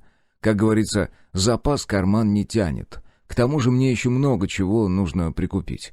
Например, новую одежду, патроны и, желательно, сухие пайки. Да, странные настали времена, ничего не скажешь. Раньше я до Москвы мог за 7 часов домчать, а сейчас и за неделю доскоблить не получается. Может, коня себе прикупить? Хотя какой мне к черту конь? Его ведь тоже чем-то кормить нужно, а я едва сам концы с концами свожу. С такими мыслями я добрался до представительства и без стука вошел в дверь. Девушка, с которой я общался через окно, подняла на меня уставшие глаза, отрываясь от неслабой кучи бумаг. Угу. Весь мир изменился до неузнаваемости, а бюрократия так никуда и не делась. «Опять вы?» — сфокусировав на мне взгляд, произнесла она. «Ага», — кивнул я. «У нас с вами осталось незаконченное дело. Меня вроде как признали, так что гоните мои кровные». «Извините, но я не смогу оформить вам выплату, так как вы отсутствуете в базе. Мне попросту придется платить вам из своего кармана». «Выходит, я работал бесплатно?» «Хотите сказать, это я виновата?» «Я этого не говорил, просто нехорошо получается. Я-то свою работу выполнил». «Молодой человек, это ваши проблемы. Нужно было вначале зарегистрироваться, как положено, а потом уже брать заказы». «Ну да. А люди пусть подыхают, пока мы с вами бумажками перекидываемся». «Так, покиньте кабинет, пока я охрану не вызвала. Оформитесь, получите лицензию и сможете забрать ваши кровные в любом представительстве. Извините, но мне нужно работать». Девушка вернулась к бумагам и сделала вид, будто меня здесь нет. Я постоял некоторое время, махнул на все и покинул здание администрации. Настроение, конечно, слегка подпортилось. Но в чем-то она права. Если всем желающим деньги раздавать, никакой казны не хватит. Ну, то такое. У меня же справка есть. Неужели ничего нельзя было придумать? Ноги вынесли меня к пристани, где расположились небольшие лавки и мастерские. По набережной непрерывно курсировали вооруженные автоматами охранники. Неподалеку разгружалась баржа с продуктами, которые тут же складывались в кузов грузовика. Из праздно шатающихся здесь был только я. Все остальные либо пахали, либо спешили по своим делам. «Свежая рыба!» — закричал торговец, когда я проходил мимо. «Господи, зачем же так орать-то?» — возмутился я и поспешил отойти подальше. Слева проплывали мастерские, починка обуви, пошив и ремонт одежды, гончарные услуги и многое другое, что требуется людям в повседневной жизни. Обнаружив вывеску оружейной, я шагнул к двери. Над головой весело звякнул колокольчик, оповещая хозяина о появлении покупателя. Впрочем, ему это не требовалось, он как раз обслуживал клиента. Обстановка довольно скудная. Позади стеллаж с несколькими автоматами, повидавшими тяжелую жизнь. Перед продавцом прилавок, на котором тоже особо ничего нет. Зато витрина слева завалена ножами любого вида и размера. Справа висят разгрузки, подсумки и прочая необходимая мелочь. Ценников нет, а значит, торгуют здесь от балды. С одной стороны, это удобно, потому как есть возможность поторговаться. С другой, я ни черта не знаю о ценообразовании. С меня по серебряному за каждый патрон драть можно. «Ну, здравствуй, Витязь!» — произнес продавец, заставляя меня вздрогнуть. Точно так же меня всегда приветствовал Баал. Я обернулся к торговцу, и на мгновение мне даже показалось, будто его глаза сверкнули огнем. Однако, как я не присматривался к его ауре, никаких следов присутствия беса так и не заметил. А потому списал все на нервное напряжение, которое преследует меня уже не первый день. «Что-нибудь желаете?» — задал очередной вопрос торговец, выводя меня из ступора. «Да», — замялся я, вспоминая, зачем я вообще сюда пришел. «Для Стечкина патроны найдутся?» «Ого, редкий товар. Но буквально позавчера мне немного перепало. Отдам по полтиннику за пачку». 30, не моргнув глазом, скостил ценник я. Впервые вижу, чтобы Витязь торговался», — выдал неожиданную фразу тот. «Ну, видимо, я не настолько богат, как остальные», — усмехнулся я. «А вам разве не компенсируют расходы на боеприпасы?» — ошарашил меня очередной новостью торговец. «Так, кажется, я действительно многое теряю», — буркнул я. «В общем, смотри, какое дело. У меня пока нет лицензии, я только собираюсь ее выправить. Так что давай по 30 за пачку». «Идет», — как-то очень уж быстро согласился он. Получается, что я легко мог опустить стоимость до 25, а если бы потратил чуть больше времени, то и за 20 бы забрал. Но, увы, я сам озвучил ценник, так что поезд уже ушел. «Что-то стволов у тебя маловато», — кивнул на прилавок я. «У корот почем?» 4 серебром». «Сдурел, что ли?» — возмутился я, прикидывая свои финансы. «И это за БУ?» «Новых дешевле десятки не найдешь. К тому же для Калашникова возраст совсем не показатель». «Ага. Ты это пацанам на лавочке будешь рассказывать. Там, поди, от нарезки одни воспоминания остались. Да и кучность уже наверняка ни о чем». «Так и быть. За 3 уступлю», — снизил цену сразу на 100 медных монет он. «Нет, спасибо», — отказался я. «А светошумовые в продаже бывают?» «Лучше спроси, чего у меня нет», — ухмыльнулся торговец. «Да у тебя ни хрена нет. Вон все прилавки пустые». «Если что-то конкретное ищешь, так и скажи. Сколько светошумовых нужно?» «Смотря почем». «Полтинник штука». «Не, дороговато», — поморщился я, но уже примерно начал понимать ценообразование. «Валы есть?» «Ты что, на людей охотиться собрался?» — задал странный вопрос торговец. «А чем он против нечисти плох? Пули тяжелее, шума почти нет». «Ты точно Витязь? Или мечи так, для красоты нацепил?» «Хочешь проверить?» — с вызовом произнес я. «Нет, спасибо. Боец из меня и в лучшие годы был не очень, так что это не показатель. Но вопросы у тебя действительно странные. Это еще почему? Нечисти твой шум до одного места. Если она кровь учует, тут хоть прячься, хоть что делай, все равно найдет. Да и бесплотная она, по большей части. Выходит, что до веса пуль ей тоже разницы нет. Потому такие стволы только для понтов покупают. Или для особого задания. Довольно доходчиво объяснил продавец. Если тебе на каждый день что-то требуется, лучше дробовик возьми. У меня и патроны с каменной дробью имеются.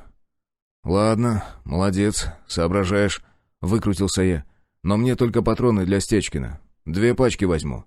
«Хорошо», — кивнул он и, нырнув под прилавок, выудил товар на свет. 60 медью». Прежде чем полезть за деньгами, я вскрыл одну пачку с целью пересчитать количество. Нет, дело вовсе не в доверии. Просто всякое случается. Бывает, на заводе не доложили, или какой ретивый прапор в заначку нос сунул. А патроны эти вряд ли сейчас производят. Скорее всего, какие-то склады до сих пор дербанят. Товар-то, по сути, редкий. По крайней мере, так заявил хозяин лавки. А значит, и станки под него налаживать никто не станет. То ли дело калаш. В общем, на войне компромиссов не бывает. Как говорится, жри, что дают, и не выеб. «Так они же пустые!» — возмутился я, имея в виду отсутствие заряженных камней в пулях. «Могу заговорить», — лаконично пожал плечами торговец. «Но это еще по медику на пулю, при условии, что камни ваши». «Ладно, сам разберусь», — буркнул я и, забрав патроны, расплатился. Торговец неспешно пересчитал медные чешуйки и сыпал их в глиняный горшочек. Судя по тому, как гулко тот стукнул о полку, навар у лавки солидный. «Слушай», — обернулся от двери я, — «а почему на прилавках-то пусто?» «Так товар только вчера вечером пришел. Развесить еще не успел», — дал вполне логичное объяснение лавочник. «Сейчас с этим делом не как раньше. Позвонил, и тебе на следующий день все доставили. Времена нынче другие». «Что есть, то есть», — согласился я и толкнул дверь. «Заходите», — бросил в спину торговец, а затем ледяным голосом добавил. «До встречи, Витязь». «Что?» Я мгновенно обернулся и, положив руку на эфес меча, с хищным прищуром уставился на хозяина лавки. «Повтори, что ты сейчас сказал?» «Я говорю, заходите. Всегда рад новым клиентам», — судорожно сглотнув, повторил он. В его глазах, кроме страха, больше ничего не наблюдалось. Аура тоже отображала лишь испуг. Неужели крыша поехала? «Простите, показалось», — буркнул я и вышел на улицу. Снова возникло острое желание закурить или хряпнуть чего-нибудь горячительного. Не ради пьянства, а чтобы расслабить нервы и поразмыслить на данную тему под другим углом. Но, сделав глубокий вдох, я взял эмоции под контроль, успокоил сердцебиение, а заодно просканировал пространство вокруг. Мало ли, может, я что-то упускаю. Однако все выглядело вполне обычно. Разве что первичная материя колыхалась чуть сильнее привычного, будто по ней паучок пробежал. Вот только следов присутствия Баала нигде не наблюдалось. Впрочем, где-то в нашем мире сейчас находится его хозяин. А силу этой твари более чем достаточно для фокусов и похлеще. «Прячься, сука, скоро я за тобой приду», — с ухмылкой буркнул я и направился к следующей лавке. Здесь торговали одеждой. На прилавках было значительно богаче, хотя меня интересовал исключительно военный костюм. Любой. Подошел бы и камуфляж, и стандартная горка, лишь бы удобно и карманов побольше. Однако, глядя на ценники, которые здесь, к слову, присутствовали, я все больше склонялся к тому, что проще заштопать свой. Жаба душила выкладывать за горку сомнительного качества аж 3 монеты серебром. Ботинки при таком раскладе я уже не тяну. И оставаться с одним серебряным да парой десятков медиков тоже не лучшая перспектива. Но, как ни крути, сменка необходима. «Вам подсказать?» Заметив мои сомнения, вмешался продавец. «Скажите, а подешевле костюмов нет?» — поинтересовался я. «Вы как раз смотрите на самый бюджетный вариант». «Мне в соседней лавке автомат, за те же деньги предлагали». Сделал я попытку поторговаться. «Так то автомат», — хмыкнул он, — «а то горка». «За 2 серебряных заберу». «Простите, но у нас скидок нет. Хорошая одежда сейчас в дефиците, следующая партия будет еще дороже. Если вообще будет». «Ладно». Я, скрипя сердце, выложил на прилавок 3 серебряника и придирчиво осмотрел костюм. Затем примерил и несколько минут крутился у зеркала. Попробовал присесть, попрыгать, покрутиться. Вроде хорошо сидит. Переодевшись в старое тряпье, новый убрал в рюкзак. Для начала бы самому помыться, а потом можно и в обновки влезать. Впрочем, старый комок тоже еще послужит. Постираю, где необходимо подошью, и будет как новый. Ну а что до обуви? Пока терпит, глядишь, разбогатею. Когда лицензию получу, тогда и переобуюсь. Выйдя на улицу, я пошел дальше, уже без особого интереса, поглядывая на торговые лавки. Мне осталось прикупить только провизию, желательно долгого хранения. Слегка задержавшись взглядом на услугах заклинателя, предлагающего всевозможные заряженные камни, двинулся вперед. А затем вдруг замер и вернулся обратно, буквально на пару витрин. Я не сразу понял, за что зацепился глазами, собственно, поэтому и притормозил у мастерской заклинателя. На самом же деле мое внимание привлекла надпись «Мороженое». Я даже не сразу поверил. Рот моментально наполнился слюной от нахлынувших воспоминаний об этом лакомстве. И не сказать, что я был фанатом. Так мог один стаканчик в охотку слопать, но сейчас в мозгу прямо набатом било «хочу». Ноги сами занесли меня в кафе. И да, назвать это заведение кабаком язык не поворачивался. Слишком здесь все было прилично, даже скатерти на столах, чего я не видел уже очень давно. Наверняка и ценник конский при таком-то сервисе. С другой стороны, рассиживаться я вроде как и не собирался. Без малейших колебаний я разменял последнюю серебряную монету, отдал за порцию 30 медиков и со счастливой рожей отправился дальше гулять по набережной. И да, оно того стоило. Правда, непонятно, каким образом они его приготовили. Нет, сам состав повторить наверняка несложно. Но вот заморозить смесь, к тому же посреди лета... В итоге с торговой улицы я вышел с пустым кошельком. И вроде бы ни на что пустое не потратил. Но от этого не легче. Денег не осталось даже на обед. Прикупив 2 банки тушенки, небольшой кусок вяленого мяса и 200 грамм соли, последний медяк я потратил на стакан семечек, купленный у бабушки на выходе с набережной. Ностальгия тому виной. Кстати, соль оказалась самой дорогой из продуктовых закупок. По 10 медиков за 100 грамм. Ее запасы за последние годы сильно оскудели, а налаживать добычу взялись всего пару лет назад. Как мне сказали, это она еще подешевела по сравнению с прошлым годом. Про перец и другие пряности можно вообще забыть. Чеснок да лавровый лист — все, что осталось в доступе. Я вернулся к зданию администрации и, расположившись прямо на ступенях, принялся щелкать семечки. Шелуху аккуратно складывал рядышком, чтобы впоследствии убрать за собой одним махом. Попутно обдумывал произошедшее в оружейном магазине, когда вдруг услышал восторженный возглас. «Ба! Какие люди! И без охраны! Живой чертяка!» «Ёпта! Колян!» Сфокусировав взгляд на знакомой роже, закричал я. «А мне сказали, ты теперь кобылой управляешь!» «Ага, сейчас!» — с кривой ухмылкой парировал он. «Хорошие водители нынче в большой цене!» «Это ты где себе такую цацу урвал?» — кивнул я на старенький крузак 75-й серии. «Пожалуй, самая надежная модель из всех, просто потому что в ней нечему ломаться». «Места надо знать!» — гордо вскинул подбородок Колян. «А вообще это не моя, совету старейшин принадлежит. Я теперь там всяких важных шишек катаю». «Постой, так это ты, что ли, Седова привез?» «Погодь, а это он к тебе, что ли, так мчался?» «Ха-ха-ха-ха!» Синхронно грохнули от смеха мы и, наконец, обнялись. «Ну, рассказывай», — отстранившись, попросил я. «Как сам, кого еще из наших, где встречал?» «Ой, да какой там!» — отмахнулся он. «Как белка в колесе, то туда, то сюда. Забыл, когда уже спал нормально в последний раз. Стоп, мы же тебя похоронили. Как так-то?» «Да там...» — поморщился я. «Короче, как всегда, мутная история. Исай с Всеволодом что-то намутили. В анабиоз меня ввели или что-то такое. А ты разве не знал? Мне об этом Шкет с Маркиным рассказали. И про тебя, кстати, тоже». «Да, тоже мутная история», — сразу же сник Колян. «В общем, я как тебя там увидел. Лежишь бледный весь, не дышишь. Короче, посрались мы тогда сильно. А когда весь этот цирк с конями закончился, так и ушел сразу. Вначале к торгашам подался, а потом меня Леха нашел. Помог пристроиться». «А у него как дела?»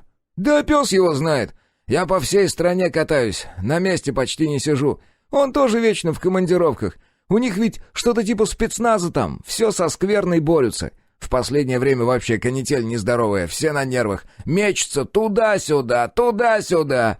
«И с чем связано? Не знаешь?» «Вроде как бесы опять появляться стали. Но как-то странно все, будто таятся они. Помнишь, когда вся эта херня только начиналась, то же самое было. Они как бы есть, но никто ничего не видел. Все на уровне слухов. А нас с проверками гоняют». «Я несколько дней назад Баала встретил». «Иди ты! Он же подох!» «Видать, не до конца», — усмехнулся я. «Так что с бесами тоже не все понятно». «Дела!» — протянул Колян. «О, а вот и начальство пожаловало!» «Поехали, по дороге наговоритесь», — сухо скомандовал Седой, и мой приятель без лишних слов запрыгнул на место водителя.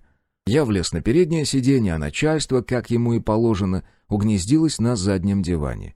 Двигатель сыто заурчал, и вскоре мы уже покидали Ковров. А когда добрались до перекрестка с выездом на магистраль до Москвы, Седой вдруг приказал поворачивать в сторону Нижнего. «Это еще зачем?» Тут же насторожился я. «Нужно кое-что проверить», — неопределенно ответил он. «Ты помнишь точное место, где вы столкнулись с Баалом?» «Придорожное кафе, почти сразу за мостом через Клязьму, недалеко от Гороховца». «Да что случилось-то? Только давайте без этих ваших выкрутасов, с секретностью». «Пока не знаю. 2 ближайших поселка замолчали. Также пропал разведывательный отряд, который послали проверить, что там происходит». «Блядь, Швеллер!» Сразу же вспомнил старого знакомого я. «Гони, Колян!» «Да мы вроде как и не стоим!» — буркнул он, но скорость все-таки увеличилась. На месте, где я запеленал Баала в первичную материю, обнаружилась огромная дыра. Нет, не в пространстве, как можно было ожидать, в земле. Она попросту провалилась, словно что-то подмыло грунт. Об этом свидетельствовала вода, что заполнила образовавшуюся яму. До ее поверхности от края было приблизительно 7 метров, а значит, провал уходил гораздо глубже. Потоптавшись у ямы, мы так ничего и не нашли. Сканирование энергетических потоков тоже ничего не дало, будто случившееся — самое обычное природное явление. Раньше я слышал о похожих случаях, но все они происходили в шахтерском городе, где порода больше напоминала сыр. Здесь же, отродясь, не велись никакие подземные работы, а учитывая нашу схватку с Баалом, несколько дней назад причина явления была очевидной. Но как ему удалось вырваться? Какая сила могла сотворить такое? «Нужно поселки осмотреть», — закончив сканировать энергетические потоки, произнес Седой. «Здесь на окраине Гороховца один стоит. Я покажу», — согласился я. «Колян, давай до моста, а дальше мы пешочком». На машине все кажется в шаговой доступности. Всего через пару минут мы уже спускались к реке, чтобы по берегу добраться до поселка, где я встретил Швеллера. Тропа здесь протаренная, так что добрались быстро. Однако вместо высокого чистокола мы обнаружили огромное озеро. Похоже, в этом месте тоже случился провал, который быстро заполнила вода из реки. «Пиздец!» — выдохнул я. «Точнее не скажешь», — буркнул Седой. «Подозреваю, что второй поселок выглядит аналогично». «Скорее всего», — согласился я. «Вот только вопрос, что могло такое сотворить? У Баала и в лучшие времена на это селенок бы не хватило». «Пожалуй, здесь ты тоже прав». «Ты уже такое видел?» Как-то незаметно мы вдруг перешли на «ты». «В последнее время все чаще», — вздохнул Седой. «Только не спрашивай меня, что это такое. Мы сами ни хера не можем понять. Ни свидетелей, ни энергетических отпечатков. Будто сама планета решила добить остатки человечества». «Вот вообще, не удивлюсь», — мрачно усмехнулся я. «Зато сколько мы ее терзали, это она с нами еще по-божески». «Ты еще зеленую повестку цитировать начни», — поморщился Седой. «Ладно, давай второй поселок проверим, и пора уже двигать отсюда. Пусть совет решает, что делать со всем этим дерьмом». «Они, пожалуй, решат», — пробормотал я, но Седой меня все же услышал. «С бесами ведь разобрались?» — попытался защитить старейшин он. «Не уверен», — покачал головой я. «Больше похоже на то, что они ушли по своей воле. А может, просто закончили работу, для которой их нанимали. Дай бог, чтоб ты ошибался. Глава 9. Большой начальник. Я расстался позади. Мы шли по берегу и лениво трепались в попытке отыскать ответы на произошедшее. А еще я переживал за Швеллера. Да, он, конечно, странноватый, но человек хороший. Я бы с ним без вопросов в разведку пошел. Внезапно округу озарил громкий крик Коляна. Уж его-то голос я узнаю. Блядь! А ну пошли нахуй, твари! Убью, бля!» Размеренное настроение тут же улетучилось. Я ломанулся на помощь и даже не заметил, когда тело перешло в ускорение. Седому наверняка показалось, что я просто телепортировался, хотя не факт. Все-таки он посвященный, довольно высокого уровня, но его восприятие беспокоило меня меньше всего. Вылетев на пляж, я застал приятеля за очень странным занятием. Он голиком стоял по колено в воде и лупил по ней какой-то корягой, при этом не переставая оглашать округу благим матом. А уж насколько богат словарный запас профессионального водителя, я вообще молчу. Любимая поговорка Коляна «совершенство в русском мате достигается при вождении автомобиля и при работе за компьютером». Насчет последнего утверждения я не уверен, потому как не касался. А вот за рулем Колян действительно выдавал такие перлы, что впору записывать. Судя по всему, не зря тренировался. Вон как стелит, даже воронье с ближайших деревьев поднялось. «Ты чё орёшь, дебил?» Тем не менее, тоже крикнул я. «Мы думали, тебя здесь убивают!» «Да чтоб их черти дрючили!» — ответил он, совсем ничего не объясняя. «Кого? Что случилось-то?»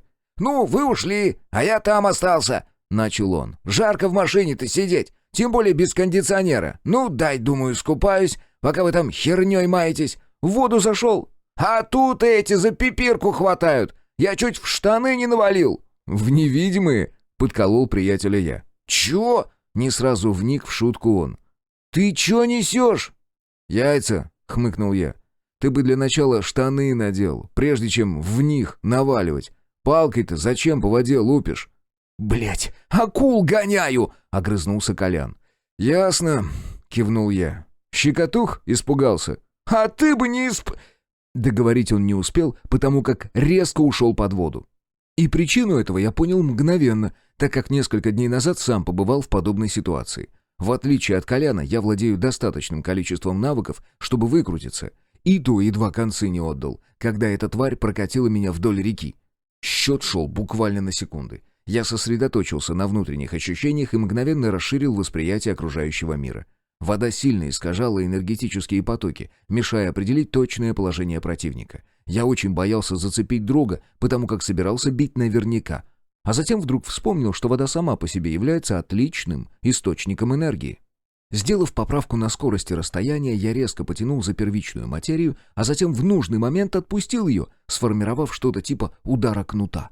Вот только на материальном уровне произошло кое-что другое.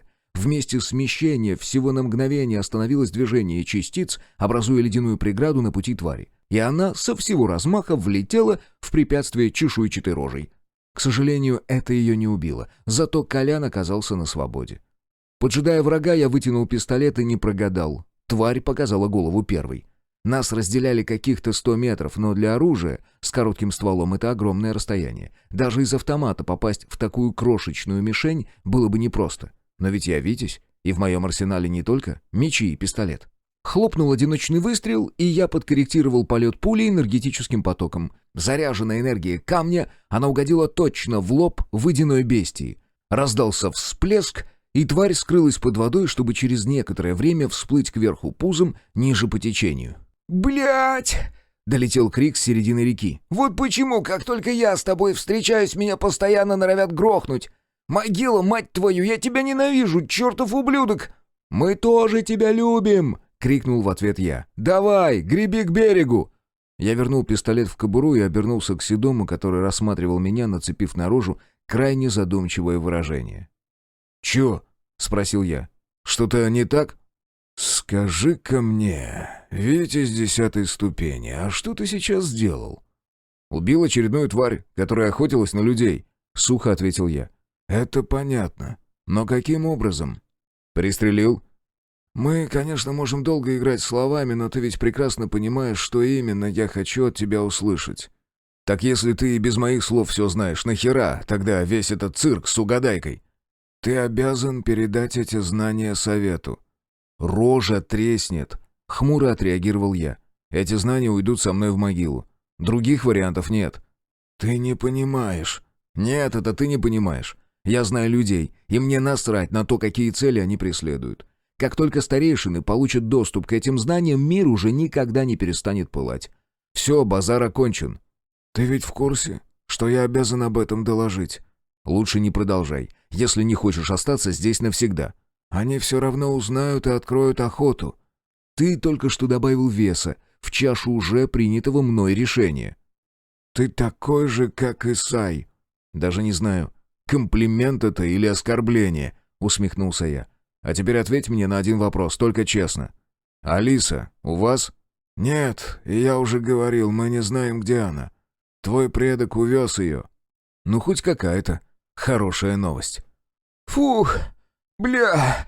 На берег выполз Колян, прерывая нашу совсем недружественную беседу. Лет 20 такие заплывы не устраивал. А вы чего здесь с такими кислыми рожами? Не рады, что я жив остался? Рады, буркнул я. А теперь возьми своего босса и катите отсюда. Оба. Эй, Серый, ты чё? Удивленно уставился на меня приятель. Тебя укусил, что ли, кто? Все же было нормально. Мы поговорили и поняли, что наши интересы слегка расходятся. «Ты не одолеешь стража в одиночку», — продолжил гнуть свое Седой. «Мы же только что видели, на что он способен. И уверяю тебя, для него это мелочи. Так, плевок в сторону». «Тогда где он? Я здесь и готов к бою!» Я развел руки в стороны, демонстрируя себя невидимому противнику. «Хули он прячется, если такой здоровый? Или сыт одинокого витязя?» «Эй, ублюдок! Я к тебе обращаюсь!»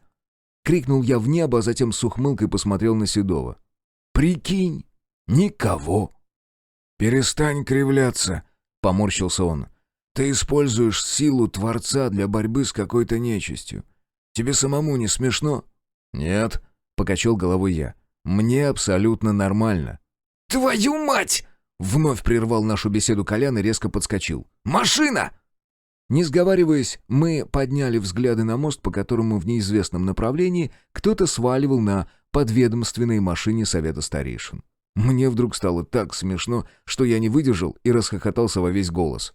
«Вот чё ты зубы сушишь?» — оскорбился Колян. «Смешно ему!» «А что мне, плакать?» — сквозь смех спросил я. «Мне теперь начальство голову оторвет!»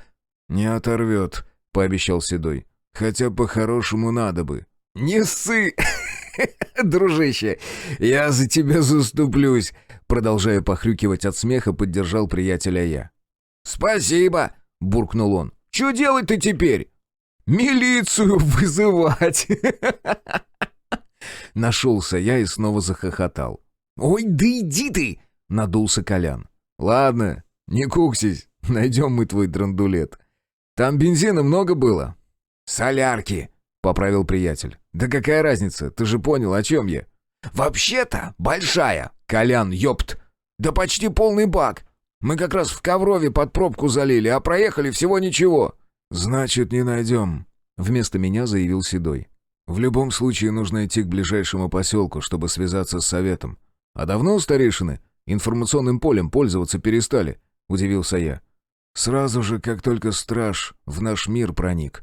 «Думаете, он другие колебания эфира считать не сможет?» «Сможет. А вот атаковать по радиосвязи вряд ли». «Логично», — согласился я. «Отсюда до Нижнего день пути. Нужно присмотреть место для ночлега. И завтра с утречка двигать». «Я бы прямо здесь остался», — шмыгнув носом, предложил Колян. «У меня донка в рюкзаке. Можем рыбки на уху натягать». «А за пипирку больше не переживаешь?» — в очередной раз подколол приятеля я. «А ты не завидуй!» — нагло ухмыльнулся он. «Свою отрасти!» «Детский сад, бля!» Покачал головой Седой и бросил взгляд на часы. «Сейчас почти 8, так что, пожалуй, соглашусь. Смысла куда-то идти нет, а место для лагеря подходящее. Жаль, палатки вместе с машиной уехали». «На меня не смотрите. Свою не отдам». Я сразу расставил точки над «и». «А еще друг называется», — упрекнул меня Колян. С уходом рассвета человеческой цивилизации природа быстро вернула все, что принадлежало ей по праву. Опираясь на прошлый опыт, я довольно скептически отнесся к затее Коляна. Раньше мы не раз выбирались с ним на рыбалку, хотя я и не любитель водного вида охоты. Однако в хорошей компании, за неспешной беседой да с бутылочкой пенного, мне все же удавалось достигнуть душевного равновесия. Надо признать, мы и выбирались на речку только за этим. Рыбак из Коляна так себе, несмотря на дорогие снасти и целый ящик наживок, что к ним прилагался. Порой нам едва удавалось заполнить котелок на уху, и это при наличии практически идеальных инструментов. А сейчас, значит, при помощи намотанной на кусок фанеры лески он собрался накормить на сухой, когда до заката всего-то пара часов. Вот только я не учел самого важного. За прошедшие 7 лет без постоянного вмешательства в нерест рыбы расплодилось столько, что Колян за полчаса заполнил посуду до самого края. И это я его еще остановил. Сухой древесины тоже хватало. Отпустив на свободу самых мелких представителей речной фауны, я водрузил котелок на костер. В бульон полетела горсть пшена, пара картофелин, сушеная морковь и луковица. И да, все из моих запасов, на которые я потратил последние деньги. Внутри снова зашевелилась жаба, и пришлось приложить немало усилий, чтобы ее угомонить.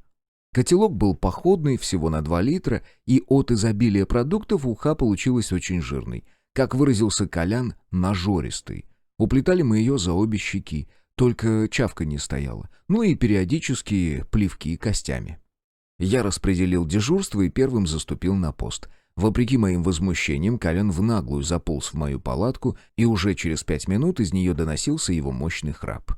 Седой задержался со мной возле костра. Он задумчиво шевелил угли прутиком, но я и без слов прекрасно понимал, о чем он думает. Точнее, о чем собирается поговорить. «Знаешь, возможно, ты прав». Он все же решился продолжить набивший оскомину разговор. «Не стоит передавать знания старейшинам. Но и растрачивать такую силу попусту тоже не вариант». «Слушай, давай сменим тему», — поморщился я. «О бабах поговорим, об оружии, о машинах, в конце концов». «Почему ты так скептически настроен?» «Тогда, 7 лет назад, я пришел к вам за помощью. Я очень хотел понять, что происходит и что вы хотите со всем этим делать. Я был готов стать оружием в ваших руках. И что сделали вы?» «Ничего». «Совершенно верно», — кивнул я. «Мало того, ваши старейшины постоянно вставляли палки в колеса. Вечно что-то не договаривали, а в итоге выставили меня врагом.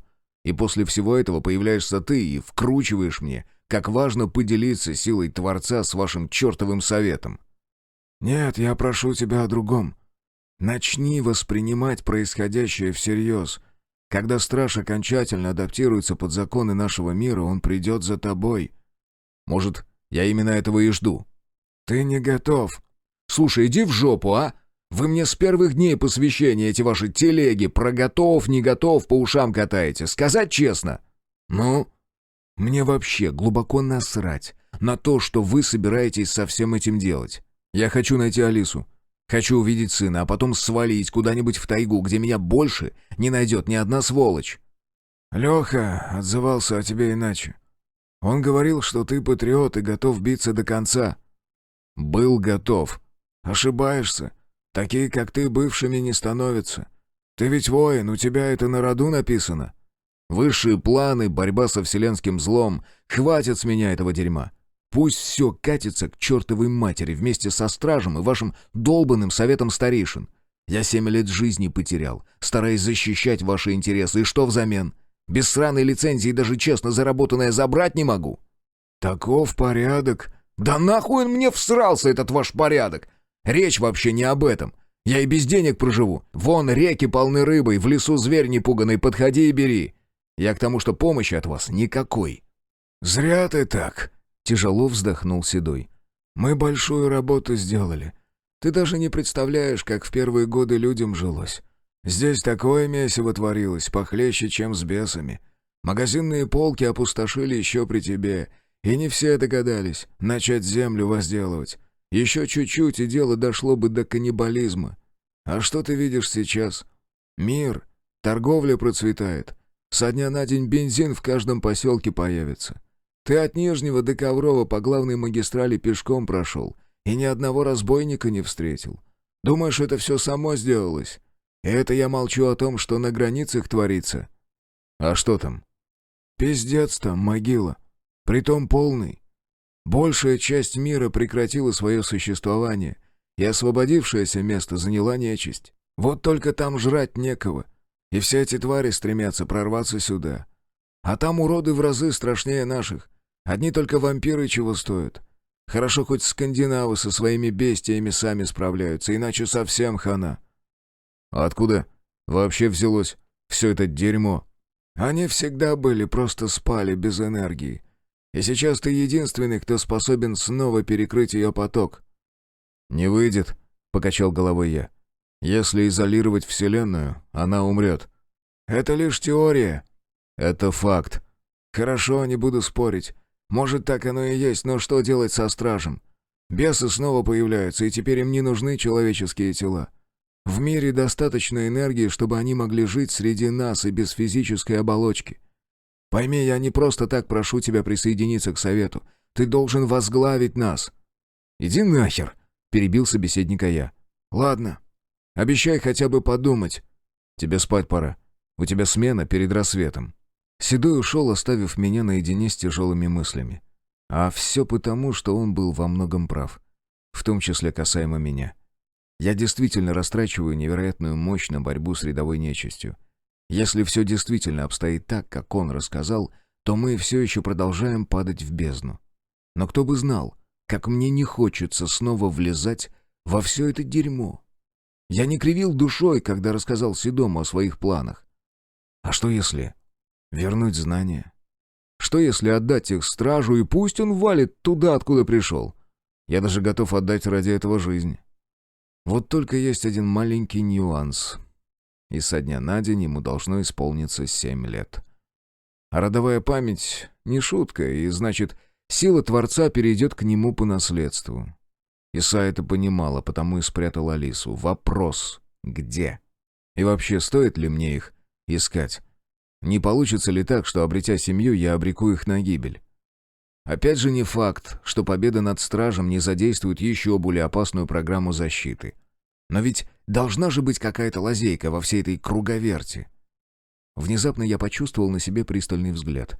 Однако, просканировав пространство, угрозы не обнаружил. Напротив, тот, кто за мной наблюдал, испытывал страх и опасался показаться на глаза. А еще это существо не было человеком. «Вылезайте!» Негромко, чтобы не беспокоить спящих друзей, позвал я. «Не бойтесь, не обижу». «А палкой не станешь по воде стучать?» — поинтересовался тоненький девичий голосок. «Сказал же, не обижу». «А твой друг?» «Дрыхнет он, 10-й сон уже видит». Что-то легонько плеснуло по воде, а затем на берег одна за другой вылезли уже знакомые мне сестрички-щекотухи. «Мы твоему другу зла не желали, так ему и передай». Тут же защебетала одна из них. «Да-да, мы его наоборот из воды выгнать пытались», — подхватила вторая. «Это все лабаста злая, это она его утопить хотела», — закончила оправдываться третья. «Тихо, тихо, девчата!» — замахал руками я. «Не тараторьте!» «Ты ведь нас не убьешь?» — заискивающим тоном спросила первая. «Вам сколько раз повторить нужно? Не трону я вас, не бойтесь!» «Очень уж ты силен, Витязь!» — снова подхватила вторая. «Сильнее мужа нашего, а ведь его вся река слушается». «Вы только за этим приплыли? Чтобы извиниться?» «Нет, нет, нет!» Одна за другой повторили щекотухи, будто репетировали. «Мы разговор ваш подслушали», — начала первая. «Но мы не специально», — поспешила оправдаться вторая. «Просто по воде звуки сильно разносятся», — закончила третья. «Мы видели, как чудовище деревни разрушило. Сильное оно, очень сильное. Твой друг правду говорит, один ты с ним не справишься». «Так, стоп!» — снова замахал руками я. «У меня от вас голова кружится. Можно, чтобы говорила какая-то одна?» «Я могу рассказать», — ответила первая. «Хорошо», — согласился я. «Вы его самого видели? Где оно?» «Везде и нигде», — пришел странный, но вполне ожидаемый ответ. «Поди туда, не знаю куда», — задумчиво пробормотал я. «Слушай, «А сколько тебе лет?» «Вообще-то девушкам такие вопросы задавать неприлично», — не удержалась от комментария вторая щекотуха. «Ладно, давай зайдем с другой стороны. Как долго вы живете в этом мире в состоянии духов?» «Можно подумать, смысл вопроса изменился», — фыркнула третья. «Я просто хочу понять. Этот страж, он ведь уже не первый раз здесь, так? Вы, точнее, ваше существование. Оно не имеет к нему никакого отношения, верно?» «Сложно сказать», — задумчиво произнесла первая, затем вдруг ойкнула и моментально скрылась под водой. Ее сестры или подружки, впрочем, без разницы, поспешили скрыться следом. За спиной что-то хрустнуло, но я не стал дергаться, потому как знал, кто там. Колян выбрался из палатки, чтобы заступить на смену. Несмотря на внешнее раздолбайское поведение, человек он все же ответственный. И это как раз одна из причин, почему мы с ним подружились. К этому парню я мог смело повернуться спиной и быть уверенным, что он не предаст. Все остальное для меня не имеет значения. «Ты с кем там бормочешь?» «Сам собой», — не моргнув глазом, соврал я. Скучно стало. Вот решил вслух поразмышлять. «Не, ну я как бы догадывался». Колян покрутил пальцем у виска. Он уселся у затухающего костра, подкинул в него несколько веток. «Комары, падлы, того и гляди, в нору утащат. Да такие здоровенные в этом году, как птеродактили. У тебя там кофе нет? Случайно? А он вообще хоть где-нибудь остался?» «Вот тот и хрен», — вздохнул приятель. «Я по нему больше всего скучаю. А помнишь, как раньше?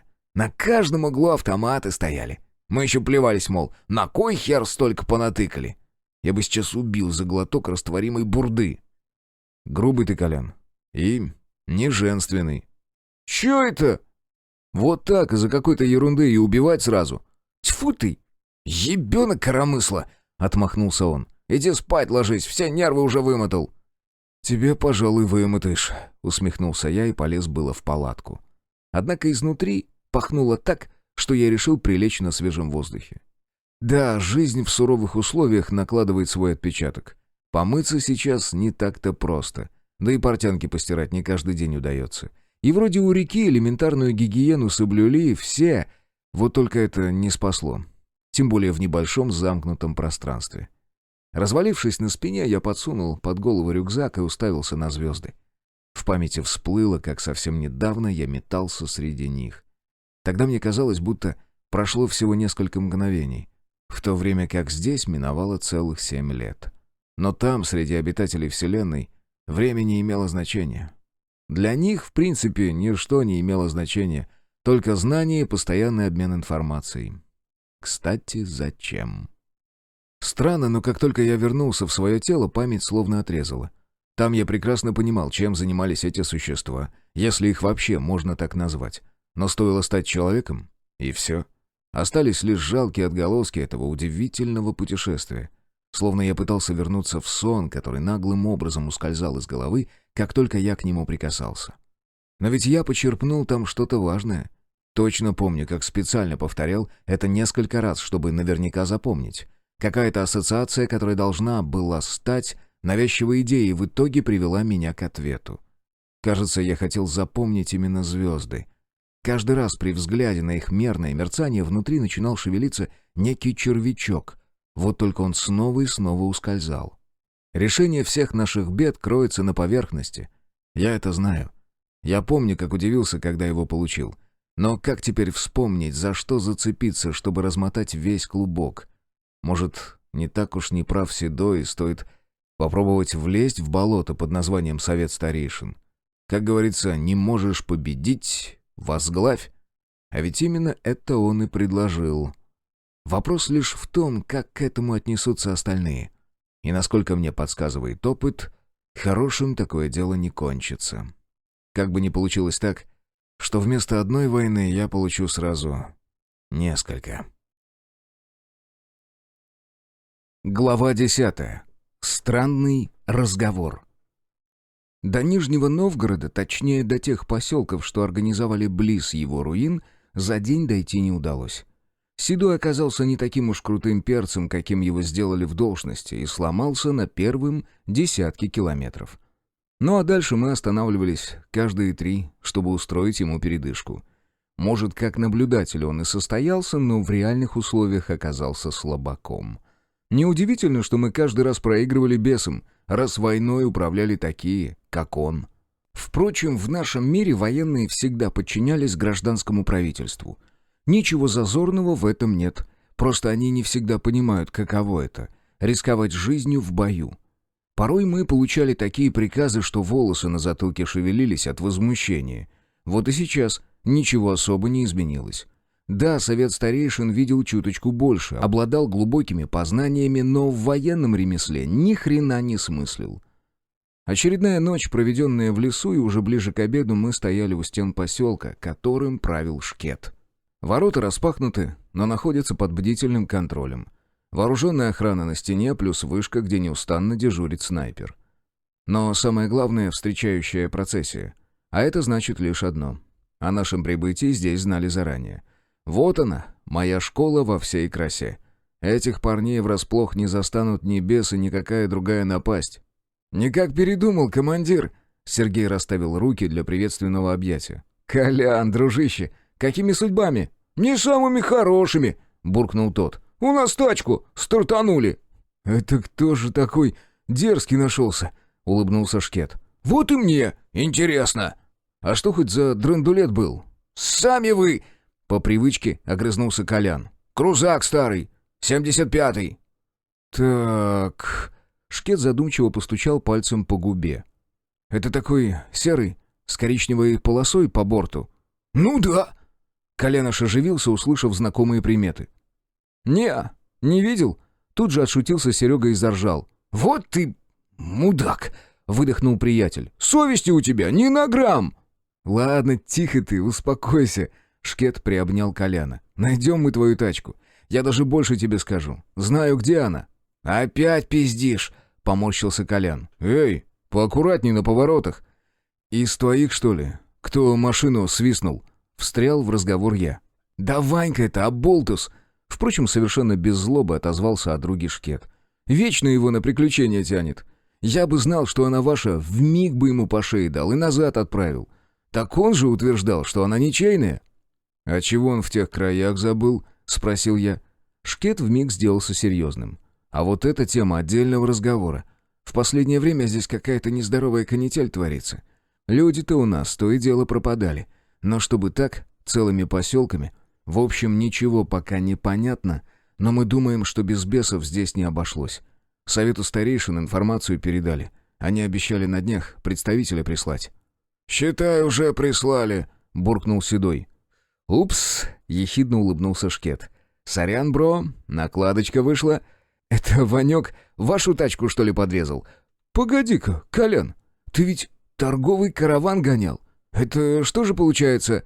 «Хер стоит, а голова качается», — огрызнулся Колян. «У меня вообще-то секретность, я больших начальников вожу. А это тебе не хрен собачий, так что для всех я торгую где-то за Уралом». «Ваша?» — указал на машину Шкет, когда мы добрались до стоянки с техникой. «Можно подумать, здесь такие через день ездят», — буркнул Колян и подошел к машине. Он скрупулезно осмотрел кузов со всех сторон, постучал ногой по колесам и потянул на себя дверь. Все это сопровождалось недовольным бормотанием и обещаниями оторвать голову мелкому засранцу. Хотя, учитывая прошедшие мимо меня годы, не такой уж он теперь и мелкий. «Мы можем где-нибудь пообщаться?» — обратился к Шкету Седой. «Желательно без лишних ушей». «Да, без проблем», — кивнул тот и поманил к себе одного из охранников, что крутились у стоянки. «Сгоняй к бабам, пусть пожрать гостям сообразят. И еще скажи, что баню затопили и шмотки чистые приготовили». «Сделаю», — кивнул тот и умчался в неизвестном направлении. Мы оставили Коляна вздыхать у машины, а сами отправились в дом к управляющему поселком. Я уже здесь бывал, а потому без лишних вопросов прошел сразу на веранду. Шкет заглянул в подвал, откуда выудил целую банку холодного кваса. В такую жарищу напиток пришелся как нельзя кстати. Мы чуть не половину выхлебали за один присест. Хозяин вежливо дождался, пока мы отдышимся после долгого пути, и только затем приступил к серьезному разговору. «Вы что-то спросить хотели?» — напомнил Седому он. «Да, меня интересует вот какой момент. Как вы узнали, что с поселками что-то случилось? С чего вдруг решили отправить туда человека?» «Во-первых, Грохотало с той стороны так, что у нас посуда с полок посыпалась. А во-вторых, я еще ни разу не видел молнии в ясный день. На небе не облачко, а там сверкает, будто вот-вот ливень начнется. Ну и в-третьих, поселки перестали на связь выходить. От нас в Гороховец постоянно торговцы мотаются. Урожай на всякие полезности выменивают. В основном топливо интересует, но и так, по мелочи. Много чего в хозяйстве нужно. Это я к тому, что связь мы поддерживаем регулярно. И свои люди там тоже имеются». «Ясно», — несколько отстраненно произнес Седой, будто совсем не слушал. Новых вопросов тоже не последовало, отчего в воздухе повисла неловкая пауза. «Да на ней что, написано, что ли?» — донесся крик с улицы. «Я тебе рожу сейчас распишу, чтоб знал, в следующий раз!» Голос Коляна я узнал сразу, а дальше логика быстро подсказала, с кем именно он там закусился. Зная резкий характер обоих, я поспешил урегулировать конфликт. Колян, конечно, мужик крепкий, но годы берут свое. А Ванька парень не промах, может и в глаз закатать. А нам проблем и без того хватает. «Эй, а ну замерли оба!» — рявкнул я, выйдя на улицу. Эти двое уже не на шутку разошлись, и до драки оставались считанные секунды. Оба уже держали друг друга за грудки, что я всегда считал огромной ошибкой. Ведь в этом случае у оппонента уже заняты руки, а значит, с ним можно делать практически все, что угодно. В залах часто учат, как освобождаться от подобной хватки. Показывают 1001 способ, как лучше сбить руки противника. Но на самом деле лучшего момента для атаки не найти. Нужно не освобождаться, а бить. И желательно жестко, чтобы наверняка одержать победу. «Вы чё за цирк здесь устроили? А ну разошлись по сторонам, пока я вам обоим не навалял!» Угроза сработала, и вчерашние приятели тут же отпустили рубашки, за которые только что трепали друг друга. «Это же он мою ласточку угнал!» Тут же нашел оправдание своим действиям Колян. «А нехер было ее на дороге кидать!» — резонно заметил Ванька. «Да еще и с ключами в замке!» «Не тобой положено! Не тобой возьмется!» — парировал поговоркой Колян и снова попытался отвесить пацану оплеуху. Тот с некой линцой довольно мастерски блокировал затрещину, но, вопреки моим ожиданиям, отвечать не стал. Все-таки уважение к сединам, да и к совместно пережитому, дало свой отпечаток.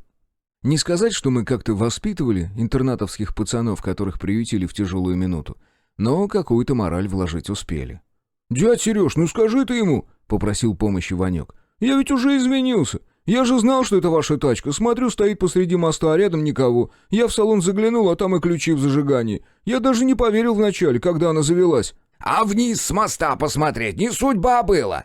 Снова взвинтился Колян. «Да кой хер мне туда смотреть, когда такая халява в руки попалась?» «Как дал бы!» Колян в очередной раз замахнулся, но дальше этого дела не пошло.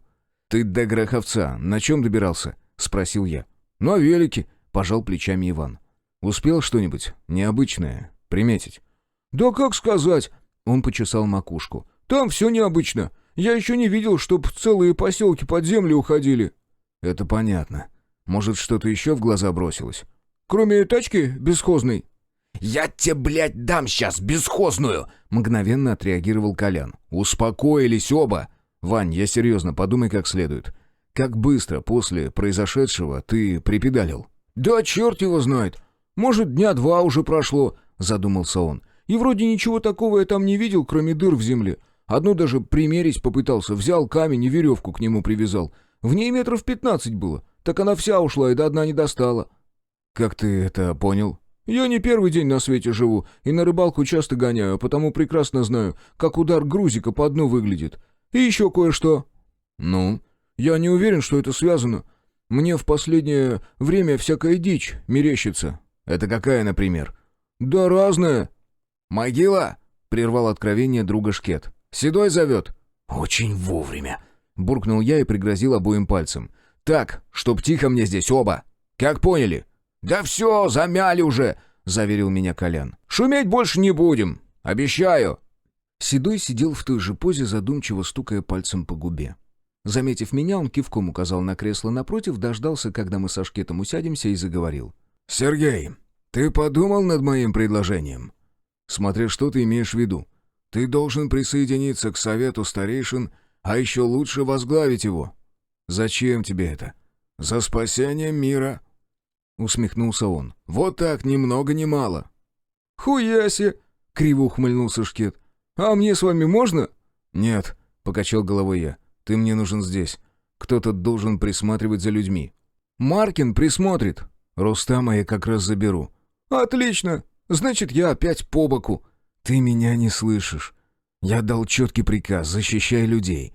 Почувствуешь что-нибудь неладное, уводи всех. Не знаю, подумай сам. Может, лагерь в лесу организую или еще что. В конце концов, уходите в Нижний, там места всем хватит. Как понял?» «Так точно. Защищать людей». Без особого энтузиазма отозвался Сергей. «Вот и отлично», — кивнул я и поднялся с кресла. «Все, поехали».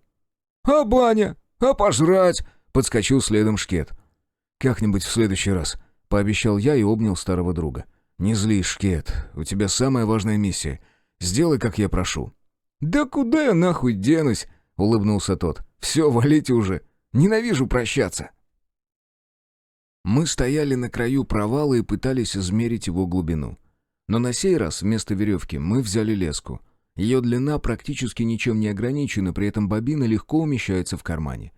Жаль, что в данное время она считается большим дефицитом, однако нам удалось достать целых 150 метров. И каково же было наше удивление, когда катушка размоталась полностью, но грузик дна так и не коснулся. Маркин задумчиво чесал макушку и бормотал под нос разные теории.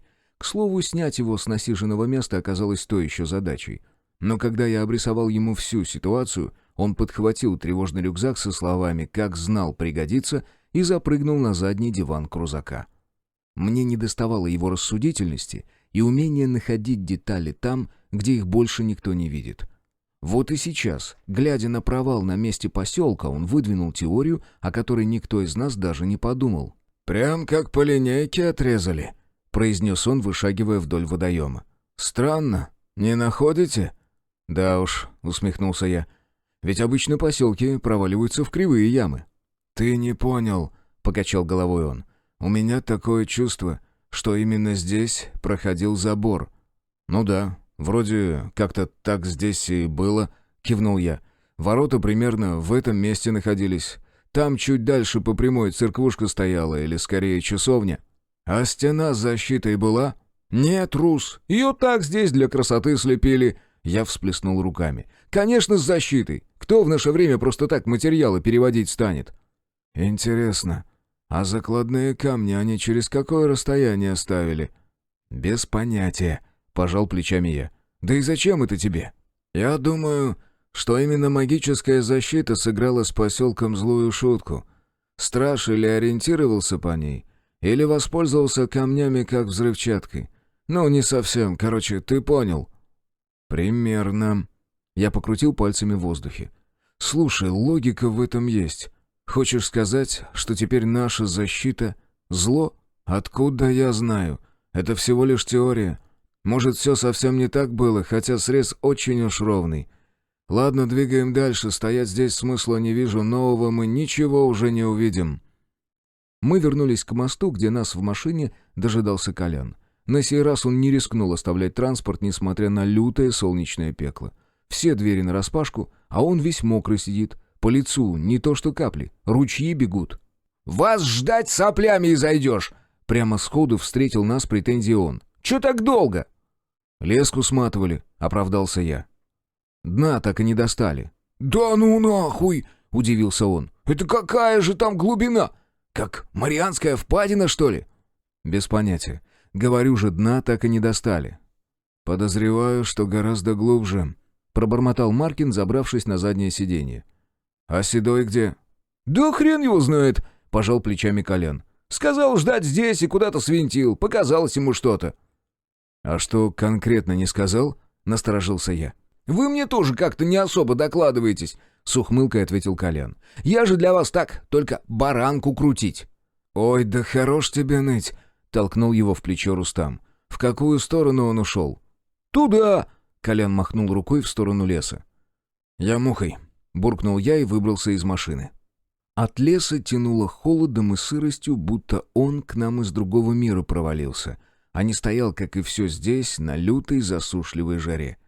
К слову, с дождями в этом году дела совсем плохо, ну, если судить по разговорам и слухам. Люди волнуются, боятся остаться без урожая. Помню, раньше этому только радовались, и всем было абсолютно плевать на сухую землю. Свой огород полить есть чем, а уж с полями пусть агрономы да председатели разбираются. Я шагнул в обочину, присмотрелся к примятой траве, чтобы определить направление, и свернул в чащу. Сразу полегчало, словно я вошел в комнату с кондиционером. В полумраке под пышными кронами деревьев трава быстро сошла на нет, проглядывая лишь небольшими островками в просветах.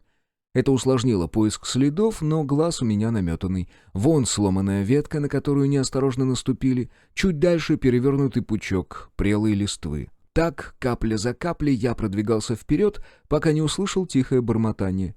Видимость в лесу практически нулевая, за стволами деревьев уже метров за 10 ничего не видно, зато звук распространяется далеко.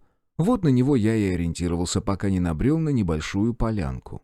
Еще на подходе мне показалось, будто Седой с кем-то разговаривает. Однако, когда я выбрался из кустов, обнаружил его в гордом одиночестве. Впрочем, он и сам с удивлением озирался по сторонам, словно пытался кого-то отыскать.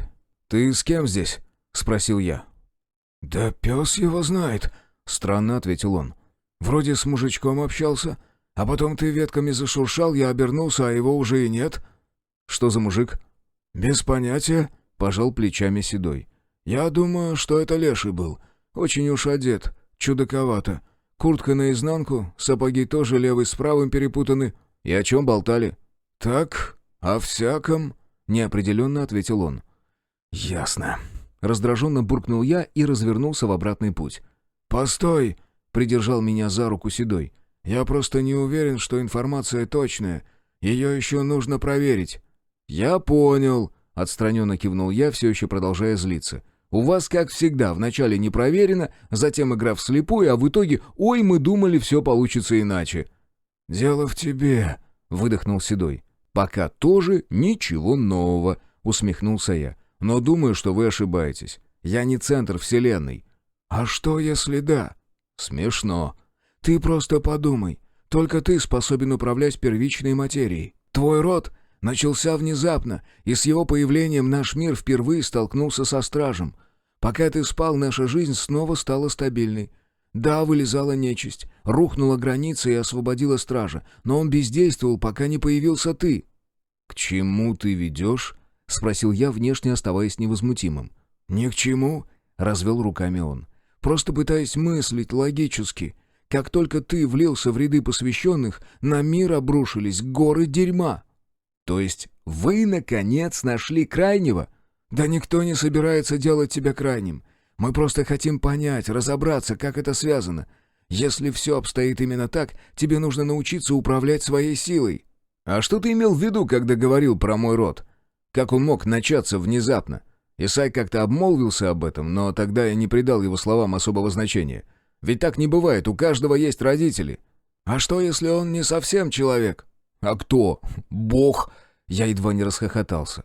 «Не можешь этого допустить. Ты ведь был на соборе, видел, что бессмертных там не так уж и много. Сколько их было? 3, максимум 5. В такой толпе посвященных особо и не разобрать. А может, он вообще один?» «Тогда при чем здесь я?» «Ты его продолжение, так сказать, прямое воплощение. Что, если весь наш мир создан тебе в подарок?» «Вы там совсем ебанулись в своем совете?» Я покрутил пальцем у виска. «Я могилы копал и жрал водку. Мне было совершенно насрать на весь этот чертов мир и то, что скрывается в его изнанке. Пока в один прекрасный момент все это дерьмо не хлынуло на меня сплошным потоком. У меня отец всю жизнь пахал на заводе. Дед на войне погиб, как и прадед. Я обычный человек, такой же, как и все остальные вокруг». «Да, именно поэтому первичная материя тебе подчиняется». «Это украденные знания, за которыми охотится страж». «Вдруг он охотится за тобой?» «Так пусть приходит, вот он я. И никуда бежать не собираюсь. Или его могущества не хватает даже на то, чтобы отыскать меня?» «Увы, но я не знаю всех ответов. Я же сказал, информация не проверена. Это лишь гипотеза. Ясно одно, все нити тянутся к тебе». «Так что тебе рассказал Леший?» «Как раз это. Он сказал, что в мире рождаются новые боги. Мы считаем, что ты один из кандидатов». «Пиздец», — буркнул я. «А оно мне надо? Для начала нужно убедиться, что все обстоит именно так». Некоторое время я стоял молча, пытаясь уложить в голове новую информацию. Верить во все это дерьмо не хотелось. Но Седой во многом прав. Налицо достаточное количество совпадений, которые связывают меня с тем, что происходит. И одновременно кое-что не вяжется. Кажется притянутым за уши. Словно он для удобства подогнал некоторые факты под ситуацию. С другой стороны, он открыто заявляет, что не претендует на истину и вполне возможны альтернативные варианты происходящего. И да, в этом вопросе следует разобраться основательно. Ладно, мы вроде как в Москву собирались. Поехали, пообщаемся с твоим советом. Может, они еще какого-нибудь бреда подкинут. В итоге выяснится, что я вообще в дурке лежу, а все это лишь результат белой горячки с перепоя. И если честно, я больше склоняюсь именно к этому варианту. Глава 11. Ночью лучше не гулять. Машина бодро отмеряла километры, мягко глотая выбоины, что образовались ввиду отсутствия обслуживания. С другой стороны, трафик сейчас совсем никакой. Благодаря сему покрытие не разрушилось окончательно. Конечно, местами асфальт выглядел плачевно, но такое бывало и в лучшие годы существования человечества. По пути попадались редкие повозки, запряженные лошадьми, и каждый раз это вызывало смешанные чувства, будто кто-то намеренно внедрил прошлое в мир будущего. Особый контраст добавляли остовы ультрасовременных машин, которые то здесь, то там догнивали в обочине. Сейчас в них нет ничего ценного, разве что детали из особо прочных сплавов, которые в настоящих реалиях практически невозможно получить. Впрочем, и их уже давно поснимали и перековали во что-то менее технологичное, но очень полезное в быту. Да, какие-то знания все еще остались. Есть и те, кто пытается возобновить с ними работу, восстановить производство топлива или запустить производственные линии. Вот только мир все так же продолжает скатываться к более простой жизни. Мало того, с появлением нового вида энергии, которую не сильно сложно упаковать в камни, люди все больше склоняются к ее освоению. Не исключено, что в итоге наука прошлого и возможности будущего объединятся, из чего сложится совершенно иной прогресс. Потому что порой построить нечто новое в разы проще, чем восстановить старое из руин. Однако на все требуется время, и в данном случае оно будет измеряться поколениями. А пока этого не произошло, мы продолжим использовать то, что осталось нам в наследство от прежнего мира. «Уверены, что не стоит встать на ночлег?» — в очередной раз спросил Колян. «Скоро совсем стемнеет».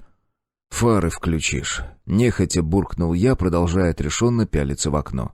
«Если бы дело было только в них», — вздохнул он и потянулся за самокруткой.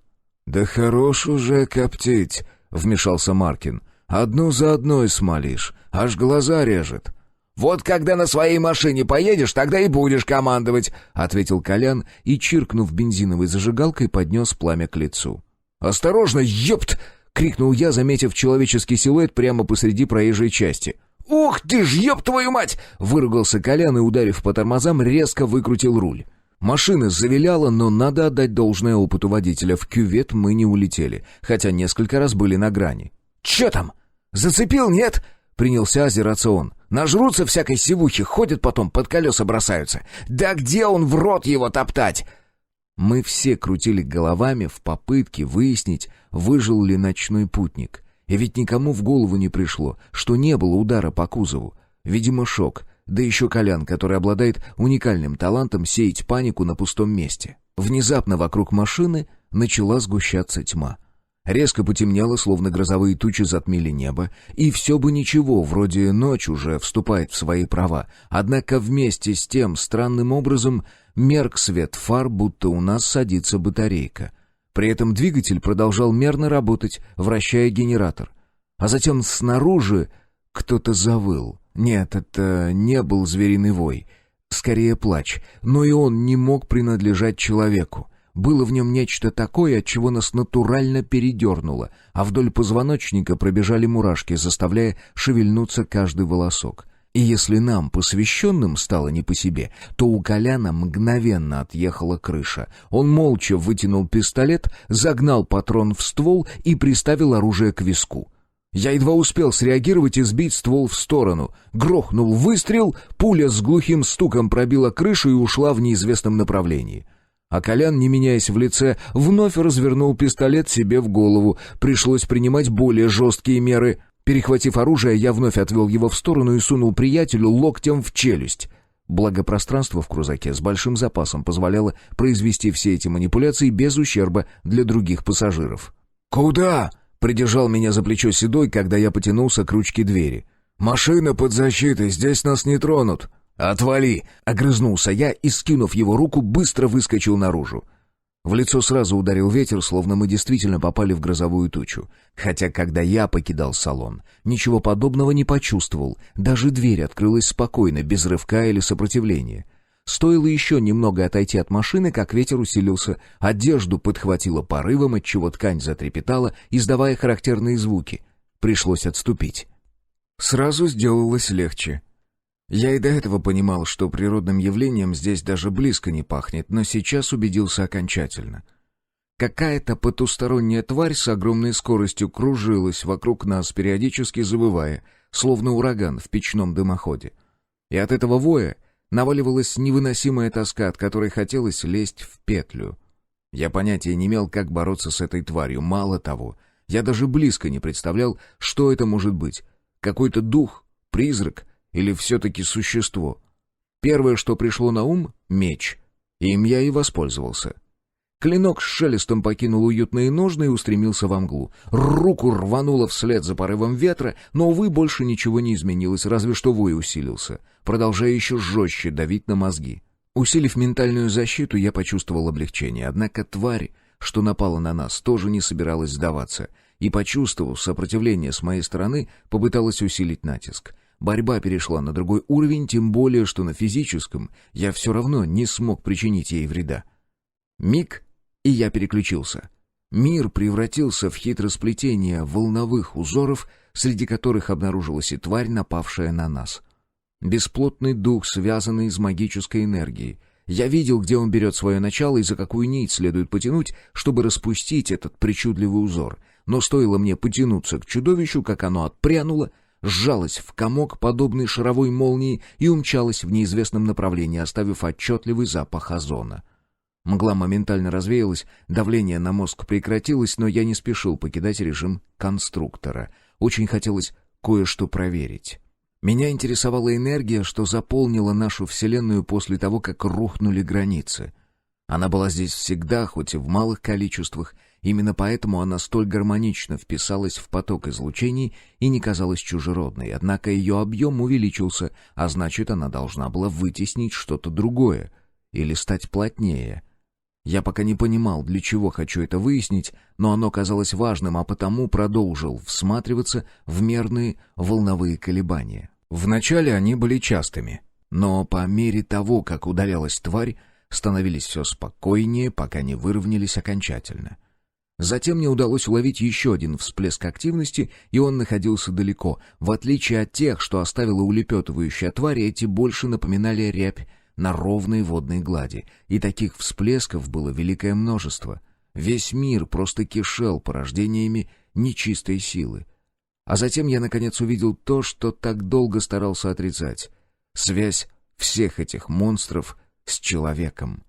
В принципе, я уже и сам давно понял, откуда дует ветер, но теперь убедился воочию. Монстров создавал вовсе не Баал, и даже не его хозяин, это делали мы, люди. Наши страхи, наши фантазии, рассказы бабушек и местечковые легенды — все это обрело смысл, когда мир наполнила магическая энергия. Фантазия одного не в состоянии воплотить чудовище, но если в него верят сотни... Слава богу, что в нашей культуре основная масса нечисти носит поучительно-воспитательный характер. Полуденница не станет нападать на человека, если он отдыхает в самое жаркое время суток. Ирка не причинит вреда, если ты не шляешься ночью один не пойми где. Даже русалки, точнее щекотухи, не желали топить беспечного Коляна, который с разбегу полез в незнакомый водоем. Что до европейских сказаний, даже и думать страшно. Кровожадных тварей там столько, что на весь мир хватит, еще и останется. Именно это мне и пытался донести Седой. Я, наконец, понял, что пытался найти, когда всматривался в энергетический след напавшей на нас твари. Она не принадлежала нам, точнее нашей культуре. Именно поэтому я и не мог понять, что она из себя представляет и почему в ней столько ненависти ко всему живому. «Вы там как?» — поинтересовался я, постучав по стеклу. «Жить будем», — отозвался Маркин. «Что это за херня была?» «Без понятия», — пожал плечами я. «Я таких еще не встречал».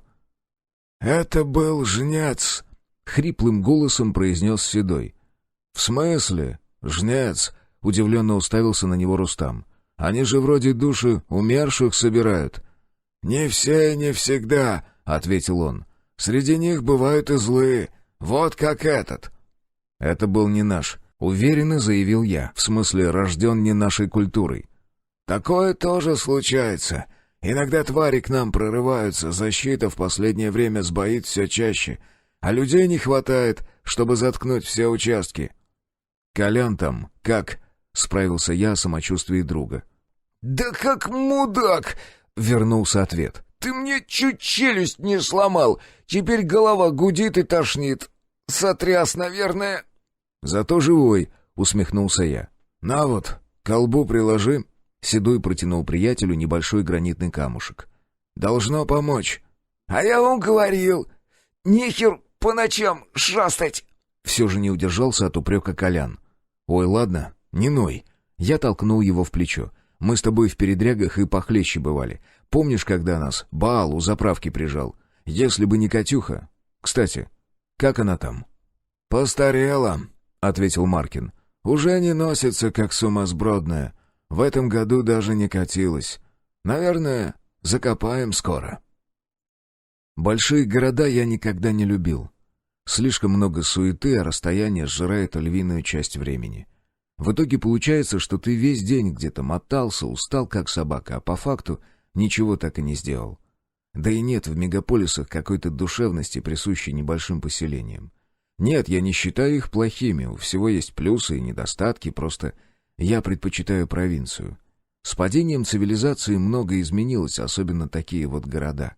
Летом светает рано.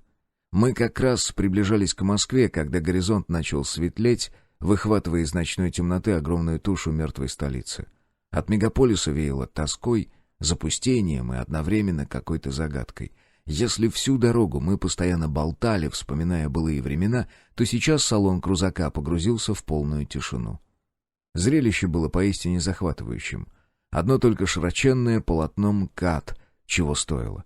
Всего каких-то 8 лет назад здесь непрерывно курсировали автомобили, а сейчас асфальт зарастал травой и молодыми деревьями. Громадины торговых центров смотрели на нас щербатыми окнами.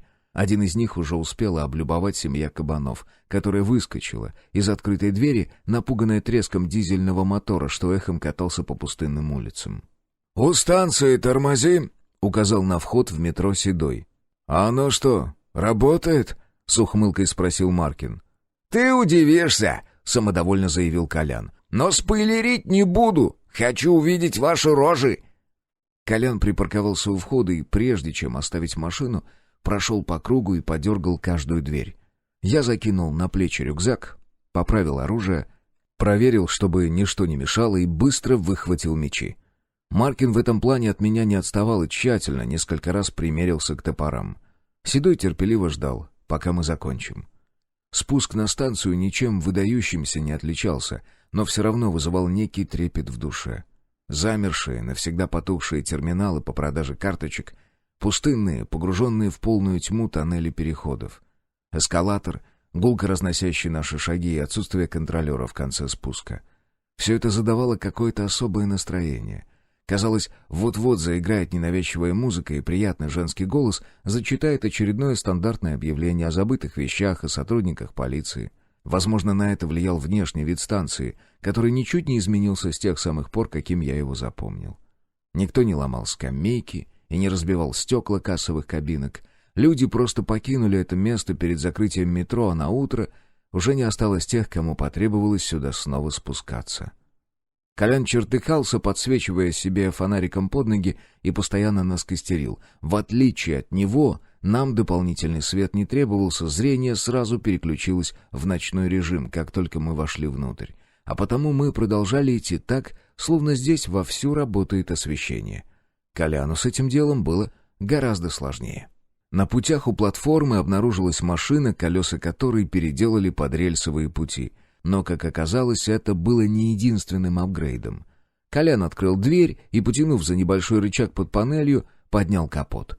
Седой скинул рюкзак и выудил из него камень, размером с приличное яблоко. Ради любопытства я переключил спектр зрения и ничуть не удивился, когда обнаружил упакованную внутри камня энергию.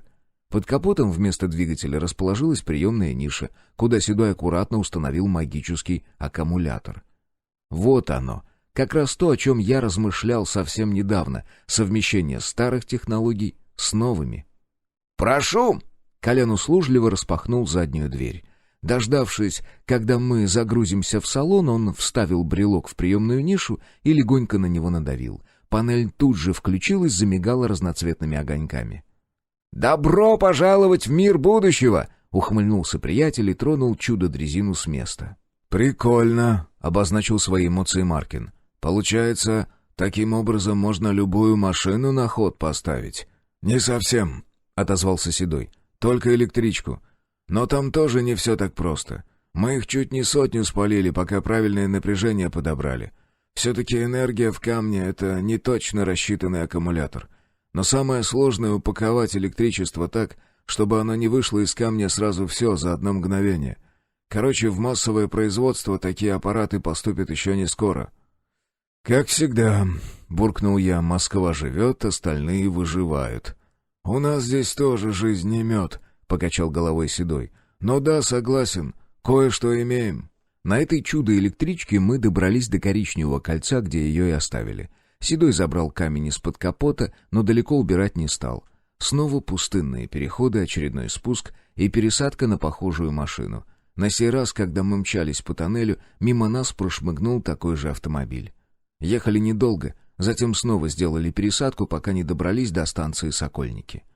Насколько я помнил, она считалась самой первой. Впрочем, как оказалось, наше путешествие только началось. Покинув машину, мы оставили ее у платформы и углубились в тоннель.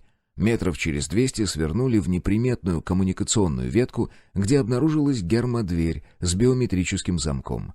Седой приложил к нему ладонь, после чего раздался щелчок и загудел гидравлический привод. Открывшаяся часть тоннеля уже имела освещение.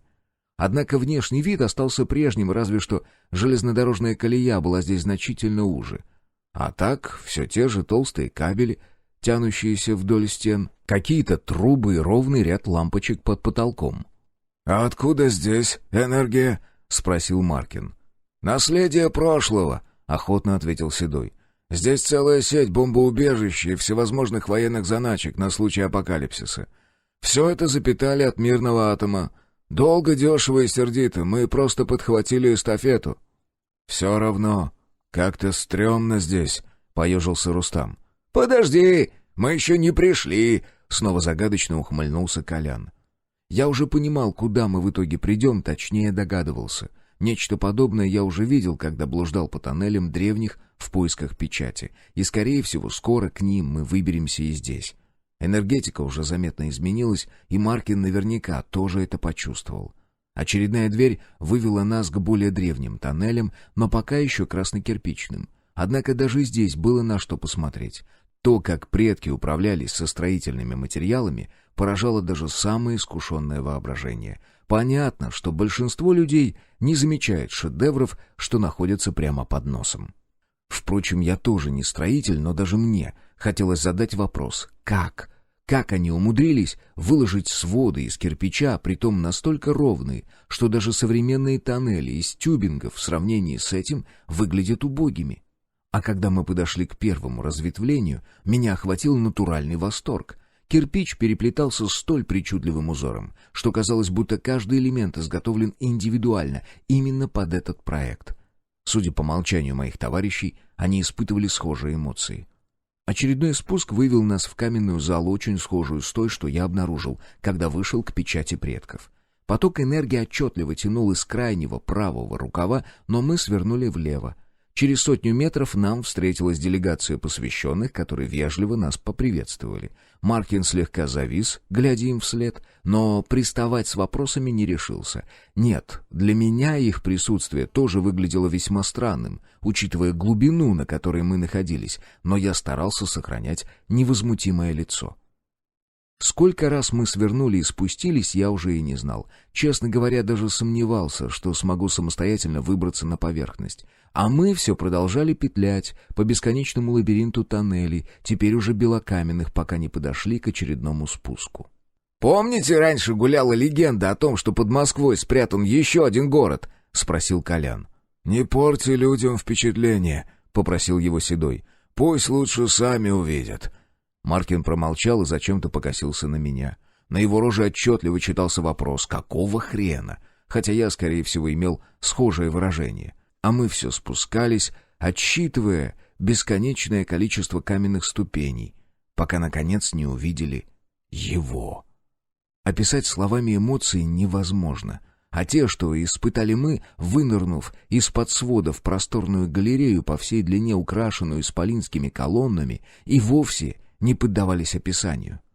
Да, здесь не было красивых домов с узорчатыми крышами, но кому они нужны под землей?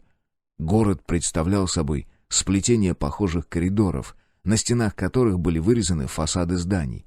Честно говоря, я понятия не имел, как их назвать, потому как на комнаты они не тянули, а своими очертаниями натурально походили на привычные нам строения. И это было настолько удивительно, непривычно и чуждо пониманию, что голова шла кругом. Мало того, все эти переходные галереи, резные откосы, колонны, в общем, все, что нас окружало, было заряжено магической энергией. Казалось, будто камень светится изнутри, заливая пространство золотистым, очень похожим на солнечный светом. «Ну как?» — с довольной рожей поинтересовался Колян. «Боюсь, без мата я тебе не отвечу», — с кривой ухмылкой произнес Маркин. «Это точно», — поддержал товарища я. «И насколько он большой?» «Ну...» — Седой задумчиво почесал переносицу. «Боюсь, до конца мы его еще не исследовали. Каждый раз натыкаемся на какой-то новый переход, который ведет в новую часть города». «И кто здесь жил?» «Предки», — пожал плечами он. «А на поверхности что, места не хватало?» «Скорее всего, там было не очень безопасно. Сюда же не смогут проникнуть ни твари, ни бесы, ни даже страж. Стены напитаны такой мощью, что моментально сжигают все чужеродное». «Проверяли?» — уточнил я. «Само собой», — кивнул посвященный. «Ладно, нам туда, в зал Малого Совета. Нужно тебя представить, а заодно залить в память карту местности, иначе заблудишься в мгновение ока». «Много здесь? Сейчас народу живет?» «Около 500 посвященных высокого ранга, начиная от 7 ступени. А остальные, по вашему мнению, недостойны?» — в очередной раз съязвил я. «Серьезно?» — ухмыльнулся Седой. «Думаешь, на свете много желающих жить под землей?» «Ладно, уел», — согласился я, — «но ведь здесь очень красиво. За пару дней примелькается эта красота, и начнешь скучать по солнцу и свежему воздуху, так что тебя сюда никакими ковришками не заманят», — резонно подметил Маркин. «Интересно, а в старом правительстве знали об этом месте?»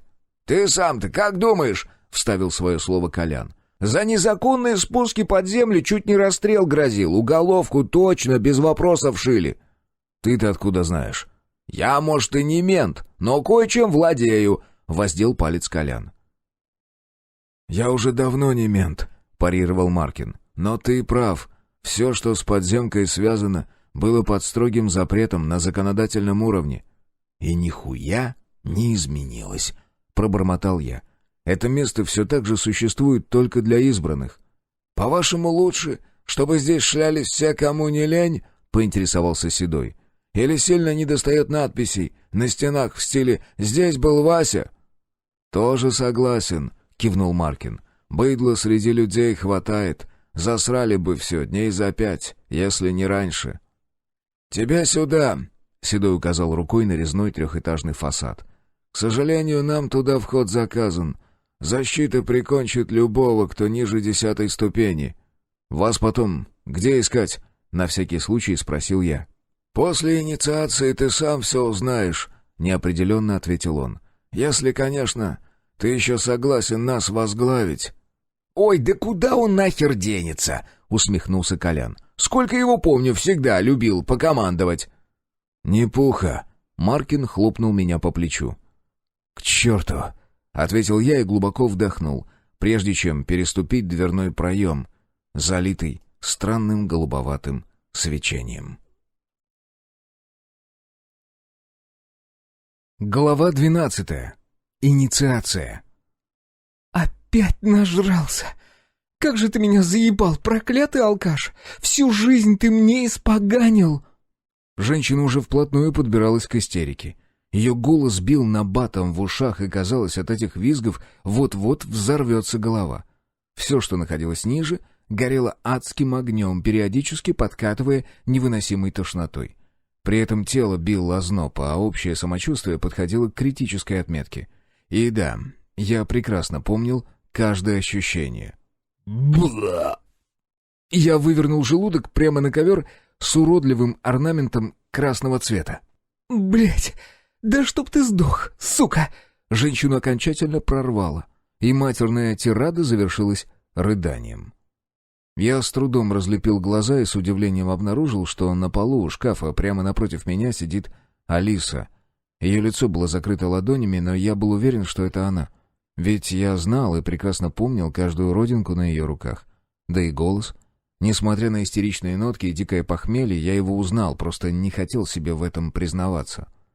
Комната провоняла застарелым потом, мочой и перегаром. Это я еще молчу об отвратительном кисло-сладком аромате блевотины, который прекрасно разбавил обстановку. Проспиртованные мозги напрочь отказывались что-либо понимать, потому как мысли были лишь об одном. Если я сейчас не выпью, то сдохну. Алиса уже не рыдала. Выплеснув все эмоции, она молча сидела, уткнувшись головой в руки и пряча лицо за коленями. А я все никак не мог прийти в себя, чтобы произнести хоть слово. Распухший язык попросту отказывался подчиняться. Кое-как приподнявшись на локте, я едва сдержал порыв рвоты, метнувшийся к горлу. В висках тут же застучали молоточки, эхом повторяя стук сердца. Спустив ноги на пол, я какое-то время просто сидел, уткнувшись невидящим взглядом в Алису. Мне было искренне ее жаль, но наибольший интерес все-таки вызывал стакан. Подняться удалось лишь с третьей попытки, а затем я стартанул так, что едва не снес дверь. Желудок снова подпрыгнул к глотке. Туалет я отыскал, не раздумывая, на интуитивном уровне. Однако, когда уже склонился над унитазом, голову пронзила странная мысль. А почему я вообще об этом подумал? Как еще я должен был попасть в собственный сортир? Такие маршруты выстраиваются в голове с ювелирной точностью. Даже ночью в кромешной темноте любой человек безошибочно дойдет до собственного туалета и вряд ли при этом подумает, какой он молодец. Полегчало. Я смог подняться с пола уже с первой попытки и тут же присосался к носику крана. Первый глоток воды провалился в желудок с таким трудом, что показалось, будто вода царапает пищевод. Похоже, я бухаю все, что способно гореть, и при этом бить по мозгам. А судя по тому, как сразу поплыла голова, вчера я где-то раздобыл чистого спирта. Вот опять. Почему я не помню перечень спиртного? Нет, от бухла часто выключает память, но, как правило, забывается лишь то, что вливалось в глотку последним. Но нестандартный же рацион. Бух-бух-бух. Гулко отозвалось дверное полотно, сбивая мысли с направления. Сплюнув в раковину вязкую слюну, я направился к двери, чтобы взглянуть, кого там принесло. Алиса стояла в дверях спальни, оперевшись плечом на откос. На лице презрительное выражение с оттенком жалости. Боже, как же она прекрасна, и почему терпит меня, алкаша? Где ее самолюбие? Ведь мы расставались и по более мелкой причине. Стоп, а когда это мы... И что за причина? Бух-бух-бух. «Могила! Ёпт! Ты чё там, живой? Давай резче, бля, нам еще яму копать. Алис, ты там, разбуди этого долбоящера!» «Иди, чё встал?» — с ухмылкой произнесла она. «Кореш твой пришел. Наверняка похмелиться принес. Чё страдать? Иди». «Алис...» «Да пошел ты, козел!» — прошипела девушка и скрылась в спальне. видеть тебя не могу», — донеслось изнутри. Я разомкнул замок и распахнул входную дверь. На пороге стоял летчик, мой верный собутыльник. К слову, в руках он уже держал початую бутылку с горючим. «Ну ты чё? Как?» «Хуёво», — выдохнул я. «Твоя орёт». «Ну, ясен пень. Чё, я зайду или ты выйдешь?» «Лучше я». Обернувшись назад, я украдкой выскользнул за дверь, будто Алиса настолько тупая, что не догадается, зачем и куда я пошел. Мы спустились на один пролет. Летчик тут же выудил из кармана стакан с резьбой на верхней кромке. В таких как раз продается доза на выпить. Впрочем, летчик с него даже этикетку не отлепил. Наверняка позавтракал содержимым, прежде чем метнуться на точку. Черт! Когда я успел так опуститься, что пью с летчиком? Да что со мной вообще происходит? Почему я чувствую себя так, словно в дерьме извалялся? Эти чувства не свойственны алкашам. Уж я-то прекрасно помню те дни, когда жил на кладбище. Мне было совершенно плевать на Валерича, на его жену и вообще на все, что творится вокруг. Алиса просто не могла запасть на того меня, да и жить бы с таким не стало. Черт побери, мне и самому от себя противно.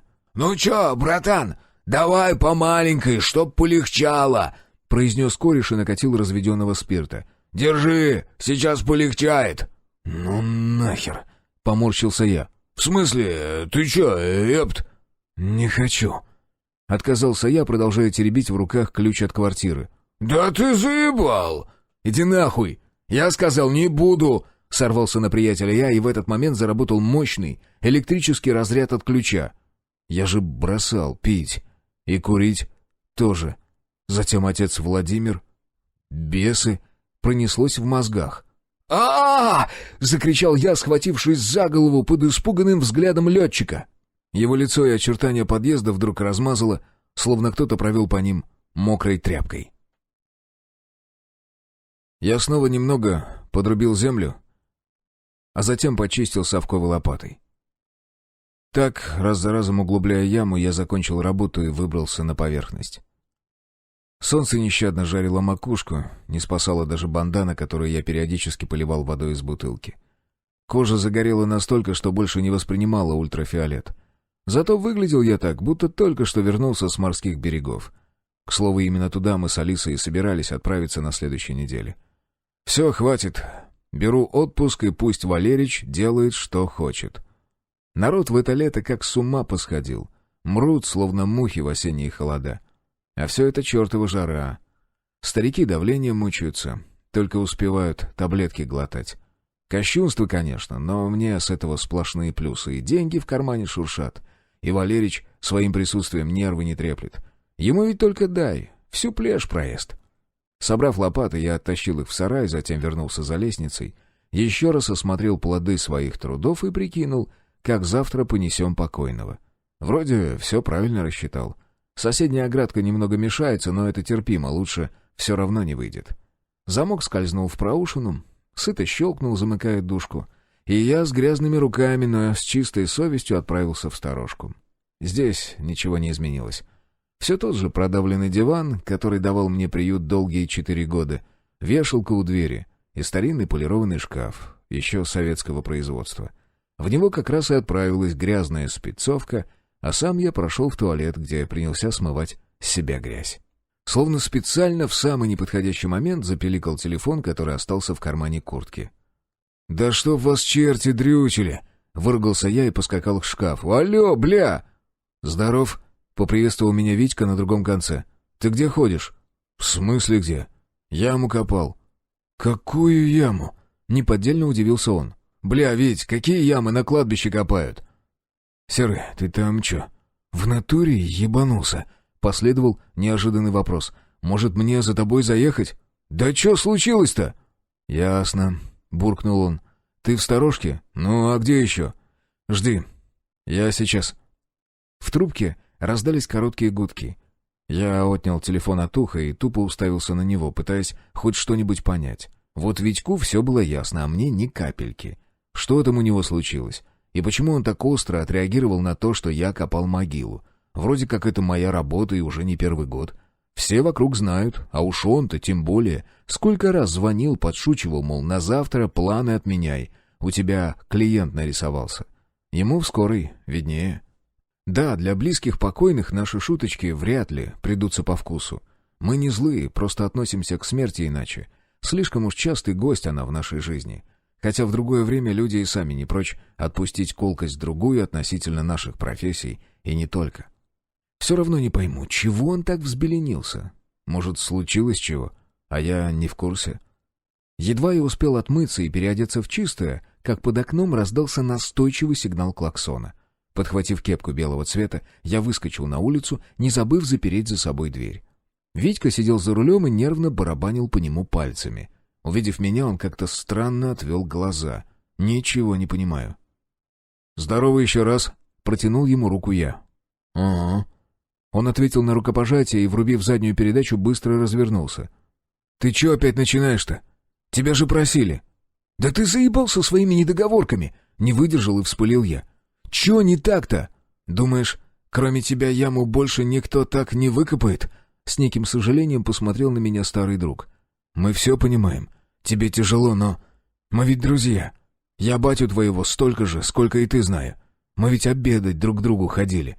Но не делается так. Пойми, для родни могилы не роют». «Так, а вот это уже интересно», — отстраненно подумал я. «Я что же, на похороны отца попал?» И эта мысль вдруг вызвала ряд вспышек в памяти, очень странных и жутких. Они промелькнули за мгновение, оставив неприятный осадок. А я вдруг задумался, почему не помню того, как умер отец. Я копал могилу, даже не подозревая, что она предназначается ему. Но ведь это ненормально. Что за херня со мной творится? Все это пронеслось в голове и растворилось в глубинах подсознания, оставив легкое ощущение тревоги. Даже не тревоги, а некого зуда незаконченного дела, словно я забыл что-то важное. «Да чтоб их этих жопомордых!» — выругался Витек, переваливаясь на очередной яме в асфальте. «Самим-то не тошно по такой дороге ездить. У них тачки казенные, им насрать. Вот это и хуёво-то. А заставить хоть раз за свой счет подвеску отремонтировать, сразу бы зашевелились. Слушай, а мэр ведь к тебе иногда заезжает?» «Ага. Прям так он меня и послушал», — ухмыльнулся я, прекрасно понимая, к чему ведет приятель. «Забей болт, все равно ничего не изменится. Только зря нервы себе мотаешь». «Козлы! Чтобы их в аду черти в жопу драли!» Получив очередной удар по подвеске, разразился Витек. У отцовского дома курили мужики, его коллеги с работы. Похороны назначены на завтра, но на них они попасть не смогут из-за смены, а потому пришли попрощаться сейчас. На заводе батю уважали, считали его хорошим специалистом. Он и в самом деле на станке мог черта с рогами выточить, притом завязанными глазами. Жаль, что начальство не особо ценило сей нелегкий труд. Зарплаты отцу вряд ли хватало на жизнь. Однако он никогда не жаловался, взаймы не просил, да и от моей помощи всегда отказывался, из-за чего между нами часто случались конфликты. Нет, последнее место работы он принял даже с улыбкой. А вот когда я тянул лямку службы, путешествуя по горячим точкам, вечно упрекал. На крыльце меня встречала Алиса. До сих пор не верю, что смог урвать себе такую красавицу, а главное умницу. «Привет», — произнесла она и поцеловала меня в щеку, а затем прошептала на ухо. «Все-таки временами ты такой баран». «Какой есть», — пожал плечами я и прошел в дом. Здесь царил тихий траур, иначе не назовешь. Пришедшие попрощаться перешептывались, словно боялись потревожить покойного. По очереди подходили к столу, на котором стоял гроб, и молча вставали рядом. «Так, поминальный ужин я заказала», — шепнула Алиса. «Венок от нас в тамбуре. Не забудь его в машину положить». «Вот он! Ядрить колотить!» Нарушая спокойную идиллию, ворвался в помещение Колян. «Ну и какого хрена?» «Да тихо ты! Не ори!» — шикнула на него Алиса. «Все уже. Дело сделано». «Да я видел. Мы как раз с мужиками приехали, а там уже все готово. Хорошо Витек позвонил. Серый, ну, как так-то?» «День добрый!» — прозвучал за спиной сочный голос отца Владимира. «Соболезную вашей утрате, Сергей. Можно вас на минуточку?» «Да без проблем», — кивнул я и вышел вслед за священником на улицу. «Сергей, у меня к вам сложный разговор. Я не знаю, рассказывал ли вам отец о том, чем занимался до вашего рождения». «Нет? А в чем дело? Чем таким он мог заниматься, что это вдруг привлекло внимание церкви?» «Нет, ты не совсем правильно меня понял. Он скорее помогал нам в неком, скажем так, деликатном вопросе». «Темнеете вы что-то?» — подозрительно прищурился я. «И нет, отец мне ничего такого не рассказывал. Насколько мне известно, он от станка только поссать отлучался». «Значит, он ничего тебе не рассказывал и не передавал? Я все еще не понимаю, о чем вы». «Ладно», — несколько отрешенно пробормотал священник. «Еще раз извините за беспокойство. Служба завтра в 8 утра. Постойте!» Я придержал отца Владимира и почему-то разоткровенничался. Буквально за пару дней до. В общем, он мне позвонил и попросил, чтобы я к нему заглянул. Сказал, это очень важно. В тот вечер он вел себя как-то странно. Говорил намеками, постоянно озирался и переходил на шепот. Нес какую-то чушь про врагов человечества и то, что мне срочно нужно уезжать. А затем отдал вот это. Я извлек из кармана старинный ключ. Нет, в нем не было ничего особенного, никаких замысловатых узоров, которыми так любили раньше украшать все подряд, в том числе и подобные безделушки. Однако по нему сразу было видно, что он не принадлежит нашему времени. Отец Владимир бросил на него короткий взгляд и попытался сделать вид, что ключ ему не интересен. Но от моего цепкого взгляда, привычного к экспресс-допросам в полевых условиях, когда необходимо за мгновение вычленить ложь допрашиваемого, не ускользнул этот момент. «Можно!» Он протянул руку к ключу. «Это вряд ли». Я поспешил спрятать безделушку обратно в карман. И в этот момент ключ ударил меня током, да так, что в сознании мгновенно прояснилось. В мозг потоком хлынули воспоминания о бесах, конце света, изменениях, что произошли с миром, и о том, где я сейчас нахожусь на самом деле. «Что-то не так?» «Все не так», — ухмыльнулся я. «Вы не такой. Все это...» Я обвел руками прощальную церемонию. «Какой-то ебаный цирк!» Затвор сыто лязгнул, посылая патрон в ствол. Остался последний магазин, а подкрепления как не было, так и нет. Шанс уже битый час пытался вызвать его, но нас словно не слышали. Не удивлюсь, если эти ублюдки нас глушат. «Лем, обстановка?» — спросил я. «Хуёво! В атаку больше не лезут, но и отступать не собираются!» «Четвертой базе! Ответьте!» Набивший оскомину фразой протараторил в углу Шанс. «Четвертой базе!» «Да сдали нас! Гадом буду!» — сквозь зубы процедил Фома. «Да кто сдал-то? Про эту операцию знали единицы!» — парировал Лем. «Тебе подсказать или сам догадаешься?» — с ухмылкой спросил Фома. «Котельников, конечно, тот еще гондон. Но я не думаю, что он бы рискнул пойти на такое!» Отложив рацию, поддержал беседу Шанс. «Ага, точно!» — расхохотался Фома. «И это не его канал поставок мы только что накрыли. Пацаны, по-моему, все очевидно, на бумагах стоит его подпись». «Какая разница?» — осадил бессмысленный спор я. «Он все равно отмажется. Скажет, что террористы накрыли колонну, которая тянула снабжение нашим парням. Мы на войне, и здесь это дерьмо сплошь и рядом».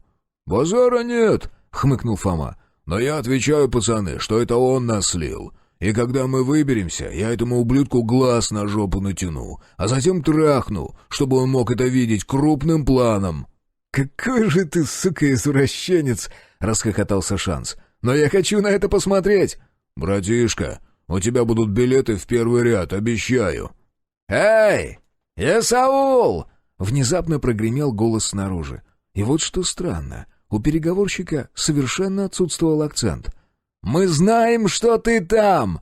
Отдай нам ключ, и вы сможете уйти!» «А ебальник не треснет!» — выкрикнул Фома. «Иначе вы умрете!» «Вальхалла ждет своих сыновей!» — вернул ему наш отрядный весельчак. «Командир, о каком ключе он там говорит?» — с удивлением уставился на меня Лем. «Он знает!» — криво ухмыльнулся Шанс и вдруг направил на меня автомат. «Эй, ты чего, братишка? Совсем берега попутал?» — встал на мою защиту Фома. «А ну, опусти ствол!» «Я не хочу снова подыхать», — покачал головой тот. «Если вам это понравилось, то вперед и с песней». «Что?» Теперь уже удивился я, если выражаться цензурно. «Ты чё несешь?» «Яйца!» — отпустил очередную колкость Фома. «И, судя по роже, страусиные!» «Мне не до шуток, братишка!» Тем не менее усмехнулся Шанс. «Вы же прекрасно помните, чем все закончится. Мы сдохнем, а он уйдет без единой царапины. Как думаете, почему?» «Может, так распорядилась судьба?» — заметил вечно флегматичный Лем. «Пацаны, что вообще происходит?» Я поочередно всматривался в лица боевых товарищей. «То, что ты всегда выбирался невредимым из самых безвыходных ситуаций», — ответил Шанс. «И мы сейчас были бы живы, если бы ты поделился с нами ключом». «Да каким еще, мать вашу, ключом?» — не выдержал и закричал я. «Тем самым, командир», — вместо него ответил Лем, «который достался тебе от отца и который ты едва не пропил, пока жил на кладбище». «Он ведь не нужен тебе, Исаул», — поддержал приятелей Фома. «Ты же сам говорил, что просто хочешь покоя». Они продолжали говорить, и вскоре к их голосам присоединились другие. Гул нарастал, превращаясь в сплошной поток шума, в котором уже невозможно было различить отдельные слова и даже буквы. Но этого и не требовалось. Все они просили лишь одного — чтобы я отдал им ключ. Я даже не заметил, как растворились события прошлого. Сейчас меня окружала сплошная тьма, сквозь которую в мозг врывался гомон.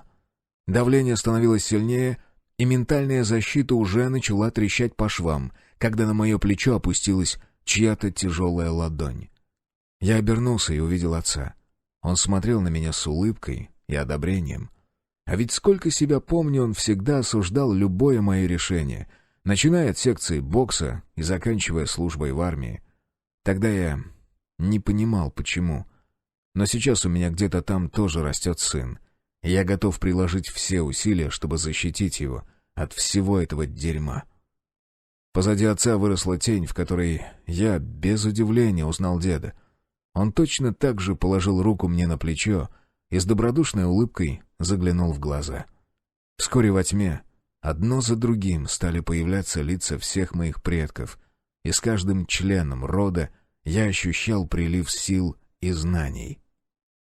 Энергия заструилась по венам, и было ее столько, что я мановением руки разогнал морок, что обрушил на мою голову малый совет. Передо мной сидело 5.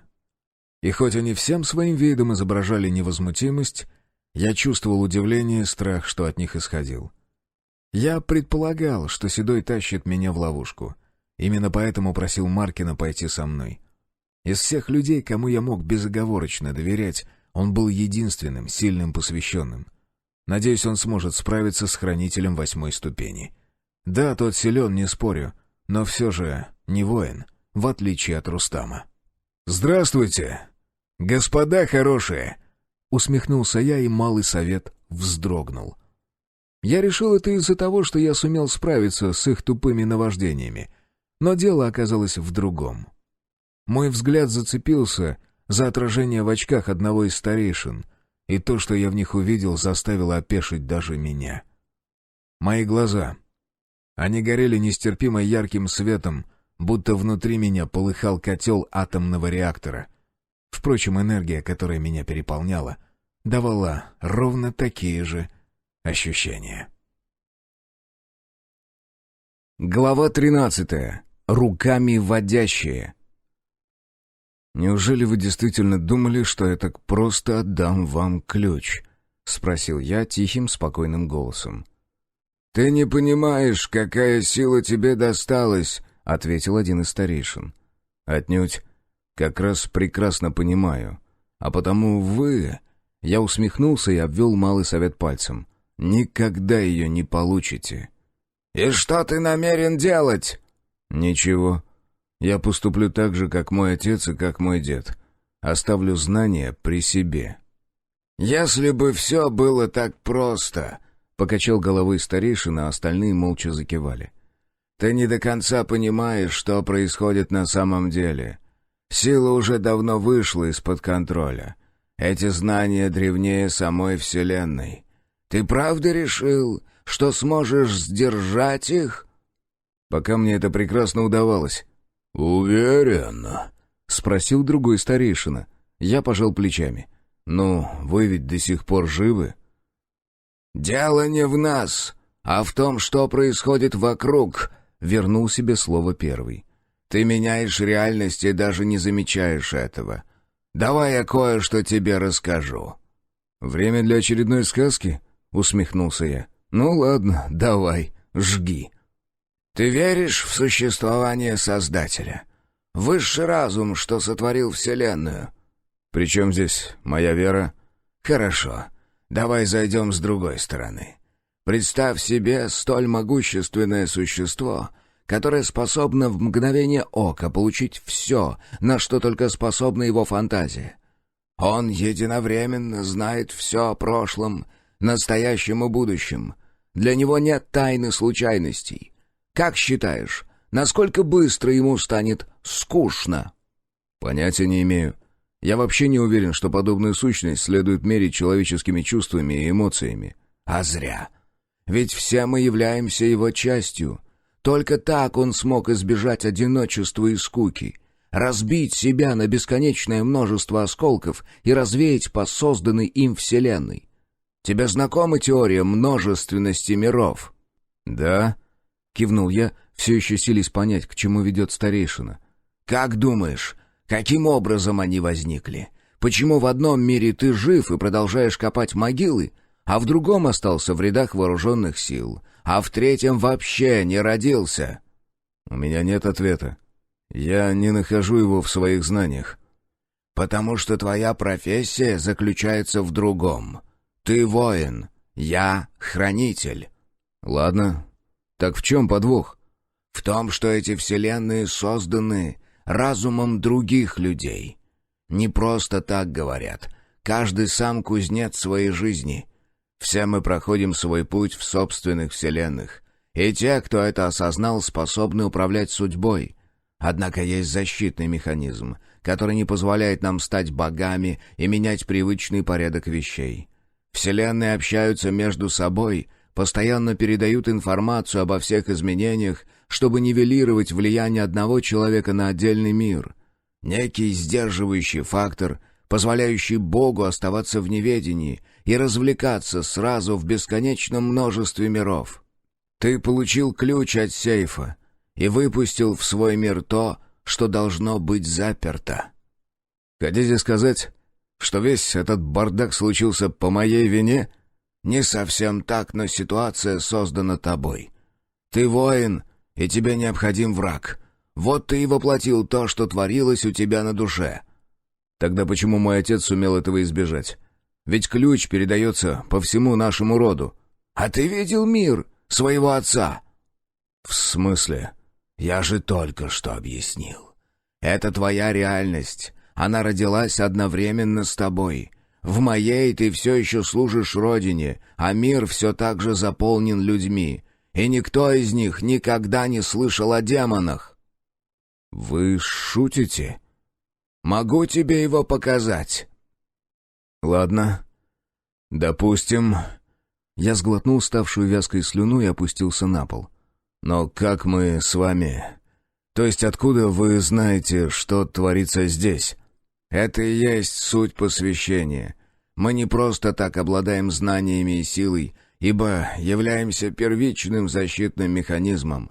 Но ты настолько силен, что наше влияние на твой мир минимально». «А почему бы вам просто не оставить меня в покое?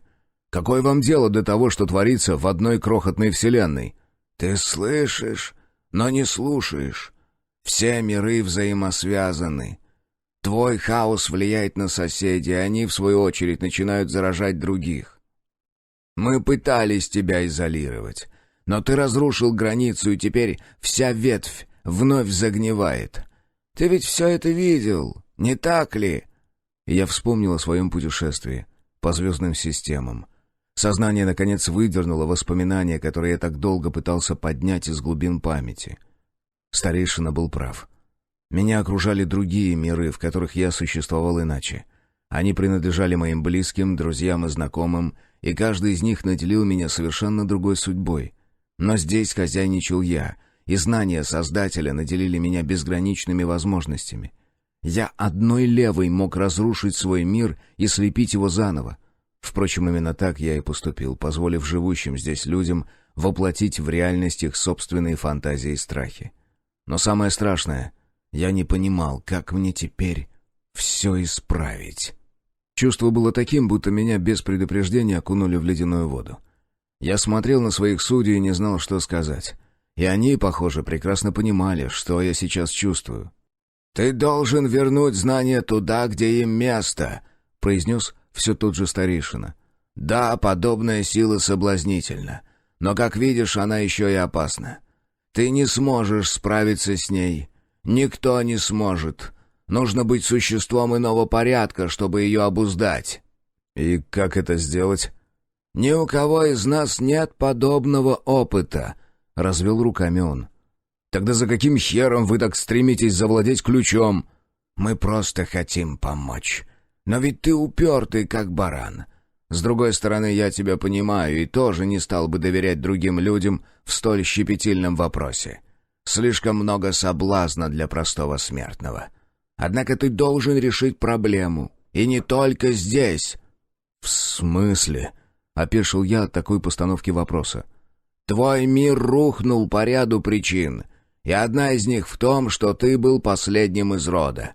Но теперь это не так». «Я не знаю, где мой сын. У меня есть информация, что Исай привез Алису сюда, и больше о ней никто ничего не слышал. Она как сквозь землю...» «Стоп. Теперь ты начинаешь понимать. Посмотри внимательно на это место». И я посмотрел. Раньше для того, чтобы увидеть изнанку мира, мне приходилось прилагать усилия. Сейчас это далось играючи, словно пальцем пошевелить. Я, наконец, полностью овладел ключом и действительно мог вытворять с реальностью все, что заблагорассудится. Вот только не здесь. Структура подземного города казалась незыблемой, но это привлекло мое внимание.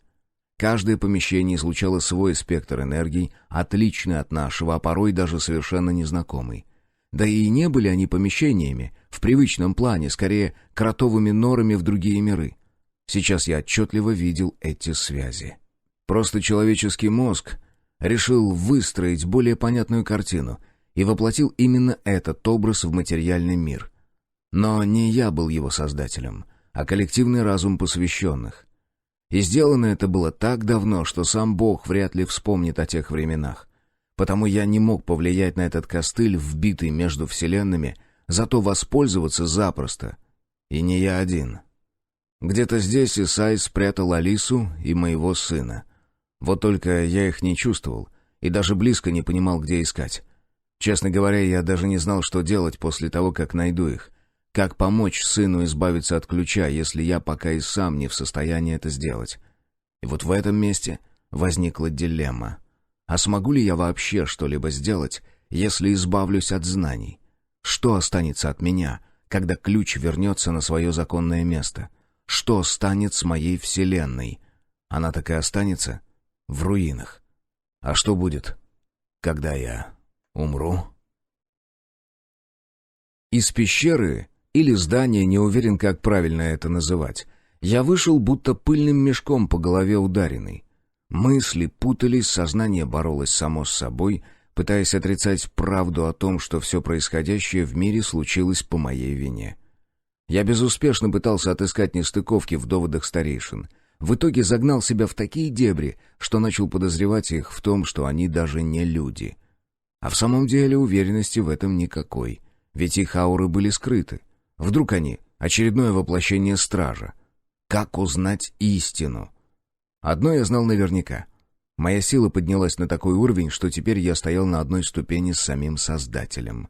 В моей власти было размотать весь совет старейшин, включая тех 5, а заодно и уничтожить подземный город. Может, стоит вернуть обратно границу между мирами? Да, может быть, Вселенная при этом и начнет умирать, но сколько это продлится? Вряд ли ее жизнь равнозначна моей. Странно.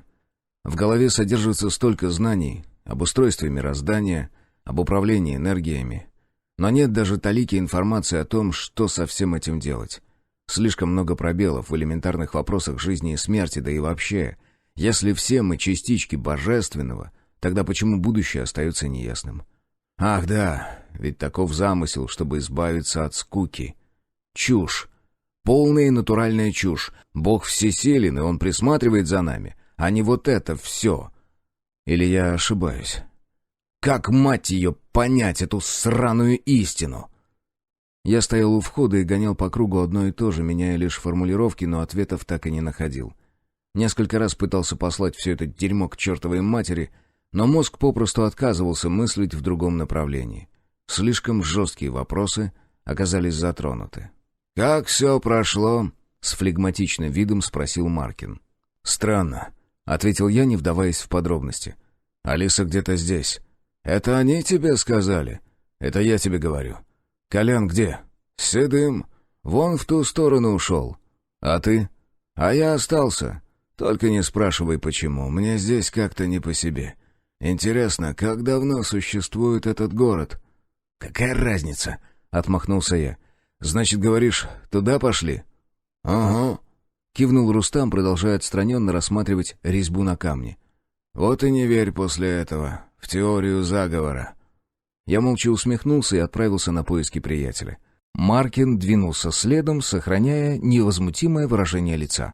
В конце подземной, слегка изогнутой улицы обнаружился перекресток, и мне пришлось переключить зрение, чтобы отыскать след друга, иначе мы рисковали блуждать здесь до бесконечности. После того, как я посетил келью Малого Совета, ориентироваться в лабиринте пещер стало просто. Будто мне в самом деле кто-то прямо на подкорку загрузил карту подземелья. Некоторые помещения я даже узнавал, хотя готов поклясться, что никогда их раньше не видел. К слову, не каждое вырезанное в каменном массиве здание представляло собой узел перемещения в другую реальность. Удивительным было то, что некоторые оказались жилыми, как, например, ниша справа.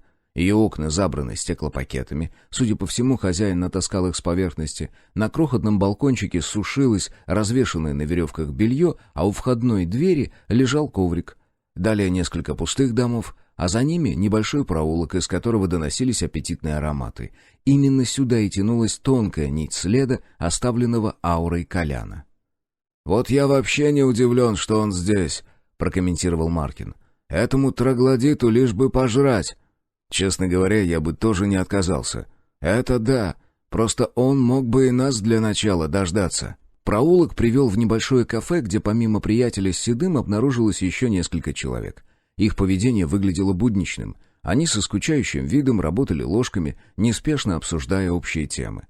Двое витязей болтали о недавней охоте на нечисть, за соседним столиком о погоде на поверхности. А я все никак не мог отделаться от мыслей, что все это лишь плод моего разума. Нет, не в том смысле, что достаточно закрыть глаза, и я волшебным образом перенесусь обратно на кладбище в свою крохотную сторожку. Как-то не верилось, что моя воля способна сотворить такое. Что-то не клеилось в теории старейшин. Или мир сильно сложнее, чем они пытались донести. «Какой-то ты сильно задумчивый вернулся», — толкнул меня локтем в бок Маркин. «У тебя точно все хорошо?» «Пока не знаю». «Ясно. Ладно, не буду лезть в душу. Захочешь, расскажешь», — сделал верный вывод приятель и помахал нашим. Колян призывно замахал в ответ, а Седой вежливо улыбнулся. «Жрешь?» — с ухмылкой спросил Маркин, когда мы к ним подошли. «Угу», — с набитым ртом кивнул Колян. «Ну, как все прошло?» — поинтересовался Седой. «Познавательно», — сухо ответил я. «Но ключ все еще при мне, если тебя именно это интересует». «Ну и что в итоге?» — проживав, пустился в расспросы Колян. «Ты теперь большой босс или где?» «Или», — уклонился я от ответа. «Суть вообще не в этом. Короче, Алиса и мой сын где-то здесь, и мне нужно их найти». «Я здесь при чем?» — пожал плечами Седой. «Моя миссия заключалась в том, чтобы доставить тебя сюда». Это я уже и сам догадался. «У меня другой вопрос. Ты вообще местный?» «В смысле? В коромысле, бля! Ты из моей реальности?» «Теперь я уже ни хера не понял!» Колян почесал макушку. «Пойдем покажешь, где здесь пожрать взять», — принял верное решение Маркин. «Да ты че, ёпт, глаза разуй! Вон там у...» «Пойдем, говорю», — с нажимом повторил Рустам. Ты вон о чем!» До приятеля наконец дошло, чего от него хотят, и он вышел из-за стола. Они удалились к стойке, а спустя пару секунд Колян снова вернулся и подхватил свою тарелку с остатками еды. Я все это время продолжал сверлить взглядом Седова. «Что ты хочешь услышать?» — спросил он, когда мы остались наедине. «Давай на чистоту. Ты местный или как эти, из Малого Совета?» «Ты, кажется, не совсем верно понял концепцию вселенных. Можно обойтись без лирики и философии. Мне нужно знать, есть ли у тебя выход на другие реальности. Ровно так же, как и у тебя. Посвященные могут перемещаться в сознание двойников. Правда, такая способность дается лишь на 9-й ступени. Скажи, что именно тебе нужно?» «Алиса и мой сын где-то здесь. Я должен найти их. Только так можно привести мир к балансу». «Выходит, ты согласен, что ключ нужно вернуть на место?» «Думаю, это будет правильно», — кивнул я. «Никто не должен обладать такой силой. Поможешь?» «С удовольствием. Только не знаю как. Миров слишком много. Мы будем искать твоего сына до бесконечности». «Это как раз понятно. Есть у меня одна мысль по поводу. Нужно организовать всех посвященных и замутить розыск. Я могу поделиться отпечатком ауры Алисы, пусть они обшарят свои миры. Не думаю, что Исай увел ее слишком далеко. Он где-то рядом, я уверен». «Почему?» «Не знаю. Чувствую. И еще один момент. Попытаешься снова меня наебать, я тебе голову отрежу. Усек?» Седой молча кивнул, но в глазах Аури отобразилось все, что мне нужно. Больше он со мной хитрить не посмеет. Я помахал ребятам рукой, и они тут же отделились от стойки, неся по подносу, один из которых предназначался мне. На нем разместился стандартный обед из 3 блюд, ровно таких же, как уплетали Колян с Седым, из чего я сделал вывод, что это место вовсе не кафе, а обыкновенная рабочая столовая. Впрочем, для бизнеса здесь вряд ли найдется место. Подземный город существует только для посвященных, да и тех здесь не очень-то много. «Че делать-то будем?» — спросил Колян, когда пауза сильно затянулась. «Пока не знаю», — пожал плечами я. «Алиса и мой сын здесь, но я не понимаю, как их отыскать». «А ты попробуй свои эти шуры-муры!» — приятель помахал руками, изображая магические пассажи. «Вообще-то, шуры-муры — это немного о другом», — вежливо подметил Маркин. «Но он прав, можно прибегнуть к силам.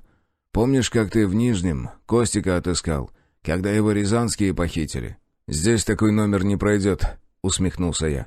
«Почему?» «Выйди в информационное поле», — с хитрым прищуром посоветовал я. Маркин некоторое время всматривался в мое лицо, затем прикрыл глаза и попытался сделать то, о чем я попросил. В среднем у Витязя его уровня на это должно уйти пару секунд. Но вихри энергетических потоков в этом месте вряд ли вообще позволят ему пробиться. Фон от соседних миров создает некий белый шум, похожий на тот, каким глушат связь спецслужбы. Оно как раз и объясняет, почему старейшины не выходят на связь привычным методом. Все изменилось, когда я обрушил границы. «Да, не получается», — наконец оставил тщетные попытки Рустам. «Что-то мешает, будто пелена какая». Я предложил немного другой вариант, но для этого нам придется собрать всех посвященных высших ступеней.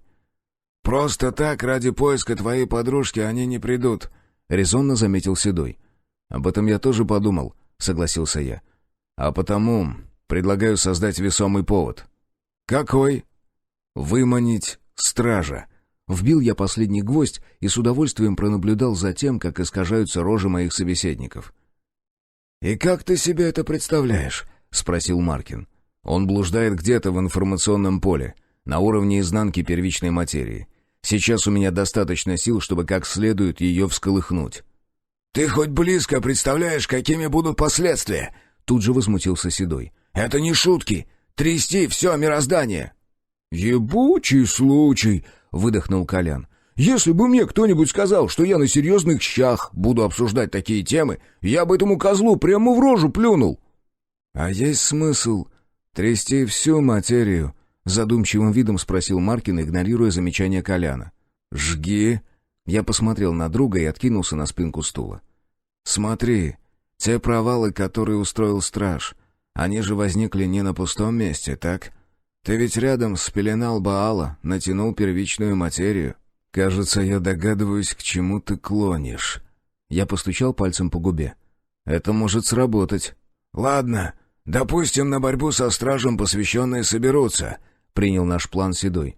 Как ты убедишь их заняться поиском своей подружки? Ты меня, конечно, извини, дружище, но я не совсем понимаю, за каким хреном тебе это нужно? Снова вкрутил вопрос Колян. Ни за что в жизни не поверю, что у тебя прям любовь аж пиздец. Ну да, сын, знаю, замахал руками он, не давая мне вставить слово. Но если она сама тебя видеть не хочет, ради чего все эти движения? Только давай на чистоту. Ну не похож ты на сумасшедшего влюбленного. Я хочу разорвать круг и вернуть ключ на законное место. А так уж сложилось, что он прописан у нас в родовой памяти и теперь передался сыну. «Так», — кивнул Колян, — «и нахуя нам такие коридоры?» Вот сейчас не понял. Я склонил голову набок. «Ну вот это вся канитель с посвященными и всем остальным дерьмом», — разжевал вопрос он. «Мы собираемся выманить стража, так?» «Ну?» — подался вперед Маркин. «Так, может, стоит договориться сразу с ним?» «Ты, кажется, не совсем понимаешь, с чем мы имеем дело», — поморщился Седой. «Страж — это не человек. Скорее, защитная программа, разум иного порядка. Там непостижимый для человека образ мышления, с ним не получится договориться». «А я думаю, Колян прав», — Маркин прихлопнул ладонью по столу. «Если бы все было так, как ты говоришь, этот страж постоянно бы дышал нам в спину, а он где-то немного пошумел и успокоился. По-моему, он уже понял, чем закончится дело, и просто ждет, когда мы сами выйдем на связь».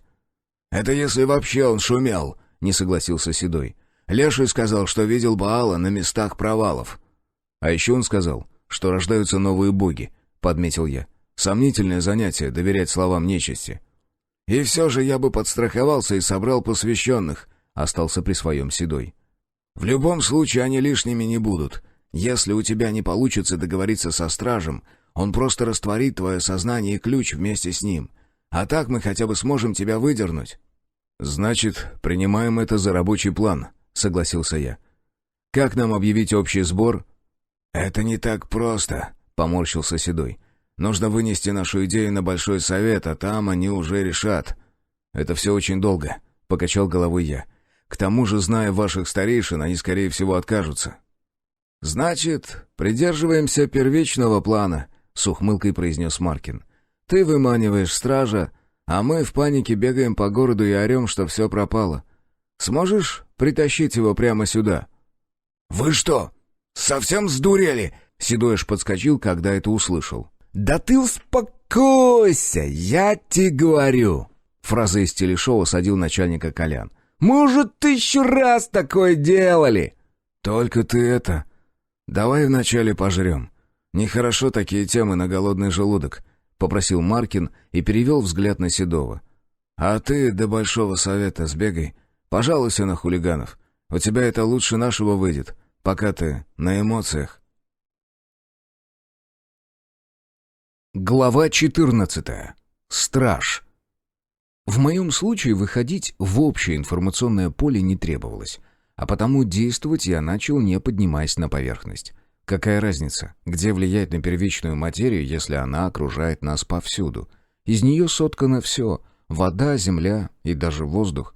Главное действовать аккуратно, потому что шутки с силами подобного масштаба легко могут привести и к катастрофе вселенского масштаба. Потянешь не за ту нить, и все. Распустится основной узел, на котором держится Солнечная система, а то и вся галактика. Шучу, конечно. Все далеко не так просто, но по неосторожности расщепить кого-нибудь на атомы вполне реально. А моя задача совсем не в этом. Мне нужно выманить стража и притащить его в подземный город на перекресток миров. Тогда все посвященные обязательно всполошатся и прибегут бороться с напастью. Тут-то мы с ними и обсудим, как нам жить дальше. Сосредоточиться долго не получалось. В голову постоянно лезли слова Малого Совета конструкции Вселенной. Я не привык доверять людям, тем более тем, кто обладает властью, но все же каждый раз, прежде чем что-то сотворить на энергетическом уровне, я обращался к внутреннему миру. Сейчас это сбивало с настроя. Но, как говорится, терпение и труд... Я, наконец, смог увидеть первичную материю, которая невидимой сетью пронизывала все мироздание. Охватить ее полностью невозможно, слишком велики масштабы для сознания простого человека. Ну, ладно, не совсем обычного, но все же. Да, я обладал знаниями Творца, но до его силы и возможностей мне никогда не добраться. Разве что после смерти, когда частичка моей души вернется в лоно и воссоединится с самим Создателем. Аккуратно, чтобы, не дай бог, не искривить пространство перекрестка миров, я принялся натягивать и отпускать паутинки первичной материи, словно паук, проверяющий сеть на наличие разрыва или неравномерного натяжения. Вот только в моем случае разрыва быть не может, иначе рассыплется все мироздание. Полотно, на котором Творец нарисовал Вселенную, нерушимо. Шаг за шагом я заставлял вибрировать каждый атом и, наконец, наткнулся на то, что искал. Он обрушился на меня внезапно и поглотил разум. Ощущение было такое, будто меня кто-то ударил по голове. В ушах зазвенело, все воспринималось как сквозь вату. Я пытался бороться, но силы были неравны. Это как поливать против ветра, а в случае со стражем я попал в натуральный шторм.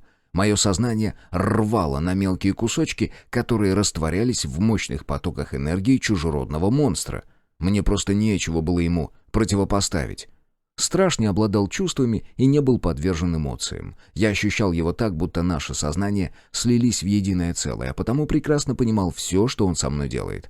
Ему было совершенно плевать на мои желания, на все то, что я собирался ему предложить. Он действовал с конкретной целью и не имел преград для ее достижения. В его понимании я — вирус, который следует уничтожить, и его не волнует, что знания, ради защиты которых он пробудился, попали ко мне, не по моей воле. Вначале я защищался, затем пробовал драться, и чем сильнее брыкался, тем жестче действовал страж. Моя защита рухнула в мгновение ока, а атака ушла в пустоту, как крохотный камень, брошенный в бездонную пропасть. Злость ровно так же оказалась бессильной. Я мог лишь винить себя за неосмотрительность, глупость и завышенную самооценку. Слишком рано я возомнил себя всесильным и решил потягаться с тем, кого создал сам Творец. А он как никто понимал, с чем придется столкнуться этому псу, ведь мы являемся его частью, а значит и амбиции в нас заложены те же. В этой вселенной все соткано из первичной материи, все, кроме жизни.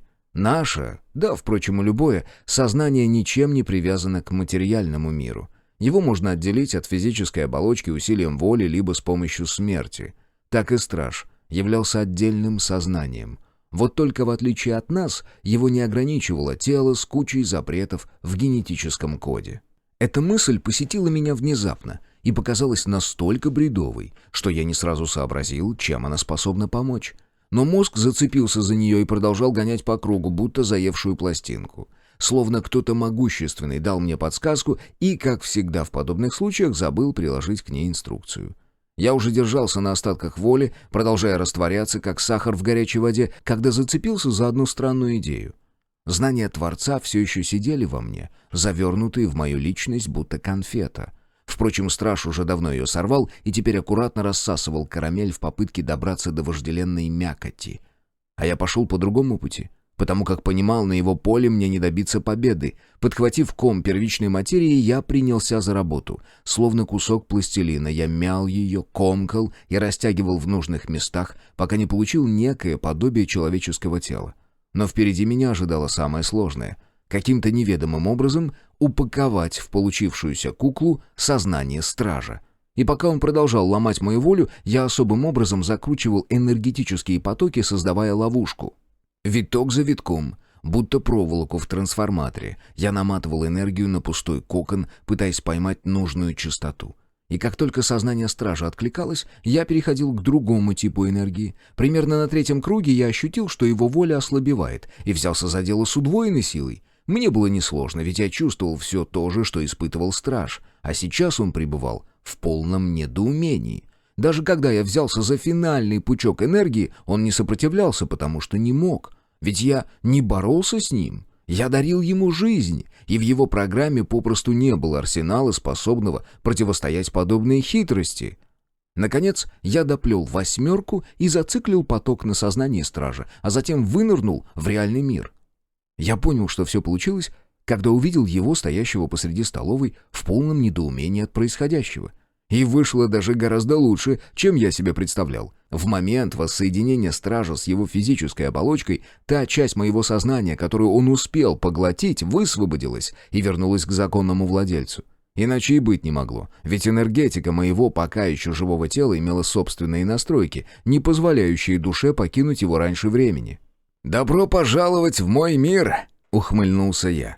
Однако вместо приветствия страж сразу бросился в атаку. Но теперь я нисколько не сомневался в своей победе, ведь игра перешла на мое поле, где действовали знакомые мне правила физического мира. А вот для стража он явно непривычен. Это было видно по неуклюжим движениям и легкой дезориентации. По пути ко мне он умудрился дважды споткнуться и врезаться в стол. Похоже, он все еще полагал, что способен проходить сквозь твердые объекты. Но и обычным человеком он все-таки не был, а потому учился мгновенно. Его первый удар вышел смазанным, неумелым, я блокировал его, даже не переключив организм в скоростной режим. В ответ я сунул ему кулак в челюсть и немало удивился, попав на аналогичный блок. Пришлось действовать более решительно. Удар ногой в грудь отбросил противника на пару метров, но он успел собраться и уйти в кувырок, прежде чем мне удалось его добить. Мало того, страж позволил к себе приблизиться и атаковал меня коротким боковым по корпусу. Боль пронзила бок, но тело быстро сориентировалось и отключило негативные ощущения. Из-под апперкота я ушел, отклонив голову с траектории удара, поймал его руку на предплечье и, слегка отведя ее в сторону, выстрелил локтем в челюсть противника. И снова мимо. Страж будто знал, что я собираюсь предпринять, хотя это и не удивительно, ведь некоторое время наши сознания сливались в единый поток. Я даже многие его движения определял как свои. Суть любых единоборств заключается в изучении биомеханики человека. Затем выстраивается определенная система приемов, позволяющая в той или иной мере влиять на противника. Лучший тому пример айкидо, где элементарный залом руки влечет за собой падение человека. Но если внимательно присмотреться, каждый мастер исполняет приемы по-своему. Это как почерк, который индивидуален у каждого. Вот и страж использовал именно мой рисунок боя. В нем всюду сквозило подражение. В том, как он ставил ноги, как блокировал удары и как из-под них уходил. Вот он, реальный бой с тенью, когда противнику заранее известен каждый твой шаг. А ведь я ежедневно тренируюсь и каждый раз заканчиваю занятия, сражаясь с воображаемым противником. И на этот момент всегда использую один хитрый прием. Позволяю телу взять верх над разумом. Годами я изучал техники различных единоборств. Какие-то были мне ближе, другие казались противоестественными, но от этого еще более эффективными. Но главное в том, что я научился действовать на уровне рефлексов, совершенно не думая о тактике боя в момент схватки. Именно так я побеждал того, кто знал меня вдоль и поперек. Длинным, скользящим шагом я сорвал дистанцию и тут же ушел влево. Прямой удар стража просвистел буквально в миллиметре от уха. Я лишь мягко подправил его траекторию, чтобы поймать руку в изгиб, а затем жестко опустил левый локоть на предплечье противника. Раздался влажный хруст, но на лице стража даже мускул не дрогнул. Любой другой на его месте уже корчился бы от боли, баюкая сломанную кость, а этому хоть бы что! В душе я уже праздновал победу, отчего замешкался всего на мгновение, но этого оказалось достаточно, чтобы враг развил контратаку. Печень вспыхнула болью, которая моментально взорвалась во всем кишечнике. В глазах потемнело, но организм справился и с этой напастью. «Не лезь!» — рявкнул я Маркину, который сорвался со стула. Внезапно я понял, кто был моим ангелом-спасителем, когда я принял бой там, в подпространстве, на условиях стража.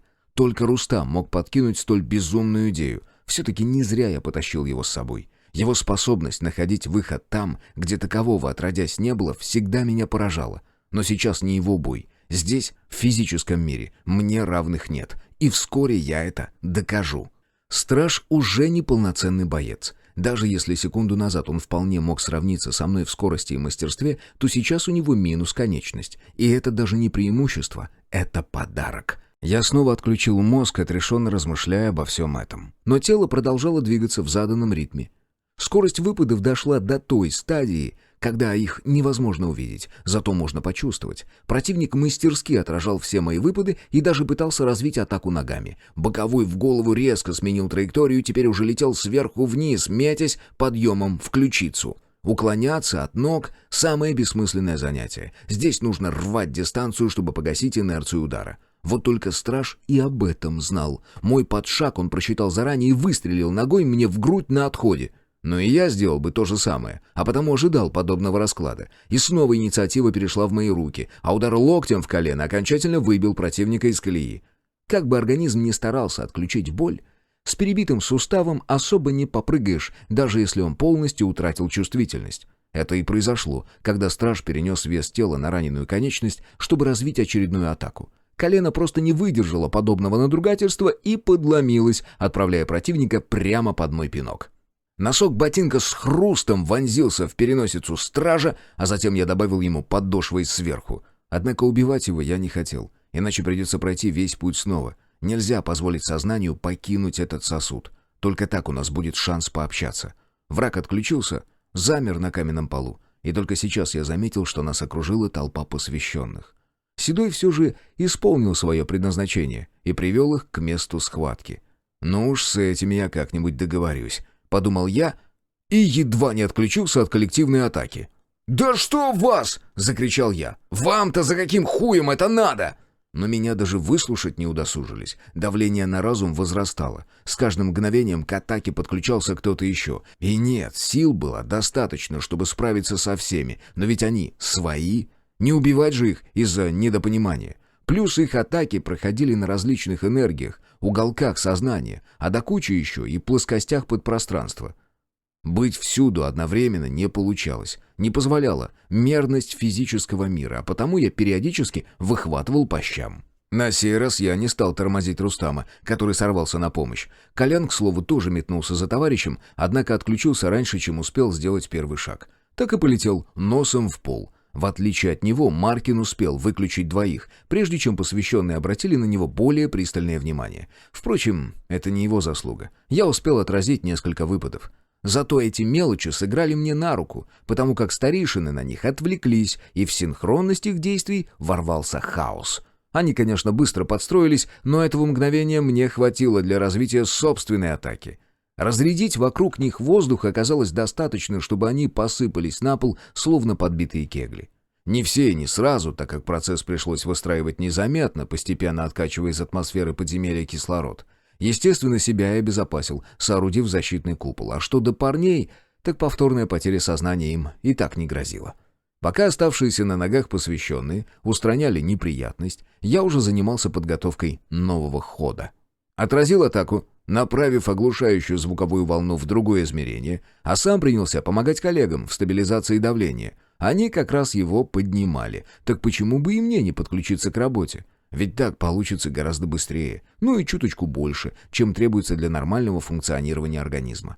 Оставшихся я попросту оглушил ударной волной. На них моих сил хватило с запасом, тем более, что уже не требовалось распыляться. Закончив с противником, я метнулся к своим. Переключил зрение, чтобы рассмотреть брешь в биополе, и направил энергию в нужное русло. Лицо Коляна сразу приобрело розовый цвет, а вот с Маркиным пришлось повозиться чуть дольше. Из-за моей защиты посвященные усилили натиск на его психику, отчего и повреждения он заработал более глубокие. Слегка погорела нервная система, поэтому один за другим уже начинали отказывать органы. Но и с этой задачей я справился. Перераспределил нагрузку, снял болевой эффект и подпитал энергией биополя. Спустя пару минут мое мини-войско было уже на ногах, и мы дружно пеленали посвященных. А чтобы они не хулиганили на энергетическом уровне, пришлось создать специальный кокон по принципу клетки Фарадея. Теперь они могли воздействовать на меня лишь на ментальном уровне, хотя это тоже вряд ли. Здесь я гораздо сильнее. Уже проверял. Наконец пришло время заняться стражем. Он уже начал подавать признаки жизни, и мериться с ними силами еще раз желания не возникало. В общем, дольше возились с поверженными, чем длился сам бой. «Ну что, готов к разговору?» — спросил у стража я, когда тот более-менее оклемался. «Перейди на мысли формы. Ваш язык слишком примитивен для моего сознания», — пришел ответ. И это было удивительно и необъяснимо. Я слышал его голос в голове и одновременно видел образы. Слова странным образом переплетались с картинками и настроением, будто принадлежали мне самому. «Так лучше?» Я попытался подстроиться под данную передачу информации. «Да», — ответил страж, после чего наша беседа заняла какие-то доли секунды.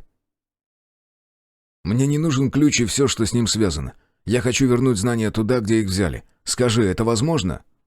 «Вы нанесли критические повреждения нескольким миллиардам вселенных.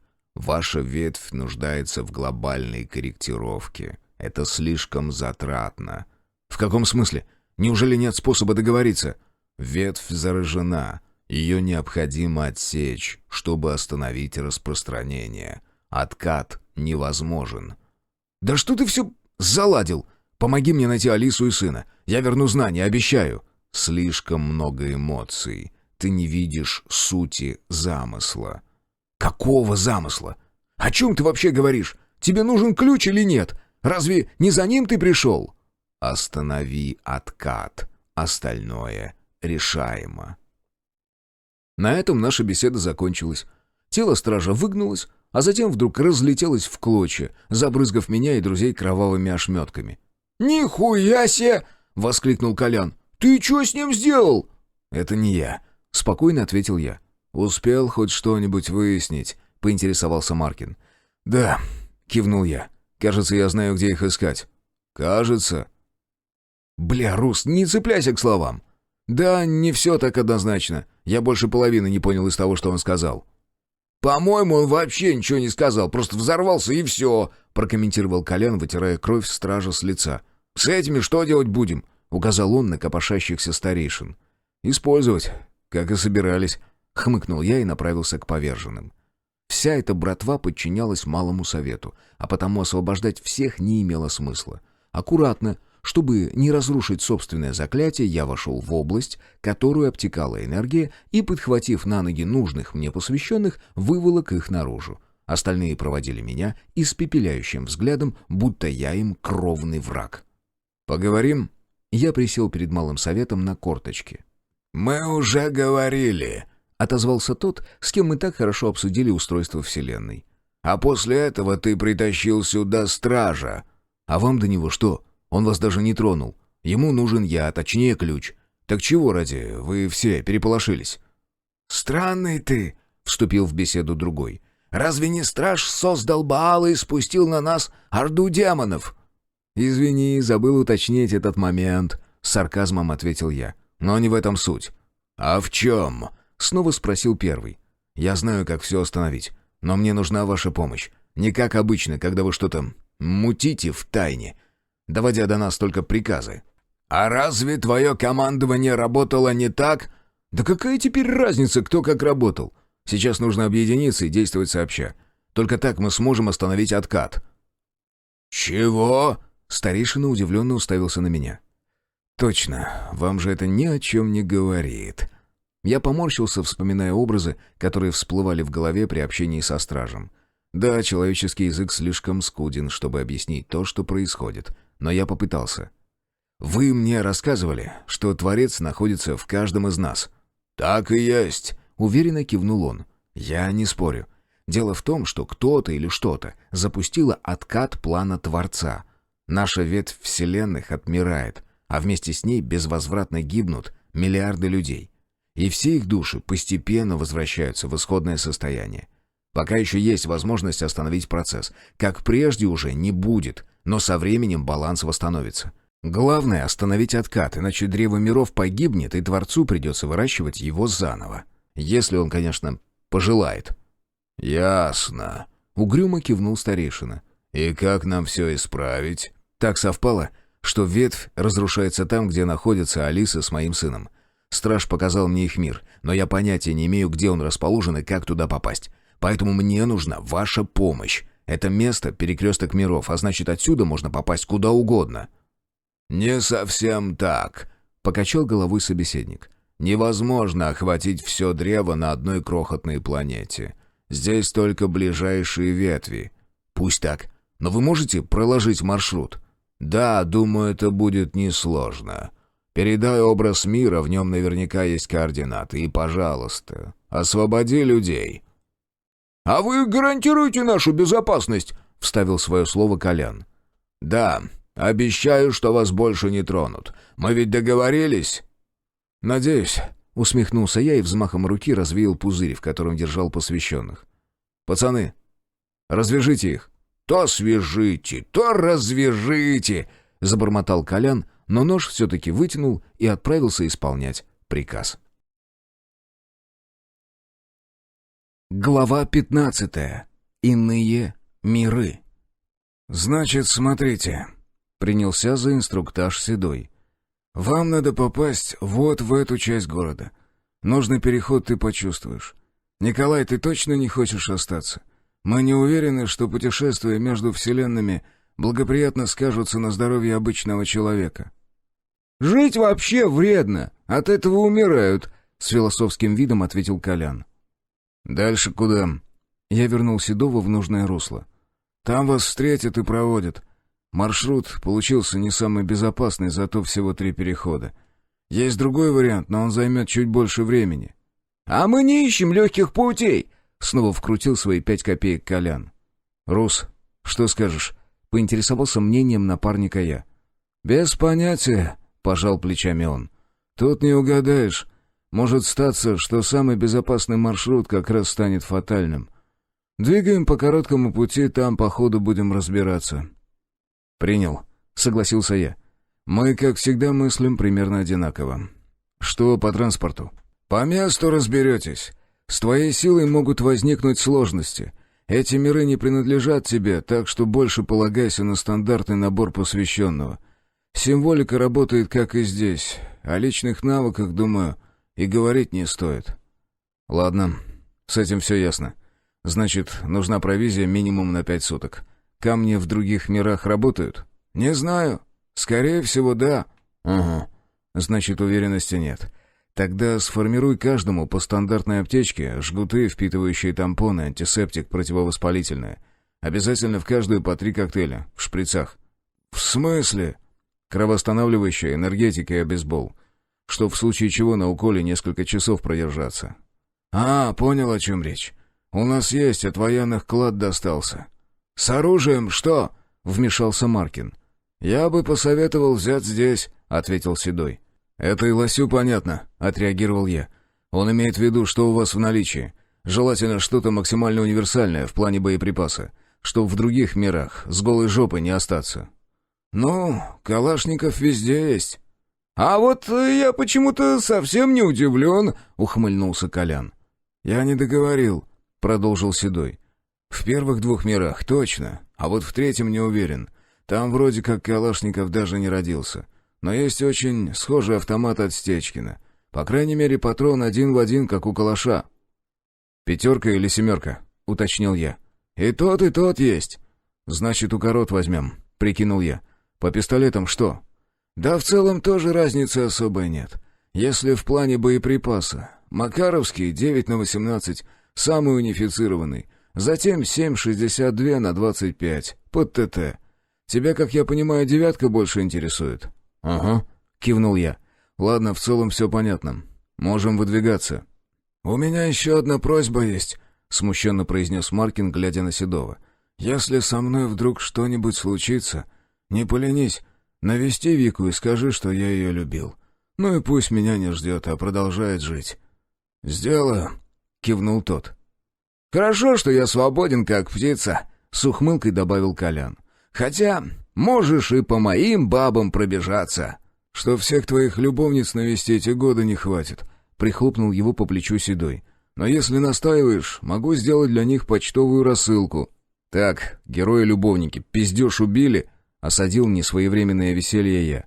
«Ты в рейд по складам за провизией?» — указал я пальцем на Коляна. «А я в оружейку. Встречаемся здесь через 2 часа». «А мне что делать?» — спросил Маркин. «Со мной идти», — ответил я. «Или ты думаешь, я один эту гору железа таскать буду?» Сборы — это самая основная часть любой операции. Их никто не любит, но иначе нельзя. Сколько было случаев, когда из-за неправильной укладки рюкзака убивали диверсанта? Не счесть. Все должно лежать в определенном порядке, и данное правило написано кровью. Не успел добраться до аптечки — труп. Звякнуло что-то в рюкзаке во время перебежки — труп. И это только самые очевидные моменты. Я над одним только списком почти сутки просидел, пока умные головы совещались и выстраивали нам кратчайший путь. Естественно, что через 2 часа мы никуда не пошли. Вначале я трижды проверил наличие всех вещей, сверяясь с бумажкой. Мало того, по ходу в голове всплыли еще некоторые мелочи, которые я упустил. Наконец, когда все сошлось, мы принялись за оружие. Это только в кино герои, собираясь в рейд, складывают новенькие стволы в сумки, после чего сразу бросаются в атаку. На деле же каждый нужно пристрелять, подстроить под свое тело, затем разобрать, почистить и смазать. Только после этого можно быть уверенным, что оно не подведет в самый неподходящий момент. Да и то не на 100%. Сборы продлились не 1 час. Я уже в который раз проверил качество укладки рюкзаков и остался удовлетворен проделанной работой. Вот теперь можно отдохнуть и двигать в путешествие по мирам, как бы странно это ни звучало. После недолгого сна, больше похожего на забытье, мы, наконец, выдвинулись к точке перехода. Надо ли говорить, что подземный город все так же впечатлял? Его масштабы будоражили воображение все больше по мере того, как мы углублялись в бесконечные лабиринты его улиц. Я смотрел на все это многообразие каменных барельефов и не мог поверить, что такое вообще возможно. Тончайшие детали причудливых орнаментов не прерывались ни на миллиметр, а ведь камень не приемлет ошибок. Его не получится приклеить обратно, да еще так, чтобы он продержался на том же месте тысячелетия. Любой скол навечно будет зафиксирован в рисунке. Но здесь нужно приложить немало усилий, чтобы отыскать хоть малейший брак. А уж насколько органично во все эти коридоры и помещения вплеталась энергия, я вообще молчу. Нет, я так и не смог смириться с мыслью, что все это лишь плод моего воображения. Я точно не смог бы создать даже миллиметра подобной красоты. Только на то, чтобы добраться до места перехода, у нас ушло несколько часов. При этом двигались мы с приличной скоростью и очень даже комфортно. Ровный пол иногда переходил в ступени, опуская нас еще глубже под землю, то, наоборот, заканчивался подъемом. В некоторых местах каменная порода обрывалась, и тогда древние мастера выстраивали то, что им нужно из огромных блоков. Не удивлюсь, если их добывали прямо здесь же, когда вырезали город в цельном пласте. «Уверен, что это тут?» — покрутил головой Колян, пытаясь понять, каким образом я сориентировался. «Да», — кивнул я. «Энергетический отпечаток именно тот, что передал мне Седой». «Вот смеху-то будет, если старейшины специально заведут нас в какую-нибудь жопу», — подметил Маркин. «А вот я совсем не удивлюсь», — поддержал приятеля Колян. «С этими мудаками глаз да глаз». «Так какого же хрена ты тогда на них впахивал?» — удивился я. «Я бы попросил не путать патриотизм с идиотизмом. Мне как-то жрать нужно было. Оплатили они прилично, плюс работа не пыльная. Все лучше, чем кобылой управлять». «Значит, кобыла все-таки была?» — усмехнулся Маркин. «Об этом история умалчивает», — выкрутился водитель. «Может, пожрем перед выходом?» «Нет», — отказался я. «Мы понятия не имеем, что нас там ожидает, а на сытый живот особо не повоюешь». «И то правда», — не стал настаивать Колян. «Ну и чего тогда встали?» «С мыслями собираюсь», — ответил я и, оттянув затвор автомата, проверил наличие патронов в стволе. А затем снова поставил автомат на предохранитель. «Ладно, погнали, что ли?» «Заводи!» — поддакнул Маркин и встал рядом со мной. Мне стоило всего на мгновение сосредоточиться на энергии, что пронизывало помещение, как знаки на стенах тут же вспыхнули ярким светом. Воздух загустел, будто кисель, отчего стало трудно дышать, а затем и двигаться. На секунду я даже задумался о словах Рустама, что старейшины специально загнали нас в ловушку. Мы застряли где-то очень глубоко под землей, а помещение заполняла некая субстанция. Вот уж действительно, смеху-то будет, когда спустя пару тысячелетий нас, застывших словно мухи в янтаре, откопают какие-нибудь археологи. Но ничего этого не случилось. Мысль промелькнула и застряла где-то глубоко в подсознании, потому как вскоре стало совсем не до нее. Свет сделался настолько ярким, что от него заболели глаза. Он проникал даже сквозь закрытые веки, а затем земля ушла из-под ног. Мы будто рухнули в бездонную яму. Кажется, именно так должна ощущаться невесомость. Вскоре свет исчез, а вес тела вернулся. Не будь вокруг нас этой странной, поддерживающей массы, мы бы полетели на пол, словно подбитые кегли. Но и она постепенно растаяла, высвобождая наши тела. Зрение переключилось в ночной режим, но даже при таком раскладе я почти ничего не видел. Все же мне, так же как и кошкам, требовался хоть какой-то источник света, чтобы видеть в темноте, но в моем случае хватало энергетических излучений. Вот только здесь, в этом мире, они, похоже, напрочь отсутствовали, или же мое биополе было с ними несовместимо. Именно для таких случаев и составляются списки, а впоследствии до отказа набиваются рюкзаки. Сложно сказать зачем, но я включил в перечень нашего скарба фонарики. К слову, Маркин даже шутил по поводу, мол, все-таки придется тащить бесполезные предметы. «Блядь, темно, как в жопе негра!» — возмутился Колян. «Где этот долбанный фонарик? А, все, нашел!» Щелчок клавиши эхом отразился от стен, который выхватил из темноты вспыхнувший луч. Комната, в которой мы оказались, практически ничем не отличалась от той, в которую мы вошли, чтобы совершить переход. Впрочем, и коридор за ее пределами ничуть не изменился, и все же мы определенно находились в другом мире. Я это чувствовал. Точнее, наоборот. У меня словно отрезали часть этих самых чувств. Я ощущал эту вселенную, но так, будто сквозь темные очки. Или рукой, которую обкололи новокаином. На всякий случай я проверил, смогу ли увидеть первичную материю. И да, этот навык остался при мне, в отличие от многих других. «Ты как?» — спросил я Маркина в надежде получить в ответ точно такие же жалобы, как у меня. «Нормально», — ответил он. «Будто и не переходили. Ну, куда теперь?» И от этого, казалось бы, безобидного вопроса я словил натуральный ступор, потому как понятия не имел, куда следует идти. Я попросту не чувствовал направления, как в моем мире. «Без понятия», — пожал плечами я. «Вроде как нас должны встретить». «Лично я никого не вижу», — заметил Колян и не забыл подбросить новую порцию паранойи. «Мне вот интересно, а назад ты нас перенести сможешь? Или это станция Петушки конечная?» «Хочешь вернуться?» — уточнил я. «Нет, просто хочу убедиться, что нас не поимели». «Моего слова тебе уже недостаточно?» «Все, девочки, не ссорьтесь», — вмешался Маркин. «Кажется, кто-то идет». «Надеюсь, не за нашими душами», — усмехнулся Колян. «Рога обломают», — уверенно заявил я. «Рус, бегом в комнату напротив. Колян, ты за поворот». Друзья отреагировали мгновенно. Жизнь в суровых условиях быстро научила их исполнять приказы беспрекословно. Колян даже фонарь погасил, а я на всякий случай сместился немного назад, в комнату, из которой мы вышли. Долго ждать не пришлось. Вскоре по стенам заскакали причудливые тени, отбрасываемые далеким светом. Затем ушей коснулся звук уверенных шагов. А там и гость, наконец, вывернул из прохода, идущего перпендикулярно нашему коридору. «Ты бы свет приглушил?» — вкрадчивым тоном посоветовал я. «И резких движений не делал». «Спокойно, могила. Свои!» — вернулся ответ до боли знакомым голосом. Встречающий даже не поленился и лицо себе подсветил, после чего я тут же забыл о всякой осторожности. «Леха, мать твою! Ты какого хера тут забыл?» Набросился я на приятеля с вопросами, как только мы закончили обниматься.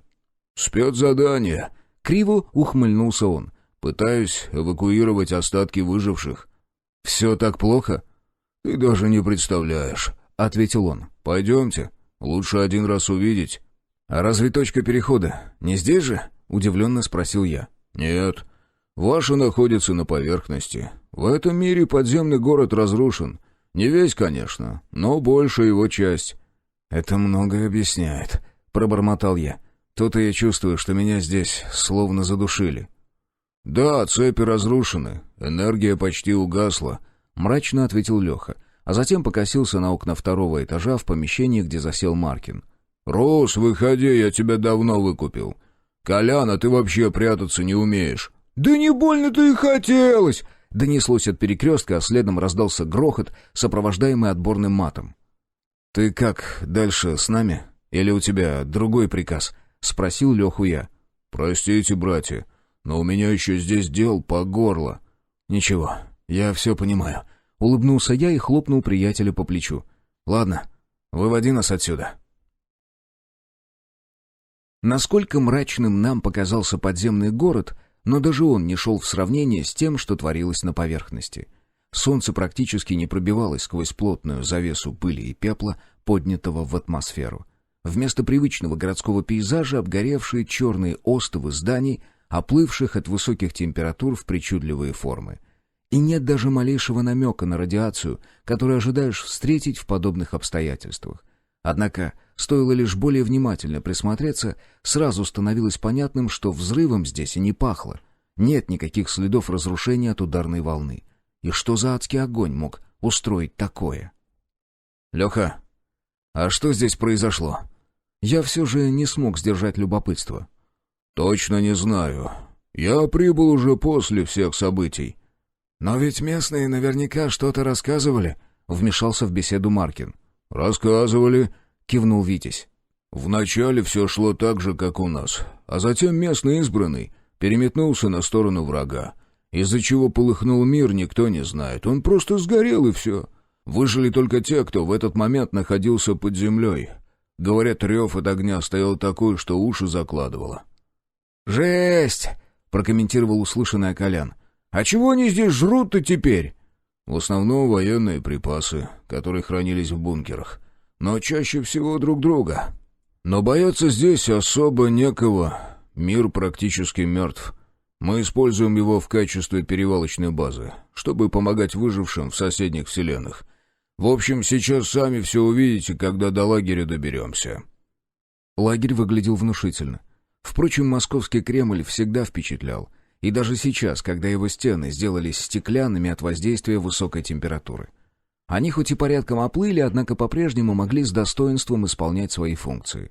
Что-то слишком объемное, типа машины, в другой мир не перенести. Но вот оружие и патроны запросто, в том числе и крупный калибр, который угрожающе ощетинился стволами в разные стороны. Леха знал толк в обороне, даже несмотря на то, что бояться здесь некого. Прошлое быстро научило нас тому, что угроза способна явиться внезапно, и этот мир — прямое тому доказательство. Я помню, как напрягался, когда все только началось, а ведь в те дни надо мной только ленивый не потешался. И это я еще никому об истинных причинах не рассказывал. Большинство людей просто живут себе и не переживают за то, что все может рухнуть в одночасье. Они просто не знают, сколько раз мир находился в шатком равновесии, прямо над самой пропастью небытия. «Жрать хотите?» — спросил Леха, когда мы вошли внутрь. «Я бы не отказался», — тут же напомнил о себе Колян. «Ладно, жрем, пара часов на отдых и двигаем дальше», — смилостивился над ним я. «Тогда двигайте ближе к храму, там полевая столовая развернута. Разносолов не обещаю, но голодными не останетесь», — махнув рукой в сторону центра крепости, отдал распоряжение Леха. «А ты разве не с нами?» — уточнил Маркин. «Не, я пойду сообщение передам, что вас встретил. Позже подойду». Но позже он уже не подошел.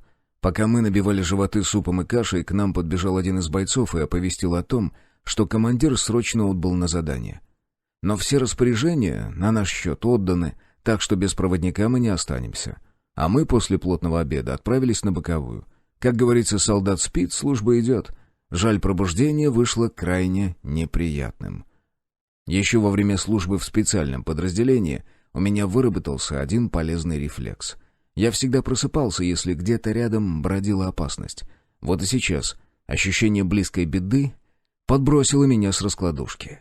Мозг еще не проснулся до конца, а тело уже действовало. Мечи заняли свое законное место на поясе, а автомат на шее. Пока я напяливал разгрузку, походя пнул в пятую точку товарищей. Колян хотел было возмутиться подобному обращению со своей тонкой натурой, но, увидев меня во всеоружии с прижатым к губам пальцем, молча соскочил и принялся облачаться. Маркин тоже времени даром не терял. Едва последние приготовления были закончены, где-то вдалеке прогремел первый выстрел, а затем весь лагерь всполошился, будто муравейник, в который ткнули корягой. С громким топотом мимо нашей палатки промчался конный отряд. Хорошо я вовремя отскочил, пропуская наездников. На стене заработали пулеметы, окончательно развеивая теорию о случайном нападении. Судя по всему, враг к лагерю подобрался серьезный, но ведь здесь некого бояться. «Куда?» — уже не таясь, выкрикнул Маркин. «На стену!» — скомандовал я и перешел на бег. Ближе к периметру общая суета начала приобретать порядок. Хаотично мечущиеся в центре отряды постепенно сбивались в строй, каждый точно выполнял поставленную задачу.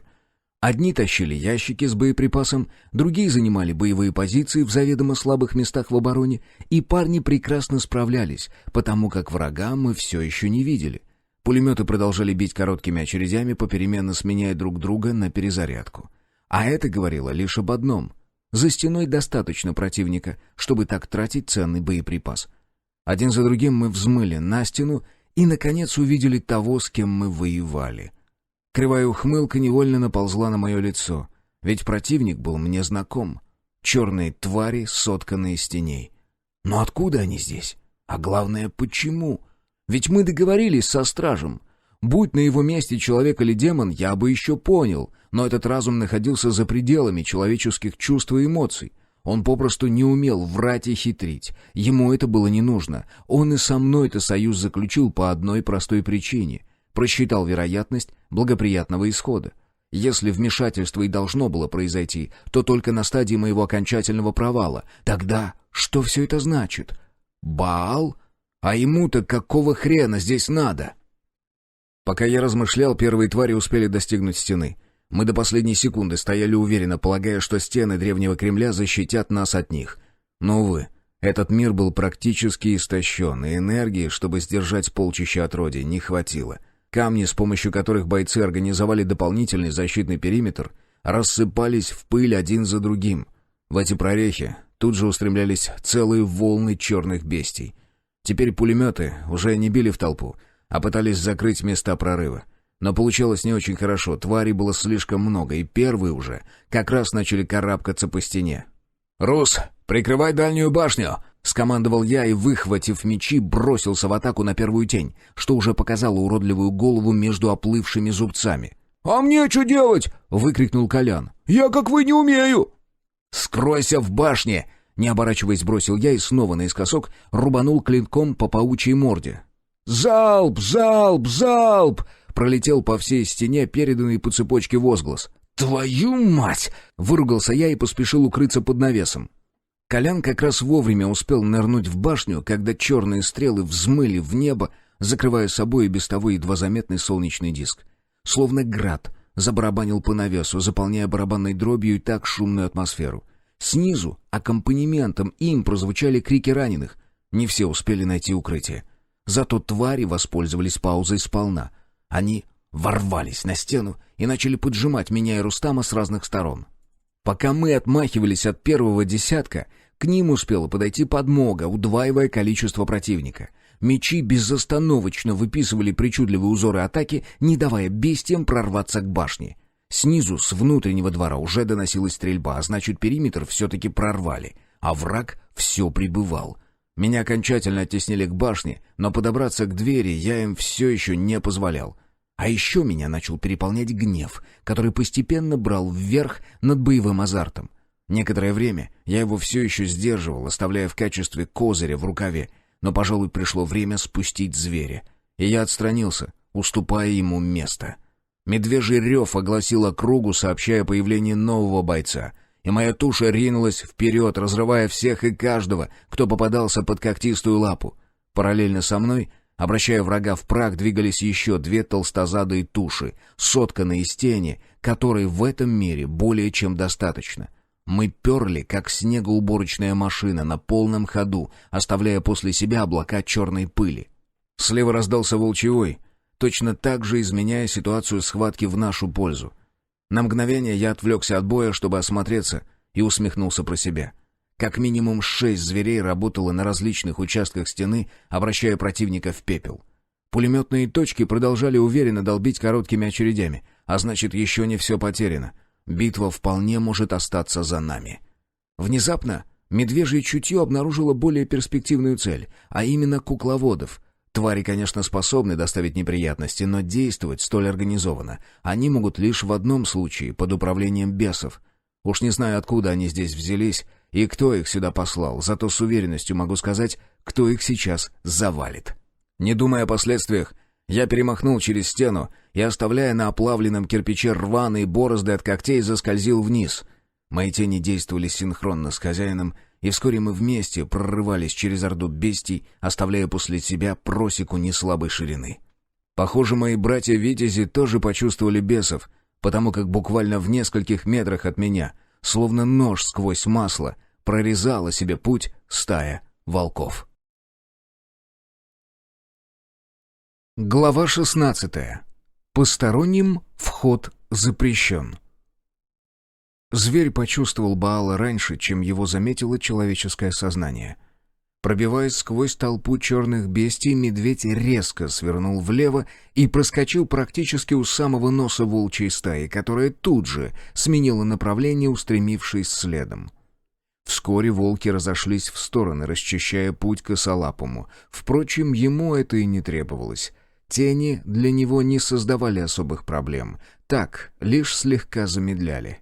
Баал ждал меня, Я видел это по его кривой самодовольной ухмылке. Там, в моем мире, он проиграл. Но здесь пониженный энергетический фон был ему на руку. А еще, впервые за все время, что мы с ним встречались, он находился в собственном обличии. Я помнил его таким, когда блуждал во снах по памяти Исаия. Тогда их встреча закончилась в пользу Баала. Его атака была молниеносной, однако прямой удар, нацеленный в нос зверю, не достиг цели. Я вернулся в человеческий облик мгновением раньше, перехватил руку противника, подтянул его к себе и контратаковал локтем в челюсть. Враг отшатнулся. Даже пламя в его глазах на мгновение померкло. Но убить его в рукопашной схватке не выйдет, слишком он для этого силен. Даже заговоренные пули не причиняли ему особого вреда. Да я и не надеялся победить его с первого удара. Задача состояла в том, чтобы сбить с него спесь. И мне удалось. Мечи с шелестом покинули ножны. Баал в долгу не остался и буквально из ниоткуда соткал себе оружие из тьмы. Его выбор пал на алебарду, идеальный аргумент против мечей. И снова самодовольная ухмылка легла на его рожу. Но атаковать он не спешил. Когда в схватку вступают два профессионала, бой не выглядит красиво. Те, кто увлекается единоборствами, понимают, о чем речь. Скудные кратковременные вспышки атак с целью прощупать оборону противника. Движения настолько быстрые, что обычный человеческий взор даже не в состоянии их зафиксировать. Но стоит отвлечься лишь на мгновение, и кажущееся нелепым движение может стать решающим. Такое можно увидеть при просмотре боксерских поединков, когда один из бойцов по неясной причине вдруг ложится на ринг. И лишь при замедленном повторе удается рассмотреть тот самый выпад. В нашем поединке происходило то же самое. Баал не размахивал алебардой. Как ниндзя из Голливуда, его удары выглядели по-детски простыми и короткими. Но каждый раз, когда я парировал их, оружие в руках противника резко меняло направление, используя инерцию моего блока. Он не случайно выбрал оружие на древке. Таким образом, Баал получил преимущество в дистанции, которую мне никак не удавалось сорвать. Но я не спешил. Рано или поздно он должен допустить ошибку. Впрочем, не факт, что это не сделаю я. Очередная попытка прорвать оборону противника едва не завершилась фатально. Крюк с противоположной стороны топора подцепил мой клинок, и сильный рывок на себя заставил меня провалиться. Четырехгранное навершие тут же устремилось мне в голову. Каким-то невероятным образом я извернулся, пропуская выпад буквально в миллиметре от лица, а затем ушел в кувырок, чтобы не попасть затылком на крюк при возврате алебарды. Но Баал не спешил упускать инициативу, и едва я поднялся на ноги, снова атаковал меня прямым длинным выпадом, метясь в грудь. Это был мой шанс. Клинком я отвел алебарду, освобождая себе путь во внутренние ворота. Баал попытался отклонить древко, но было поздно. Я уже полностью его контролировал. У него оставался единственный выход — уйти в разворот. Вот только на это уйдет больше времени, чем потребуется мне для завершения атаки. Меч стремительно приближался к его груди, когда он наконец понял, что не успевает. И в очередной раз доказал, что мастерство, которое оттачивалось тысячелетиями, не пустой звук. Алебарда, выпущенная из рук, рассыпалась в пыль, а мой клинок ушел в сторону, отбитый ладонью в плоскость.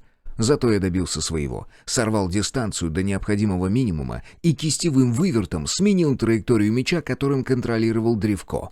Клинок вошел в бок Баала, как раскаленный нож в теплое масло.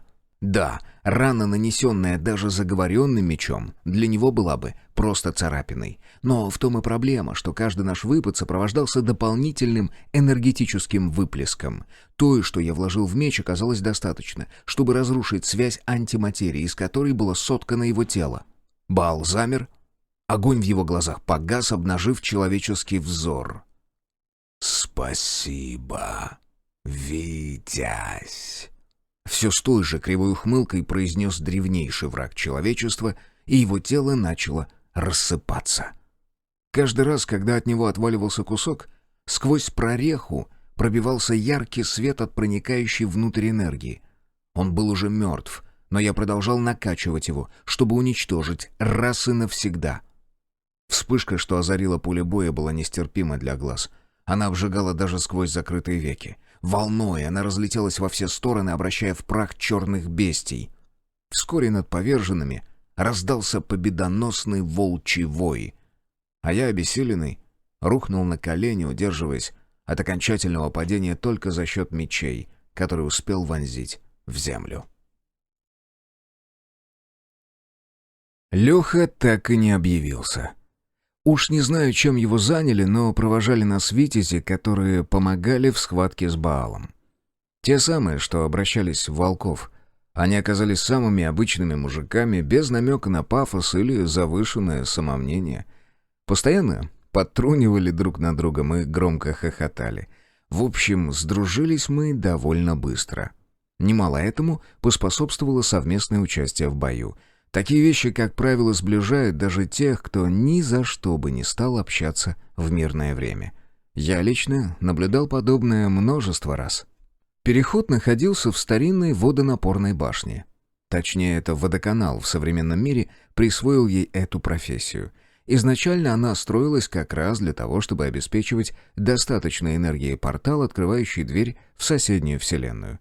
Мы попрощались с витязями, вошли в башню, и я, собрав остатки сил, инициировал переход. Снова кратковременное ощущение невесомости, темнота и обжигающий холод. И вот мы на месте. В первые мгновения после перехода я едва не оглох от разнообразия звуков, ворвавшихся в мозг. А следом навалились и запахи, в том числе резкий до боли знакомый фон выхлопных газов. И только после этого я наконец сообразил, что происходит. Нас перебросило в живой мир. Он натурально кишел людьми. Словно муравьи, они метались по улицам, решая какие-то мелкие бытовые нужды. Мы выбрались из водонапорной башни и замерли, словно три идиота с открытыми ртами, наблюдая типичную городскую суету. Мимо нас прошел мужик, громко ругаясь с кем-то по телефону. Следом, хихикая в кулачок, щебетали девчонки в коротеньких легких сарафанах. «О, мужики, а вы типа эти, да?» «Чё?» Колян ошалело посмотрел на подошедшего подростка. «Ну, косплееры, да? Можно с вами сфоткаться?» «Иди нахуй, щегол!» — рявкнул на него водитель, и парня тут же как ветром сдуло. «Ну, выглядим мы действительно странно», — подметил Маркин. «Хорошо, что мусоров рядом нет». «А ты накаркай давай!» — огрызнулся Колян. «Может, стволы пока здесь оставим?» — кивнул на башню Рустам. «Чтобы их такой вот пацан нашел?» — отмахнулся от идеи я. «Нет, нужен другой вариант». «Да на нас косятся уже!» — заметил Колян. «Не удивлюсь, если кто-нибудь полицию вызвал. Если с боевым заметут, вовек не отмажемся». «А ты веди себя естественно, и никто на тебя внимания не обратит», — с ухмылкой посоветовал Маркин. «Так, похоже, здесь нас встречать не собираются», — подытожил я, бросив взгляд на часы. «Сваливать нужно!» — продолжил конючить Колян. «Вот чует моя пятая точка, что зря мы здесь так светимся, стоим». «Вот он!» — раздался слева тоненький голосок. К слову о сверхъестественном, что творится в повседневной жизни каждого обывателя. Вот бывает так. Кто-то окликает тебя в толпе пресловутым «Эй!», и ты понимаешь, что это именно тебя. Впрочем, есть и более странные моменты. Достаточно попробовать пристально смотреть в чью-нибудь спину, чтобы заставить человека обернуться. Работает безотказно, при этом не имеет научного объяснения. Вот и сейчас этот голосок мог указывать на кого угодно, но мы четко осознавали, что он предназначается нам. Стоило обернуться в его сторону, как все сомнения моментально улетучились. В нашу сторону двигался тот самый пацан, которого Колян отправил в пешее эротическое путешествие. А впереди него, с грозным видом, вышагивал бугай, возможно, его отец, а может и старший брат. Вряд ли пацан мог позволить себе охрану, но исключать тоже не стоит. «Эй!» — свистнул Намон. «Это ты моего сына нахуй послал?» «Выходит, все-таки папаша», — пробормотал я. «Чё?» — не разобрал мой ответ бугай. «Ты чё там, молишься-то?» «За упокой твоей души», — с ухмылкой ответил я и нанес горе-папаше короткий удар в челюсть. Со стороны все выглядело так, будто здоровяк споткнулся и полетел рожей в асфальт. Я и сам едва уловил собственный выпад. Что уж говорить об обычном человеческом глазе. Пацан замер, метрах в 3, и удивленно переводил взгляд с нас на папашу, который пускал слюни в пыль. А затем как заорал на всю улицу. «Убили! Они убили моего отца!» Палец, что указывал на нас, не оставлял сомнений в том, кого он обвинял в случившемся. «Вот сейчас пора не просто уходить, а уебывать», — резонно подметил Колян. «А ну, стоять!» — выкрикнул кто-то из мгновенно образовавшейся толпы зевак, заметив нашу попытку свалить под шумок. «Я все на видео снимаю! Кто-нибудь звоните в полицию!»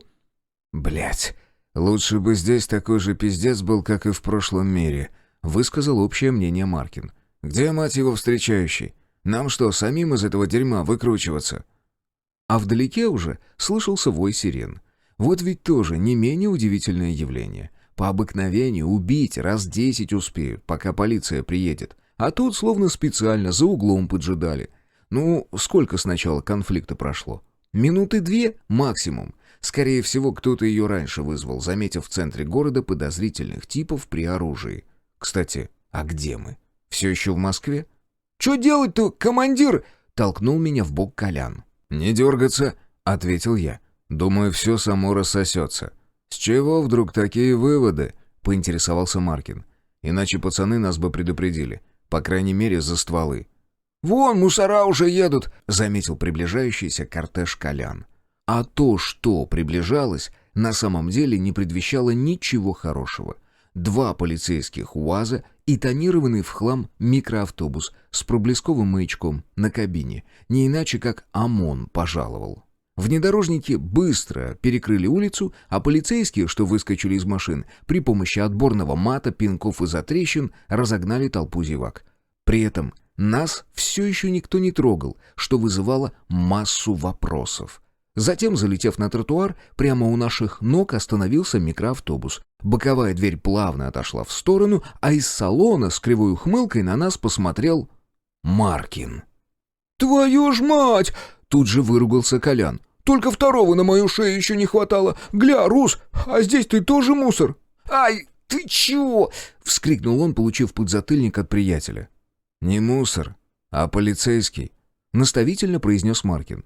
«Но вы долго там еще топтаться намерены?» — раздраженно спросил второй Рустам, тот, который не наш. «Бегом в машину! Вы и так уже насветились, задолбаюсь рапорты писать!» Мы молча переглянулись и полезли в салон микроавтобуса. Как только дверь за нами захлопнулась, снова взвыли сирены, и мы, распугивая мирных жителей, покатили по городу. Не знаю, как объяснить, но все это время я оставался совершенно спокойным. Чутье, заточенное жизнью в крайне суровых условиях, молчало. Если в прошлом мире оно подбросило меня даже во сне, то сейчас я был практически уверен в том, что все закончится хорошо. Хотя как только мы сели в машину, меня кольнула некая подозрительность. Очень уж гладко все пошло. Но вскоре нервное напряжение отпустило. Мы, словно дикари, таращились в окно на прохожих и проезжающие мимо машины. Нас удивляли даже работающие светофоры. Настолько сильно мы отвыкли от нормальной жизни. Коляна, конечно, больше всего интересовали девчонки. Да чего там греха таить, у меня самого чуть голова не отвалилась, пока я ей крутил, рассматривая женские прелести. «Если хотите, можете отдохнуть здесь денек», — заметив нашу реакцию, предложил не наш Маркин. «Некогда нам», — покачал головой я. «Вези сразу на точку перехода». «Следующий мир не такой гостеприимный». «А что там?» — проявил любопытство наш Маркин. «Война», — с тяжелым вздохом ответил встречающий. «И кто с кем?» — уточнил я. «Всех со всеми. Точно не хотите отдохнуть?» «Вот как дадим всем пизды, так сразу и отдыхать начнем», — вместо меня вкрутил Колян. «Эх, мне бы вашу уверенность», — мечтательно закатив глаза, произнес он. «А то, смотрите, мы для вас номер в гостинице зарезервировали. На вечер банька, массаж». «Не искушай, змей!» — отмахнулся Колян. «А то, если еще девочек добавишь, я точно больше никуда не пойду». «Вот чего нет, того нет. Хотя организовать недолго». «А с чего вдруг такие почести?» — заинтересовался наш Маркин. «Ну как? Вы же будущие спасители мира». Слышал такую поговорку. «Не хвались, идучи нарать. Хвались, идучи обратно». Вставил свое слово я. «Не до тусовок сейчас. Если назад через ваш мир пойдем, вот тогда и поговорим про досуг и телочек». «Ага, дождешься с тебя, тем более если ты Алиску свою заберешь», — забухтел Колян. «Сейчас в одно место заскочим», — озвучил планы не наш Маркин. «Там недолго, по работе бумаги передать». «Да не вопрос», — пожал плечами я, провожая взглядом очередную красавицу. Вскоре машина запетляла по каким-то неприметным закоулкам и выбралась в промзону. Прохожие исчезли, а пейзаж за окном стал настолько унылым, что приятнее было рассматривать рожи приятелей. Колян со скучающим видом ковырялся в ухе, Рустам вычищал ножом грязь из-под ногтей, при этом совершенно не боялся засадить под них лезвие из-за тряски на выбоинах в дорожном полотне. Не наш Маркин продолжал пялиться в экран телефона, периодически набирая какой-то текст. А меня потихоньку снова накрывало ощущение надвигающейся опасности. Я привык ему доверять, а потому заранее привел организм в режим боевой готовности. Коснись что, мне хватит одного удара сердца, чтобы начать действовать. Но пока ситуация оставалась спокойной и до неприличия молчаливой. «Мент родился!» — словно подслушав мои мысли, выдал Колян. «Что?» — отрешенно отреагировал не наш Маркин. «Я говорю...» да, извините», — смутился он, перебив нашего водителя. «Работа не отпускает. Мы, кстати, почти приехали». «А где это мы?» — поинтересовался я. «Промзона», — произнес очевидное встречающий. «У нас здесь архив прячется. Дешево и сердито». Машина как раз замерла перед железными воротами. Водитель вдавил клаксон, и они тут же поползли в сторону, пропуская нас во внутренний двор. Выглядел он несколько странно, учитывая, что здесь должен располагаться какой-то там архив. Это место больше походило на то, где удобно держать заложников или проворачивать какие-нибудь грязные делишки. Чутье просто взревело. Мне уже не требовались подсказки, я все понял. Опасность вовсе не угрожала нам извне. Мы сами сунули головы в пасть крокодила, приняв Маркина за союзника. С другой стороны, сложно было представить, что он выберет противоположную сторону, ведь своего-то мы знали и безоговорочно ему доверяли. Он уже покинул машину, а дверь начала плавно закрываться, когда я перешел к действию. Удар ногой с дополнительным выплеском энергии вынес створку, словно пушечный выстрел. А вместе с ней отлетел и встречающий, если его, конечно, можно так называть. Водитель микроавтобуса дернулся к оружию, но наш Маркин оказался сильно быстрее. Не удивлюсь, если все это время он тоже ощущал приближающиеся неприятности. Его топор в одно движение отделил голову предателя, а затем меня накрыло такой тоской, что весь мир померк, обретая черно-белые тона. Я не стал терять время на выяснение причины, а попросту сдвинул пространство вокруг машины, убирая ее от возможной опасности, и не прогадал. Грохнули пулеметные очереди, но причинить нам вред они уже не могли. Для людей, что вели огонь, машина все еще оставалась на месте, но на самом деле мы располагались примерно в паре метров от этой точки. Это как луч света, что преломляется в воде. Вот только пуля дура, и это не просто крылатая фраза. Попадая по бетонному основанию, свинцовая смерть непредсказуемо меняла траекторию, оставляя рваные дыры в кузове микроавтобуса. Визг рикошетов сопровождался грохотом, будто в нас горстями швыряли мелкий щебень. Хорошо, что Маркин успел накрыть нас дополнительным куполом защиты. И снова мир вокруг потемнел, вызывая во мне очередной приступ мрака и безнадежности. «На выход!» — проревел я и первым рванул к двери, походя, вытаскивая наружу Коляна прямо за шкирку. Мое тело пребывало в крайней степени возбуждения, отчего силы скорости хватило на то, чтобы отшвырнуть приятеля от опасного места на несколько метров, перебросив его через недостроенную стену. Мало ему все равно не покажется, однако он хотя бы останется жив. За какие-то доли секунды мы преодолели метров 10 и укрылись за той же стеной, когда прогремел взрыв. Удар был такой силы, что у меня заложило уши, а в глазах поплыло. От жара затрещали волосы, но мы остались живы. «Я влево!» — прокричал Маркин, но его голос я не услышал, прочитав фразу по губам. В ответ я лишь кивнул и тут же рванул в противоположную сторону. Двигались мы достаточно быстро, чтобы избежать попаданий из пулеметов. Вряд ли за нами поспевали глаза стрелков, не то что руки. Заметив дверной проем, я нырнул внутрь, где встретился с первым противником. Он был обычным человеком, а потому умер быстрее, чем успел что-либо понять. Удар, раскрытой ладонью в грудную клетку, попросту переломал ему ребра и разорвал сердечную мышцу. К сожалению, Размахивать мечами в узком пространстве не самое удобное занятие. Здесь более эффектными как раз окажутся топоры Маркина.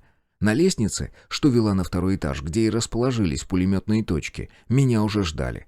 Как бы быстро я ни двигался, мое направление все же возможно просчитать. Да и времени, чтобы подготовить засаду, тоже достаточно. Я хоть и витязь, но все же не бессмертный, а потому напролом не ломился и иногда замирал, оценивая обстановку за углом. Бойцы, что на нас напали, хоть и имели опыт боевых действий, но до моего, выработанного в реальных сражениях и отточенного в мире заполненным бесами, им было как до Пекина раком. Плюс все это помножено на умение витязей и как следует сдобрено знаниями предков. Мне даже в медведя перевоплощаться не пришлось. Первого бойца я снял из пистолета прямо через узкий промежуток между лестничным маршем. На это ушло всего 2 пули. В ответ мне прилетели аж 3 гранаты, чтобы я наверняка не успел вернуть их противнику. Но я и не собирался прикасаться к ним руками. Энергии в этом мире было достаточно, чтобы я смог вновь исказить пространство. В итоге все 3 гранаты вернулись обратно, упав на бойцов буквально с потолка. «Бойся!» — раздался рев, которому вторил топот тяжелых ботинок, но было слишком поздно. Трижды друг за другом грохнули взрывы, обдав мою голову горячим воздухом и крошевом из штукатурки. Засвистели осколки, раздался чей-то вопль, переполненный болью, а я уже летел вверх по лестнице, на ходу контролируя всех, кто попадался на глаза. Пулеметчика я обнаружил у окна, что выходило во внутренний двор недостроя. Его спина превратилась в кровавое месиво, но я все равно не пожалел на него пулю. Все. Здесь я закончил, а судя по тому, что оружие слева тоже замолчало, Рус успешно убрал свою огневую точку. Но оставалась еще одна. Надеюсь, местный Маркин жив, потому как у меня к нему очень много вопросов. И самый основной — кто заказчик? Со стражем мы договорились, Баала больше нет, и я в этом уверен на 200%. Но тогда кто? Неужели приказ о нашем устранении до сих пор движется по цепочке его сторонников? Верится с трудом. Как правило, без головы вся структура рассыпается прахом, а здесь все очень тщательно спланировано, будто босс лично присматривает за исполнением приказов. Впереди раздалась стрельба. Похоже, Маркин меня опередил. Впрочем, ничего удивительного. С его стороны ко второй позиции стрелков практически прямой доступ. Мне же пришлось пробираться какими-то закоулками. Когда я прибыл к месту схватки, все было уже кончено. Рус уже доставал топор из затылка последнего противника. «Долго ходишь?» — с ухмылкой подковырнул меня он. «Поговори мне еще», — усмехнулся в ответ я. «Твой двойник вообще предатель». «Нормально. А я здесь каким боком виноват?» «Чтоб жизнь медом не казалась. Дуй к близнецу и, по возможности, оставь его в качестве языка. Я пойду Коляна проверю». «Принял», — кивнул приятель и перемахнул во двор прямо через окно. Высота здесь всего 6 метров. Для витязя это не проблема. Но я не стал следовать его примеру и спокойно спустился по лестнице. Глава 17. Последний рубеж. Колян выглядел очень плохо. Взрывом ему повредило внутренние органы, плюс при сканировании я обнаружил неслабую гематому на мозге. Уж не знаю, от чего именно эти последствия, швырнул я его тоже хорошо. Но все это было поправимо, разве что требовало некоторого времени. Маркин куда-то свалил. Но я чувствовал его присутствие неподалеку. В случае опасности прикроет, в нем я не сомневался ни на секунду. Я сосредоточился на энергетике друга и принялся за лечение. Восстановление шло неохотно, видимо, потому что этот мир мне не принадлежал. Я попробовал прибегнуть к дополнительной подпитке при помощи символов, которые начертал на местах самых серьезных повреждений. Дело сразу сдвинулось. Внутреннее кровотечение остановилось, а то, что уже успело набежать, я вывел через споры на коже. Зрелище, конечно, еще то, будто проклятие какое, особенно когда тоненькие багровые струйки потекли из глаз, зато давление выровнялось, как и дыхание. Я перешел к основной части лечения, к мозгу. Здесь все было гораздо сложнее, потому как пришлось восстанавливать поврежденные участки, и энергия это требовала колоссальной. Нервные ткани вообще очень сложно регенерируют, но я справился. Зарастил порванные сосуды, убрал отек и некоторое время подпитывал энергией клетки, ускоряя их копирование. Спустя 10 минут манипуляций Колян наконец застонал и открыл глаза. «Ох, ебическая сила!» — прохрипел он и схватился за голову. «Вроде не бухал, а качан трещит». «Лежи спокойно, я еще не закончил», — попросил приятеля я и продолжил выводить шлаки. Мертвые ткани ему в организме точно не пригодятся. А самый простой способ от них избавиться — это пустить кровь носом. Просто потому, что он ближе. «Во, вроде получше стало», — улыбнулся Колян и размазал по лицу кровавые сопли. «Да», — прокомментировал увиденное Маркин. «Теперь ты точно красавчик. Кстати, смотрите, кого я нашел». Я обернулся и хмыкнул. Рустам держал за шкирку еще одного Коляна. «Где взял?» «В кладовке сидел. Запертый снаружи. Когда меня увидел, начал исполнять. Пришлось вот в глаз дать». «Так, руки прочь от братана! Видно же, что хороший парень!» Возмутился наш Колян и кивнул на Рустама. «Ты ведь нормальный, не как этот!» «Точно, не как этот!» — подтвердил двойник. «А здесь тогда чего делал?» — спросил я. «А я вчера послание получил. Должен был вас встретить», — принялся за рассказ двойник. «А спустя час ко мне менты нагрянули, ласты завернули, уложили рожей в пол, очнулся уже здесь. Этот козлина...» Не наш Колян указал подбородком на Маркина. «Все почки мне отбил, чтобы выяснить точку выхода, но я вас ему не сдал». «Во-первых, перестаньте сравнивать меня с двойником из этого мира. А во-вторых, этот козлина вон там, валяется», — махнул за спину Маркин. «Тогда как он узнал, где мы вышли?» — продолжил допрос я. «Скорее всего, уже по факту», — пожал плечами Колян, который все еще находился в руках Рустама. «Если бы вы сразу свалили, он бы вас ни в жизни не нашел». «Выходит, ты наш проводник?» — спросил я очевидное. «Похоже на то. Да отпусти ты уже!» Колян наконец освободился и одернул куртку. Где-то вдалеке раздался вой сирен. Не нужно быть 7 пядей во лбу, чтобы догадаться, это по нашей душе. Вряд ли в мирное время станут игнорировать грохот пулеметных очередей, а звуки стрельбы и взрыва наверняка разнеслись на весь город. И еще я сильно сомневался, что теперь за нами выслали рядовых полицейских. В таких случаях на место событий обычно отправляют спецназ, и с этими парнями лучше не шутить, уж я-то знаю наверняка. Не исключено, что, будучи витязями, мы с ними справимся, но лучше просто свалить. «Идти можешь?» — спросил я нашего Коляна. «Нет, блядь, на ручки меня возьми!» — огрызнулся тот. «А вообще, спасибо!» «Не вопрос», — кивнул я и обратился к проводнику. «Переход далеко?» «Нормально», — поморщился он. «В соседнем городе». «Тогда нужно поспешить, пока нам пути отступления не перекрыли». «Можно один из УАЗов позаимствовать», — предложил Маркин, подразумевая уцелевшие полицейские машины. «Нет, так мы точно на срок заработаем», — отказался я. «Пока они понятия не имеют, кто здесь все это устроил. Так что есть шанс проскочить». «Он прав», — согласился с моими доводами проводник. «Ну, веди тогда», — отряхивая задницу от пыли, произнес Колян. Территорию мы покинули так же, как и вошли, через тяжелые железные ворота. Петлять по промзоне, в основном состоящей из заброшенных предприятий, пришлось долго. Лично на моей памяти в столице никогда не было таких локаций. Подобные забросы, конечно, всплывали в городе, но они как-то равномерно распределялись по районам. В том смысле, что один завод здесь, другой там.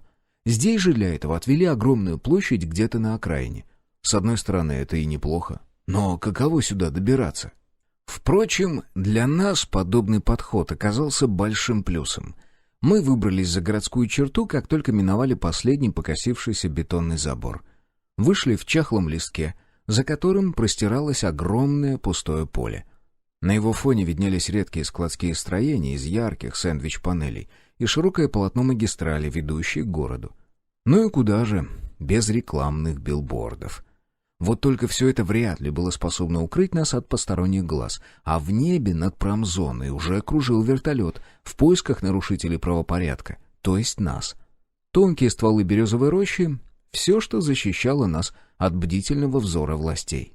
«Бля, вот попали, так попали», — пробормотал Колян. «И почему меня никто никогда не слушает? Говорил же еще там, у башни, что сваливать надо». «Да кто же знал-то?» — буркнул в ответ Маркин.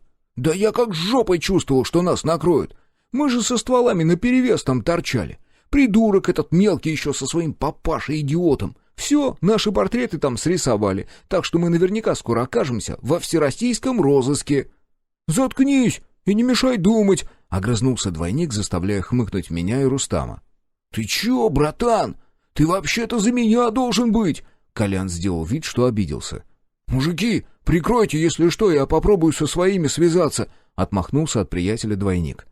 «Да не вопрос», — пожал плечами я. «Рус, следи за дальним выходом и постарайся никого не убить». «Понял», — кивнул Маркин и скрылся в березовых зарослях. Я же взял под контроль ближайший выход из промзоны. Местный Колян уселся в позу лотоса и, прикрыв глаза, вышел в общее информационное поле. Я видел, как энергия его разума ушла в стратосферу, словно радиосигнал. Некоторое время я колебался, но все же подслушивать не стал. Мне хватило одного взгляда на ауру проводника, чтобы убедиться в его положительных намерениях. «Отлично!» — первым делом заявил местный Колян, вернувшись в сознание. «Полковник, что руководит группой антитеррора, наш человек». «С одним таким вашим человеком мы уже успели пообщаться», — заметил наш Колян. «Он всегда такой негативный», — кивнул в его сторону двойник. «По большей части», — усмехнулся я. «Зато никогда не ударит в спину». «Я вообще-то здесь», — буркнул приятель. «Тихо!» — шикнул я. С точки, куда отправился Рустам, доносилась какая-то возня. Затем кто-то хекнул, и все стихло. А спустя еще несколько секунд появился Маркин с хищной ухмылкой и трофеем на плечах. «Это кто?» — спросил приятеля я. «Понятия не имею», — пожал плечами Маркин. «Крался в нашу сторону. Я его вырубил и принес». «И нафига он нам сдался?» — прошипел наш Колян. «В качестве языка, например. Да чё вы пристали, я действовал по обстоятельствам». «И вырубил именно того, кто должен был нам помочь», — усмехнулся проводник, который перевернул тело и рассматривал его лицо. «Знакомьтесь». «Отец Владимир?» — пробормотал я. «Что?» — не понял местный Колян. «В смысле, отец? Чей?» «В нашем мире он божий человек», — объяснил Колян. «Это дядя Вова-то священник?» — удивился проводник. «Не поверишь, но для меня не менее странно, что ваш дядя Вова полковник», — усмехнулся я. «А тебе не кажется странным то, что мы встречаем здесь уже третьего двойника? Только ты пока в единственном экземпляре».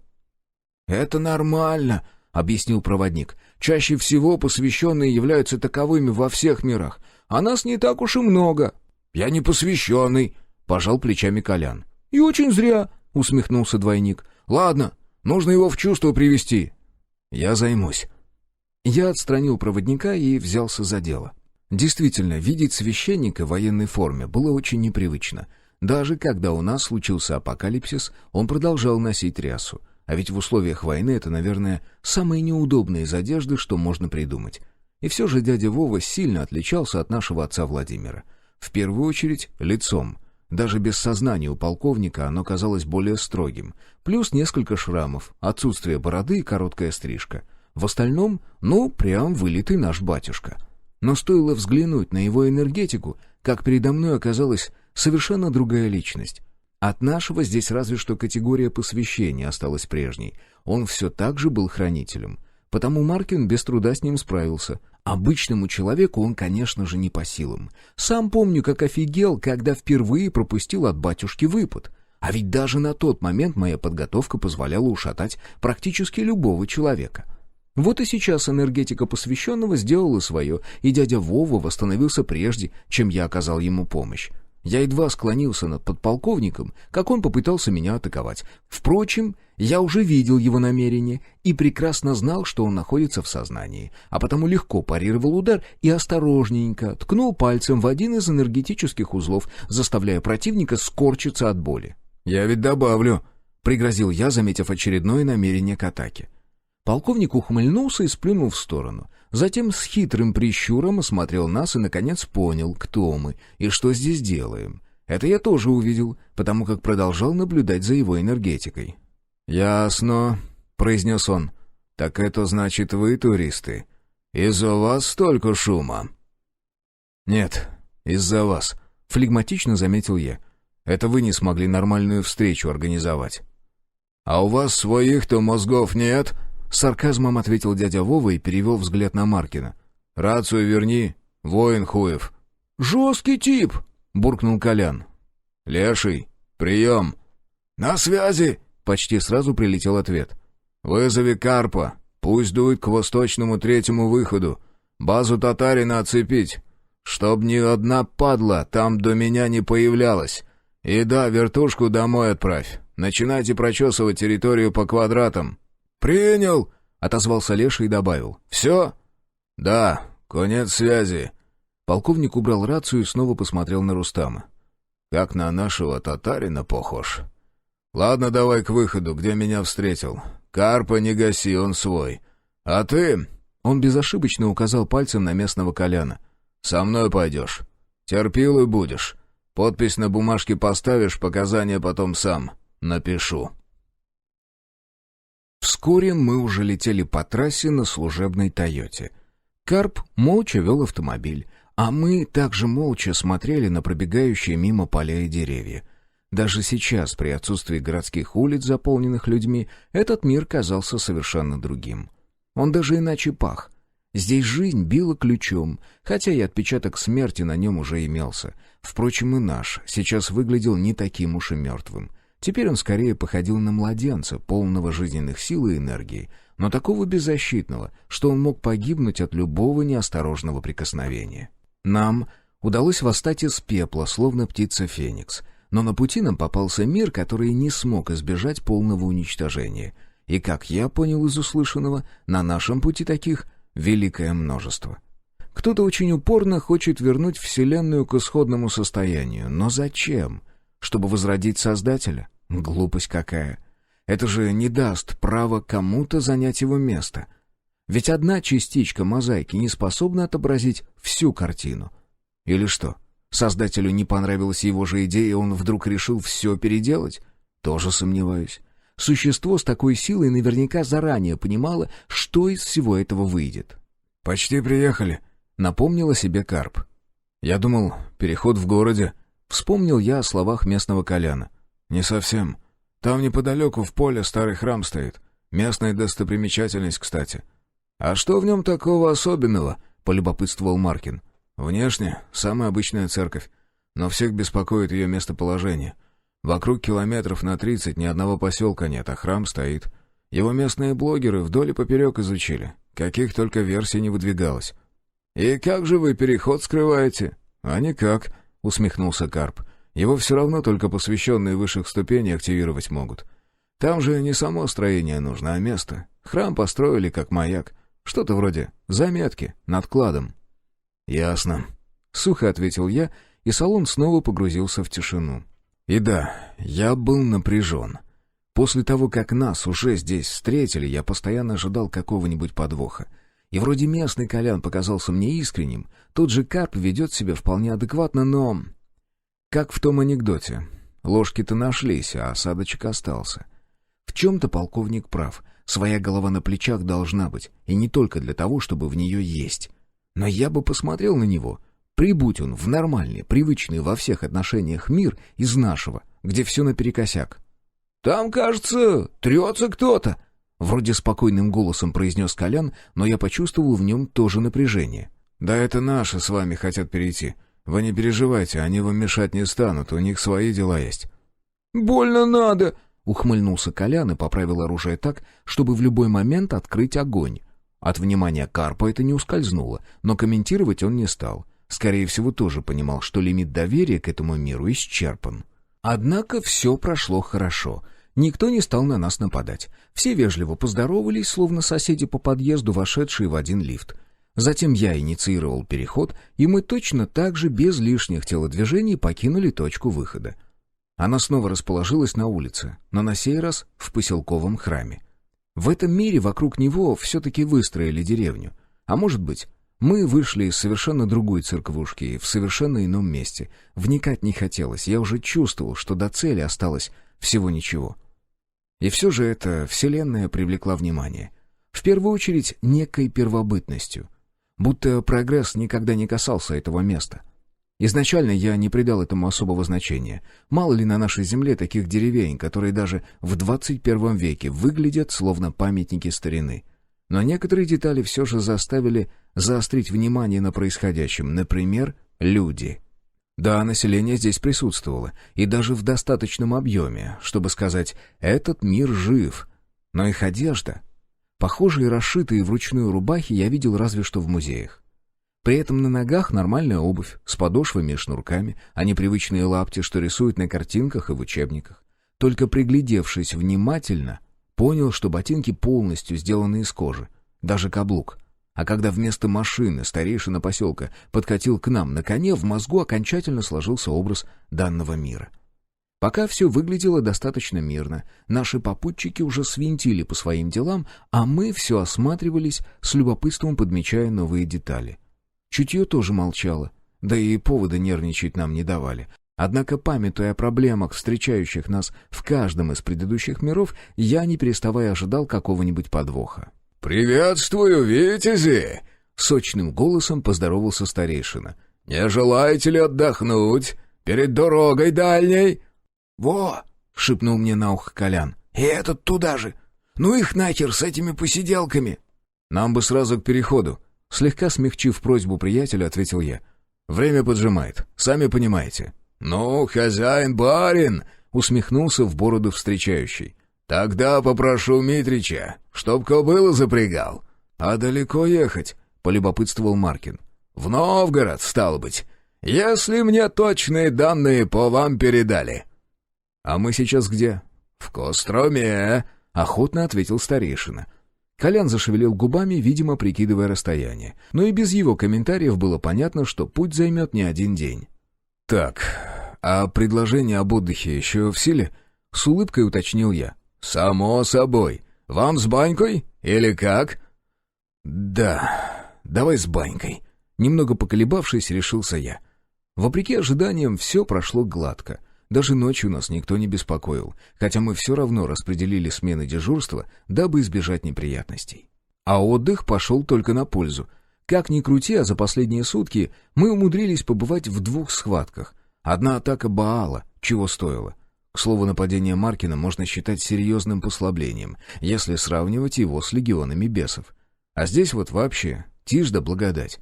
Не выходит ли так, что мы удаляемся от истинного противника? Впрочем, мы ведь и не на битву отправлялись. Я всего лишь собирался вернуть запретные знания на место. Этот мир тоже оказался не так прост. Он был весь пропитан той самой энергией, позволяющей творить чудеса тем, кто умел с ней управляться. И в отличие от нашего, здесь этим владел каждый второй. Использовали ее, конечно, в силу образованности, например, чтобы осветить помещение или поскорее согреть воду, но чаще всего силы и знания направлялись на поля. Урожаем здесь не болел разве что ленивый, да и в целом люди здесь жили в какой-то особой гармонии с природой. Не меньшим удивлением стала и поездка. Мы загрузились в повозку, накрытую плотным тентом, сотканным из конопли и пропитанным воском, чтобы защитить от дождя. Митрич взялся за поводья и тронул лошадку, которая не спеша вывезла нас на лесную дорожку. О ременной подвеске здесь, похоже, не слышали. Не говорю о чем-то более сложном. Жестко сколоченная телега позволяла прочувствовать все прелести лесного пути, каждую ямку, а особый кайф мы получали, когда колесо налетало на торчащие из-под земли корни. Но, несмотря на все это, поездка оказалась не такой уж простой. Деревья мелькали мимо так, будто мы неслись со скоростью, но никак не меньше 200 км в час. Колян тут же полез к Митричу с расспросами, а мы с Маркиным навострили уши. «Хуясе! Это как так-то?» — прозвучал первый вопрос, заставивший кучера важно ухмыльнуться. «Да все просто. Я слово заветное знаю». «Че за слово-то такое? А кобыла от таких скоростей не подохнет?» «Типун тебе на язык. Дело совсем не в Маруське. Мы сейчас находимся в другом потоке времени. Вот и весь секрет». «Ну да, просто как 2 пальца обоссать», — хмыкнул Колян. «Ты что, пипирку держать не умеешь?» — с подозрением покосился на приятеля Митрич. «Да это просто фраза такая».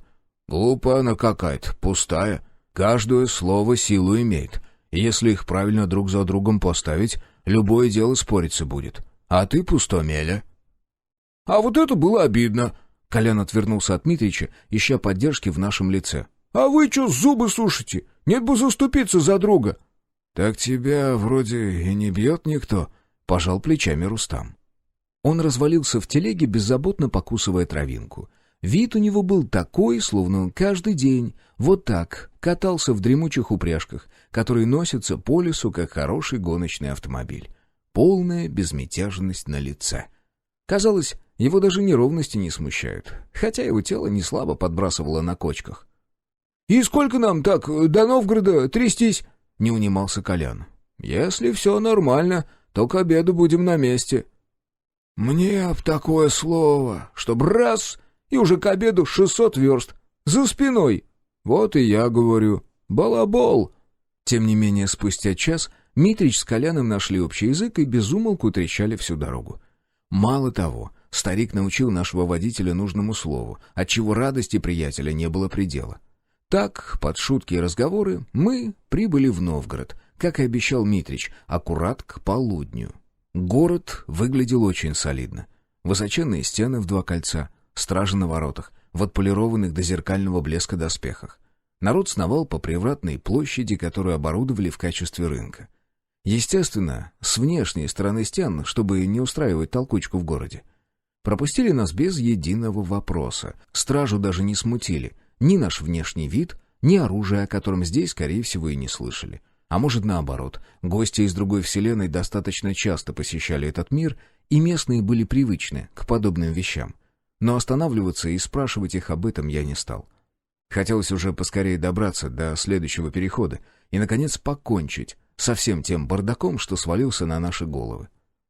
«А мы точно идем туда, куда нужно?» — спросил я, заметив, что Митрич целенаправленно ведет нас в центр города. Мало того, я несколько раз просканировал пространство на предмет энергетики, и переходом здесь даже близко не пахло. И вряд ли я ошибался, ведь места, где соприкасаются миры, порой чувствуют даже обычные люди, а уж посвященные подавно. Но нет, ничего похожего впереди не наблюдалось. Энергия текла ровными потоками, без фоновых примесей другой вселенной. Это настораживало. «Все нормально. Мы точно там, где требуется», — отмахнулся Митрич. Мы с Маркиным переглянулись и перекинули автоматы на грудь. На всякий случай я привел организм в боевой режим. Колян тоже притих и крутил головой на все 360. Он хоть и обычный человек, но успел пожить в таких условиях, что и врагу не пожелаешь, а потому научился без подсказок понимать, когда дело начинает пахнуть дерьмецом. Именно этот аромат настойчиво нас преследовал на протяжении всего пути. В чем именно подвох, я понял лишь тогда, когда мы выбрались на Дворцовую площадь. Нас ждали. Прямо в воротах Кремля стояли те, ради кого я вписался во всю эту авантюру. Исай, с кривой ухмылкой на лице, справа от него Алиса, держащая за руку пацана с угрюмым взглядом из-под лобья. Мне даже ДНК-тест не нужно делать, чтобы понять. Это мой сын. «Ну, здравствуй, родственничек!» — поприветствовал меня Исай. «Ходили слухи, что ты меня искал?» «Как видишь, это вовсе не слухи», — ответил я. «И как это понимать? Мы вроде как должны были встретиться в следующем мире». «Я взял на себя смелость и слегка подкорректировал твой последний переход. Рад видеть тебя в добром здравии. Ну что, пойдем погутарим? Расскажешь, что тебя сюда привело? И чует моя 5-я точка. Разговор нам предстоит очень серьезный». Глава 18. Пока не решил. «Я пришел за сыном», — произнес я, едва переступив порог Кремля. «За сыном?» — как-то странно усмехнулся Исай. Его внешность... В общем, сейчас он был собой. Именно таким я помнил его в своих снах. Таким он являлся мне, когда стал моим наставником. Я догадывался, с чем это связано. Вселенная, в которой мы находились, принадлежала ему. Это его время, и, как ни странно, я его узнаю. Доступная память предков позволяет видеть все это так, будто я сам когда-то жил здесь. Вот только есть одно «но». Вселенная слишком молода, чтобы все это было правдой. «Да? Ведь это мой сын, а она моя женщина», — я указал рукой на Алису. «Уверен? Ты ведь сам от нее отказался. Хочешь мне что-то сказать?» «Ха-ха! Да успокойся! Я ее и пальцем не тронул. Так зачем ты здесь?» «Я уже сказал. Пришел за женой и сыном». «И что ты намерен с ними делать?» «В смысле? Что за вопрос?» «Нормальный», — пожал плечами Исай, продолжая неспешно разгуливать по своим владениям. Люди, что встречались нам на пути, низко кланялись ему, словно он князь, хозяин местных земель. Хотя в этом нет ничего удивительного, подобное раньше считалось нормой. У царей не было возможности содержать регулярную армию в необходимых масштабах, а потому военным ремеслом занимались дворяне. Собственно, именно за это они получали землю и крестьян, чтобы те кормили тех, кто будет защищать их в случае опасности. «Они моя семья. Мои близкие». «Это так. Но что ты собираешься с ними делать?» «Блядь, жить будем, как и полагается в таких случаях». «Здесь?» «Нет. Вернемся домой. В наш мир». «Ты хотел сказать «в твой». А что, это проблема?» «Нет», — покачал головой Исай. «Проблема в том, что ты собираешься лишить своего сына сил, которые принадлежат ему по праву. И знаешь, могила, я тебя не понимаю». «Эти знания нарушают баланс». «Эти знания наши по праву. Мы и есть Создатель. Посмотри вокруг. Вспомни свой мир. У человечества непреодолимая тяга к созиданию, и она видна невооруженным глазом. Почему мы должны влачить жалкое существование, когда каждый из нас способен управлять собственной вселенной?» Я вдруг почувствовал, будто кто-то настойчиво смотрит мне в спину. Обернувшись, я увидел Алису с сыном, стоявших возле ворот, и поймал взгляд пацана. Странный, наполненный силой и настолько серьезный, что казалось, будто ему уже 100 лет, а вовсе не 7. Контакт длился всего мгновение, и его хватило, чтобы вызвать в моей памяти вспышки прошлого. Я снова вернулся на ту поляну, где Исай с Баалом стояли друг против друга. Этот сон всегда прерывался со смертью предка, но на сей раз что-то позволило мне задержаться и увидеть некие очень любопытные детали. Исай, как и во всех предыдущих видениях, произнес: «Ты никогда его не получишь», а затем мечом вскрыл артерию на шее. Демон рванул к предку, упал перед ним на колени и, схватив его за голову, вдруг прижал ее к себе. «Брат, нет!» — взревел Баал. «Не двигайся, я все исправлю!» «Нет, стой!» — бледными губами прошептал Витязь. «Я должен остановить его. Мы еще встретимся, и тогда завершим наше дело. Просто дождись меня, брат». Жизнь окончательно покинула тело Исая, и он обмяк на руках брата. Глаза Баала вспыхнули ярким светом, а его крик, полный боли и горечи, эхом разлетелся по лесу. «Так это все ты?» — выдохнул я. До меня наконец дошло, кто стоит за разрушением миров, и почему после достигнутых договоренностей со стражем Баал вдруг устроил нам засаду. Вовсе не страж стоял за его созданием. Стало ясно и то, как старейшины получали информацию о моих планах. Все встало на свои места в один миг. Даже игры Баала и все его намеки вдруг обрели смысл. «Что я? Сделал тебя богом, дал тебе то, о чем ты и мечтать не смел. Ты копался в дерьме, заливая в глотку литры алкоголя. Ты, чье существование должно было перевернуть вселенную. Думаешь, легко выращивать оболочку, способную вместить в себя силу Создателя? О, этот ублюдок все продумал. Ёбаная эволюция, которая дает то, что нужно лишь по крупице за поколение. И каково было мое разочарование, когда я увидел то, что получилось? Но твой сын — это совсем другое. Его способности уже превосходят всех посвященных, которых, к слову, создал именно я. А чего достиг ты, чтобы учить меня?» А вот и второй, недостающий кусочек мозаики. Вот для чего Баал так стремился добиться моей гибели. Исай готовил мое тело для своего возрождения, но что-то пошло не так. «Стоп. Мой сын? Ну уж нет, ублюдок. Ты получишь его только через мой труп». «А ведь этот мир не твой, не так ли?» С кривой ухмылкой спросил я. «Что?» Исай замер и уставился на меня ничего не понимающим взглядом. Он все еще находился в дебрях собственной фантазии, мнил себя всемогущим, когда я бросился в атаку. Но надо отдать ему должное, он всегда был искусным воином. Мой удар ушел в пустоту, а я получил ощутимый пинок в грудь. Мечи в руках Исая возникли словно из воздуха, впрочем, и я не стоял без дела.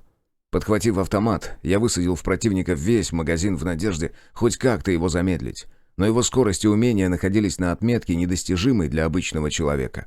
Будто в кино, он с легкостью отмахнулся от пуль, при этом несколько из них умудрился даже разрубить, а затем обрушился на меня градом ударов. Но и я уже давно не был прежним. Моих навыков хватило, чтобы отразить хитрые выпады и вновь разорвать дистанцию. Оружию сильно досталось, ствольная коробка пробита в нескольких местах, на стволе глубокие насечки, а пустой магазин смяло так, что его намертво заклинило в приемнике. Став бесполезным, автомат отлетел в сторону, а я вытянул из кобуры наградной Стечкин. Правой уже сжимала меч. Очередная атака началась с выстрела. И когда Исай небрежно отмахнулся от пули, я сорвал дистанцию и нанес укол в ноги. Противник легко парировал выпад, но именно этого я и ждал. Получив толчок, клинок описал хитрую фигуру и устремился в грудь врага. Казалось, что удар уже достиг цели, но Исай умудрился отразить и его, зато пропустил выстрел. Пуля, дополненная камнем, угодила предку в колено. Любой на его месте уже был бы покойником при следующей атаке. Но я вступил в бой с непростым человеком. Место ранения окутало зеленоватое свечение. А Исай обрушился на меня серией молниеносных ударов и, казалось, стал двигаться еще быстрее.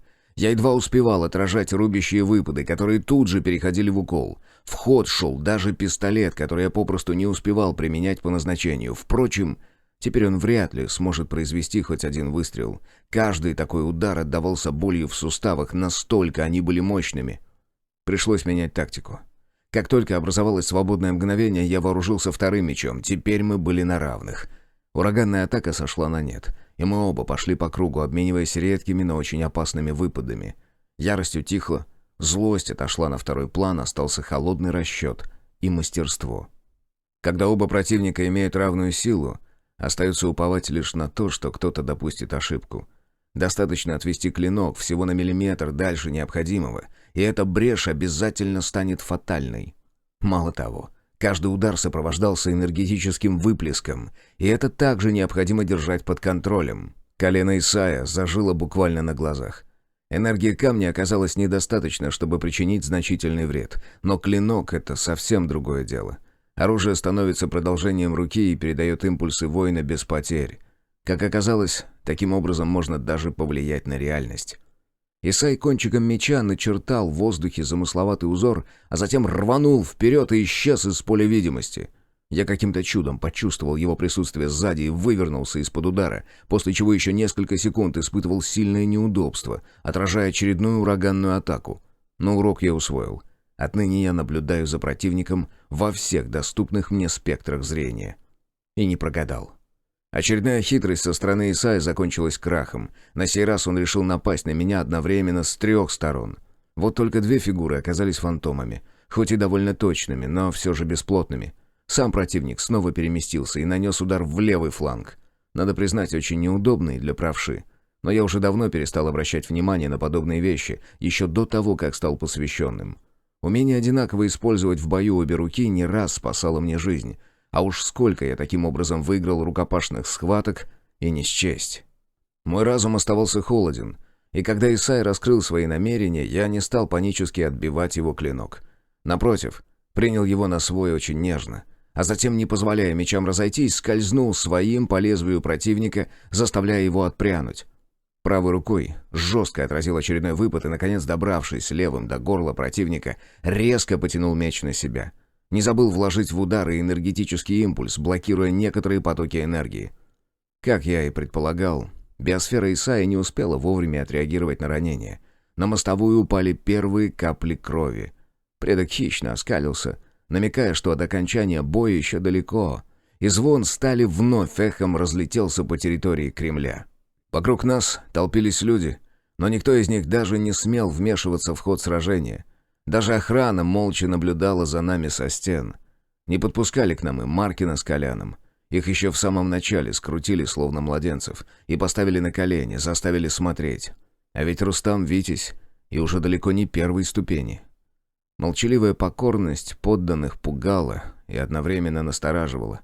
Но вот что я заметил, и это показалось мне действительно странным. В тот момент, когда я рассек кожу Исая, зрители синхронно схватились за место ранения, будто почувствовали ту же боль, что и их хозяин. А еще всего на мгновение их глаза наполнились мраком. Но как бы мне ни хотелось поразмышлять на эту тему, противник не позволил.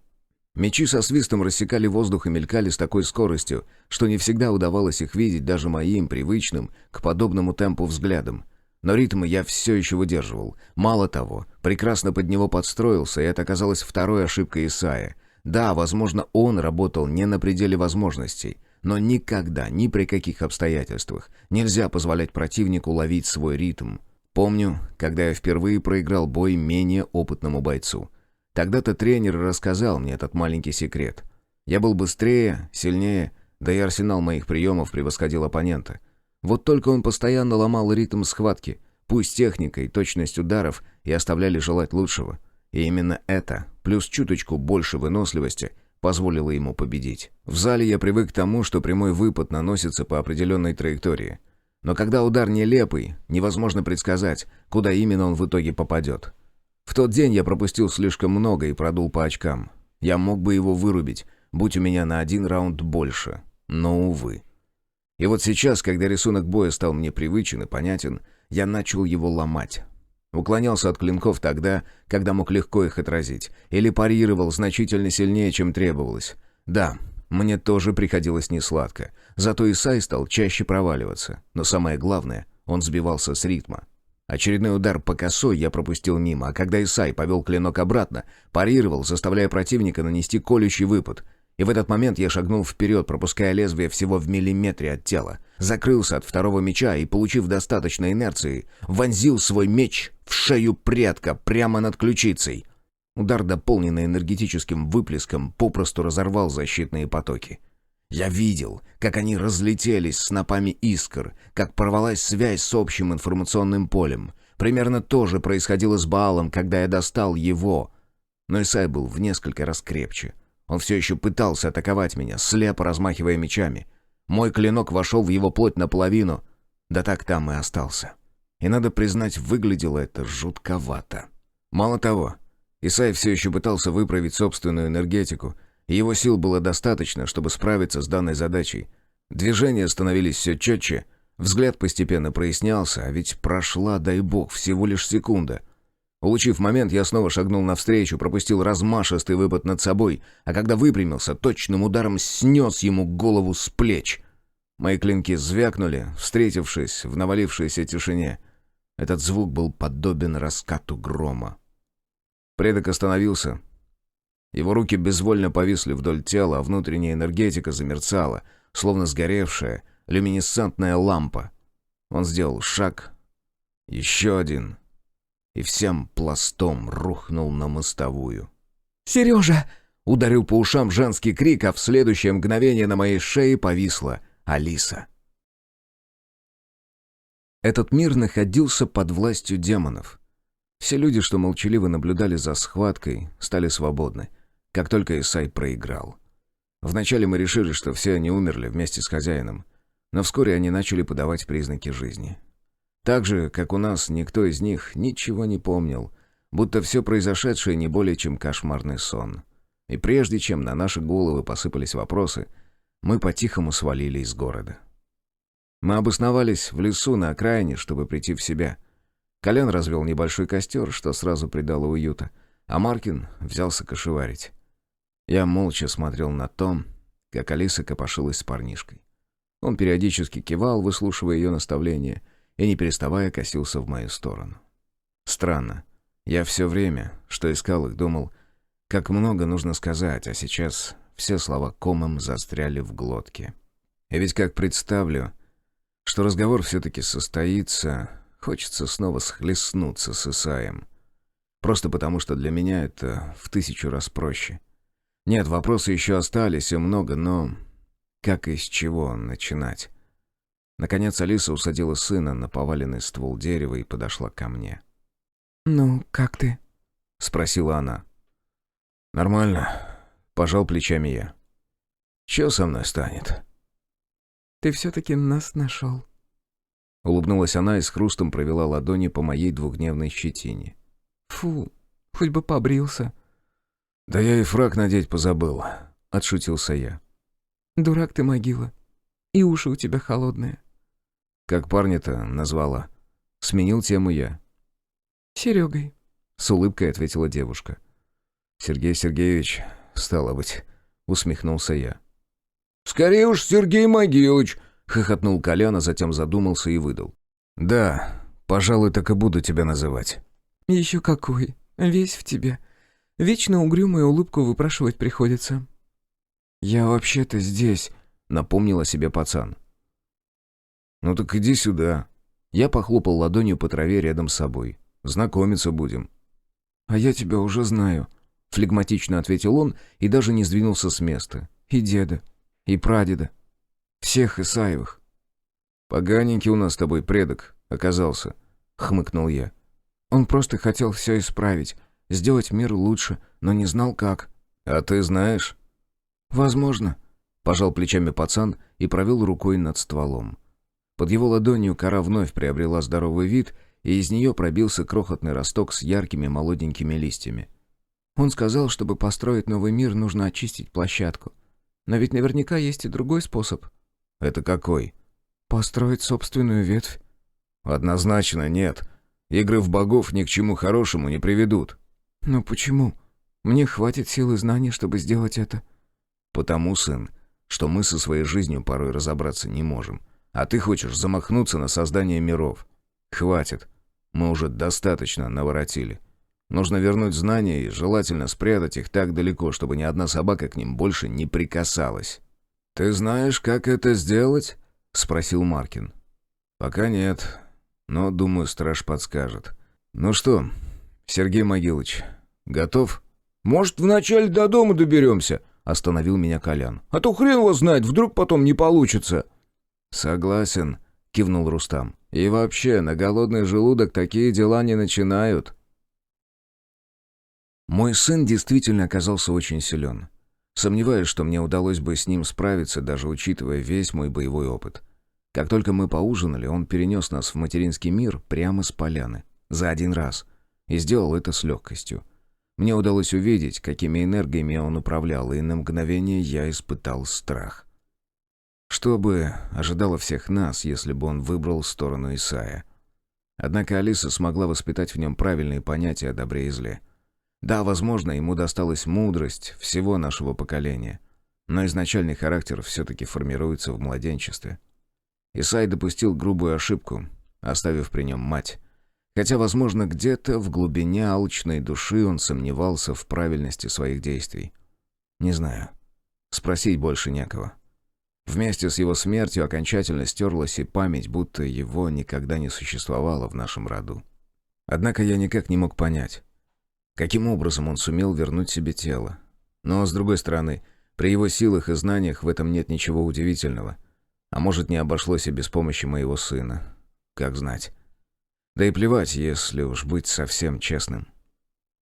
А наш мир пошел на новый виток жизненного цикла. Это чувствовалось повсюду. Для этого даже не нужно было всматриваться в энергетику.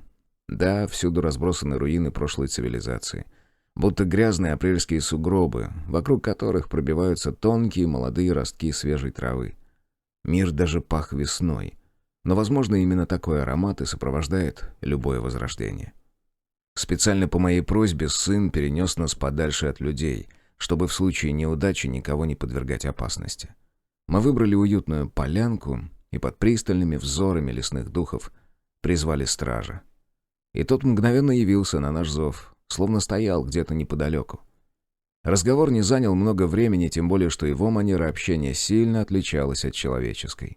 Обмен информацией прошел за считанные доли секунды, а затем мы перешли к делу. Честно говоря, я ожидал каких-либо эффектов. Может быть, очередного полета сквозь вселенную или чего-нибудь еще. Ведь когда в меня вливались все эти знания, я испытывал целый каскад ощущений, вплоть до болевых. Но ничего подобного не произошло. Разве что в мозгах кто-то липкими щупальцами пробежался. Однако, когда знания о сотворении мира исчезли, мне показалось, будто я ослеп. Нет, множество навыков, связанных со ступенями посвященных, остались при мне. Я все так же мог рассмотреть энергии, недоступные человеческому глазу. Практически все, кроме тех, что связаны с первичной материей. Отныне она становилась для меня недоступной. «Ну, какие планы?» — поинтересовался Колян. «Всех победили, со всеми разобрались. И что теперь делать-то?» «Не знаю, как вы, а я собираюсь домой к Вике. И так больше месяца с вами пропадал. Вы со мной?» Маркин посмотрел на меня. «Нет». Я покачал головой и покосился на Алису. «Хочу отцовский дом восстановить. Ты как на это смотришь?» «Положительно», — кивнула она и с гордостью добавила. «Я даже плитку класть умею». «Не, мне с вами точно не по пути», — отмахнулся приятель. «Я, пожалуй, обратно в столицу подамся. Там хоть платят стабильно, да и заняться есть чем». «Ладно, если что, вы знаете, где меня найти», — протянул руку Маркин. «Иди сюда, ментяра», — усмехнулся Колян и сгреб Рустама в охапку. Эпилог. «Сереж, иди скорее, смотри, что я нашла», — раздался голос Алисы с чердака. «Сейчас», — отозвался я и сунул голову в бочку с водой. Сергей Могилыч продолжал таскать нарубленные мной дрова и складывать их в высокую поленницу за домом. Последний летний месяц подходил к концу, но погода продолжала нас баловать, словно понимала, что нам еще многое нужно успеть до зимы. Впрочем, в нашем распоряжении имелся целый город. «Заканчивай с дровами и собирайся», — бросил сыну я. «Нам еще до заката на мародерку нужно успеть». «Хорошо», — кивнул он и снова принялся нагружать поленья в охапку. Я вытер лицо майкой и направился к лестнице посмотреть, что же такое там отыскала Алиса. За 2 недели мы вывезли довольно много различного хлама, а потому очередная находка уже не вызывала во мне былого восторга. Однако Алиса каждый раз радовалась, когда ей удавалось обнаружить очередную безделушку. Вот и сейчас я попросил ее разобраться на чердаке, чтобы выложить дымоход для печи.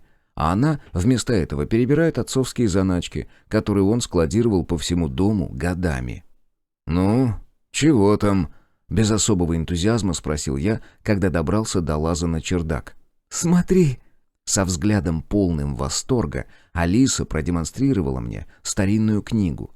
Вещица действительно выглядела занимательно. Одно то, что она была забрана в серебряный переплет, уже говорило о ее огромной ценности. «Да, действительно, очень любопытная вещица», — пробормотал я, принимая увесистый том. «Там на каком-то непонятном языке все написано», — добавила она. «Ну, этого следовало ожидать», — усмехнулся я. «Ладно, выбирайся на свет, дитя подземелий. Пойдем посмотрим, что за тайной хранит в себе этот артефакт». «Ты так это сказал, что мне теперь еще любопытнее стало», — улыбнулась она и на четвереньках поползла к выходу. Мы уселись на веранде, и я не без любопытства раскрыл книгу. Язык был действительно непонятным. Мало того, ничего подобного я даже не мог припомнить. Но, как правило, все буквы имеют определенные формы, даже иероглифы и арабская вязь воспринимаются как нечто привычное, но здесь какая-то нелепая смесь запятых, расположенных в хаотичном порядке. Одни смотрят хвостиками вверх, другие в сторону. Да, чувствуется попытка создать язык, но он настолько чужд и непонятен, что от него просто рябит в глазах. Сложно даже повторяющиеся фигуры отыскать. И чем больше я всматривался в эти символы, тем сильнее картинка расплывалась. Но самое удивительное было то, что я физически не мог оторвать глаз от страниц. Меня будто затягивало в них неведомой силой, ломая волю и разум. В какой-то момент мне показалось, будто я слышу чей-то шепот. А затем я увидел. Это было не просто видение, как отдельное событие. В один миг я смог охватить прошлое, настоящее и будущее. Я наблюдал рождение цивилизаций, их крах, технологии, неподвластные пониманию, войны, стирающие с лица земли целые страны. Нашествие демонов было среди них, а также крохотный кусочек мирной жизни, что отведен нам для восстановления, больше похожего на зализывание ран. Скоро всему этому придет конец, потому как люди не способны просто наслаждаться жизнью. Пройдет всего немного времени, когда отдельные личности захотят иметь больше, чем у них есть. Начнется передел территорий, и человечество вновь захлебнется в крови. В один миг я осознал, чего хотел добиться Исай. Нет, он желал вовсе не власти, а именно полной перезагрузки Вселенной. Одного он не понимал, а может, просто не мог принять. Все мы являемся частью Творца, который таким образом лечит скуку, и вряд ли нам когда-нибудь откроется его истинный замысел. А что до меня? Видимо, где-то там, когда шло то невидимое распределение душ, кто-то в шутку начертал воин на бирке, прикрепленной к моей крохотной искре. И скоро мне снова придется сражаться. Правда, теперь враг будет привычным, а значит, есть неплохой шанс победить. Жаль, что мне не дано построить дом, но я вполне способен вырастить сына. Да и с деревом, думаю, сложностей не возникнет.